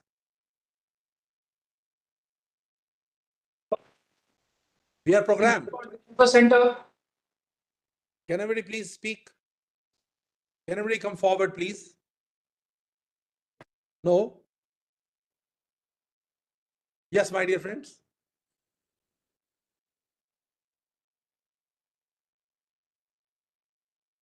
It's a difficult question. Is it a difficult question? Okay, let me proceed then. We don't have any responses. Fine. My dear friends, my dear participants, kindly pay attention to this. You know, when you are playing a computer game, the responses are programmed. Responses are programmed in us also, human beings. Now, we are different in one sense, my dear friends. We are different in the sense that we can choose our responses. Computer cannot. Computer has limited alternatives of choice. We human beings have larger number of alternative choice. That is called level 1 learning. Now it is this particular thing, breaking the stereotype. What is innovative teaching? Innovative teaching is all about building the analytical, critical thought process in your pupil. I repeat, building the analytical, critical process through which he can break that programming which has been fed into him by the society at large since the one is born. Similarly, we human beings can become different in terms of learning if and only if we are able to create new alternatives other than those which have been built into us. Which means what? We evaluate our reactions and responses to whatever we are facing and imparting the same thing to the students in the essentially the ethics studies, leadership studies, and human relations studies. That is what basically it is. And then thereafter, there is yet another higher level of learning after this, which means complete rejection of the existing paradigm, existing perspective, and going over to an entirely different process. That is called level 2 learning. That is the final learning. So this is how what we can do innovative teaching as far as is concerned. We can use stories, my dear friends, for the purposes of giving our students level 1 learning. That is breaking the programming and proceeding further and giving a new perspective and new creativity. And for that purpose, we can utilize the stories to a very, very great extent. That is all that I wanted to communicate. If you have any questions, you can please ask me.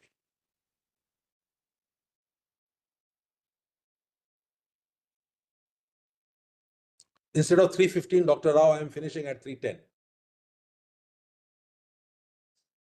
Yes, sir. Yes. So this is one different dimension for us actually. Yeah. So if there are any questions, participants are requested to ask, or they can put it on the chat box if they like. So from my side, there is a question, sir, actually. Yes, sir. See, intuitive learning, there is a concept actually. Intuitive learning. Yeah. Okay, Yes. how we can improve that intuitive learning? You know, question is, as where does the intuition really come from? That's what fun. By seeing and observing. You know, point is, where does the intuition come from? Is the intuition coming from your existing programming? Sir. We are Indians. We think differently. An American would think very differently. A European would think very differently. Now, can we go beyond that? That my intuition is saying we have to act in a certain way. Can I question that intuition of mine only? Or can I ask for different responses to that? That is what it is. In my opinion, even intuitive thinking becomes programmed unless you are willing to challenge that intuitive process itself and you subject it to evaluation by others. And it requires a very, very open mind. Because we think that our intuition always is the final thing. Everybody should follow my intuition, my intuitive thought process. And that domination is there. Desire to dominate, as you call it. Now, instead, if you open it and ask it to be evaluated by others, then, things will be different and we can build a better society. Yes, there is one answer to this particular question, I can say, but that would be, going beyond the scope of this particular class. I would only say one thing, that the word that you use should be impeccable. By impeccable, I mean that whatever you think of doing, it should be for the good of others, not good of the self. Yes, please. Any other question?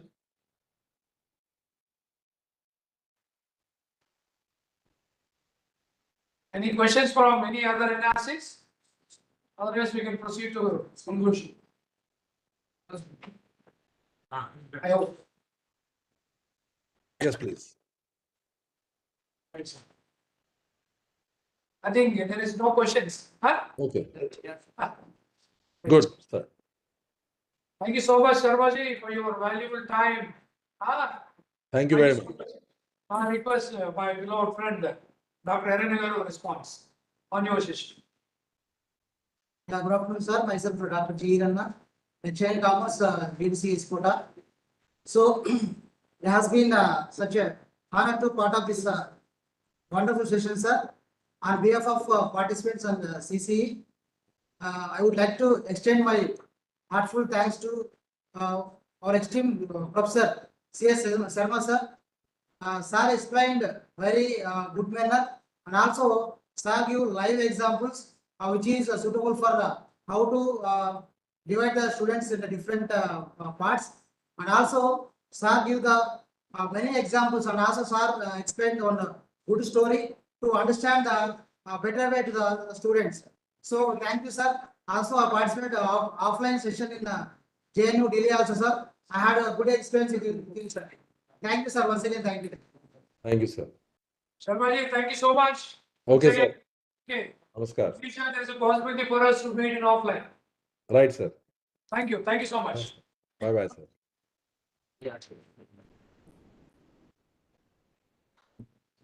One minute, all NRCs, you need to proceed with your own way for mandatory. This is a message received from CC. So all KRPs and respective principals at your respective NRC centers proceed with mandatory session. Thank you all. Thank you.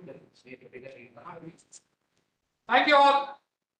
Now we can exit the meeting. Thank you.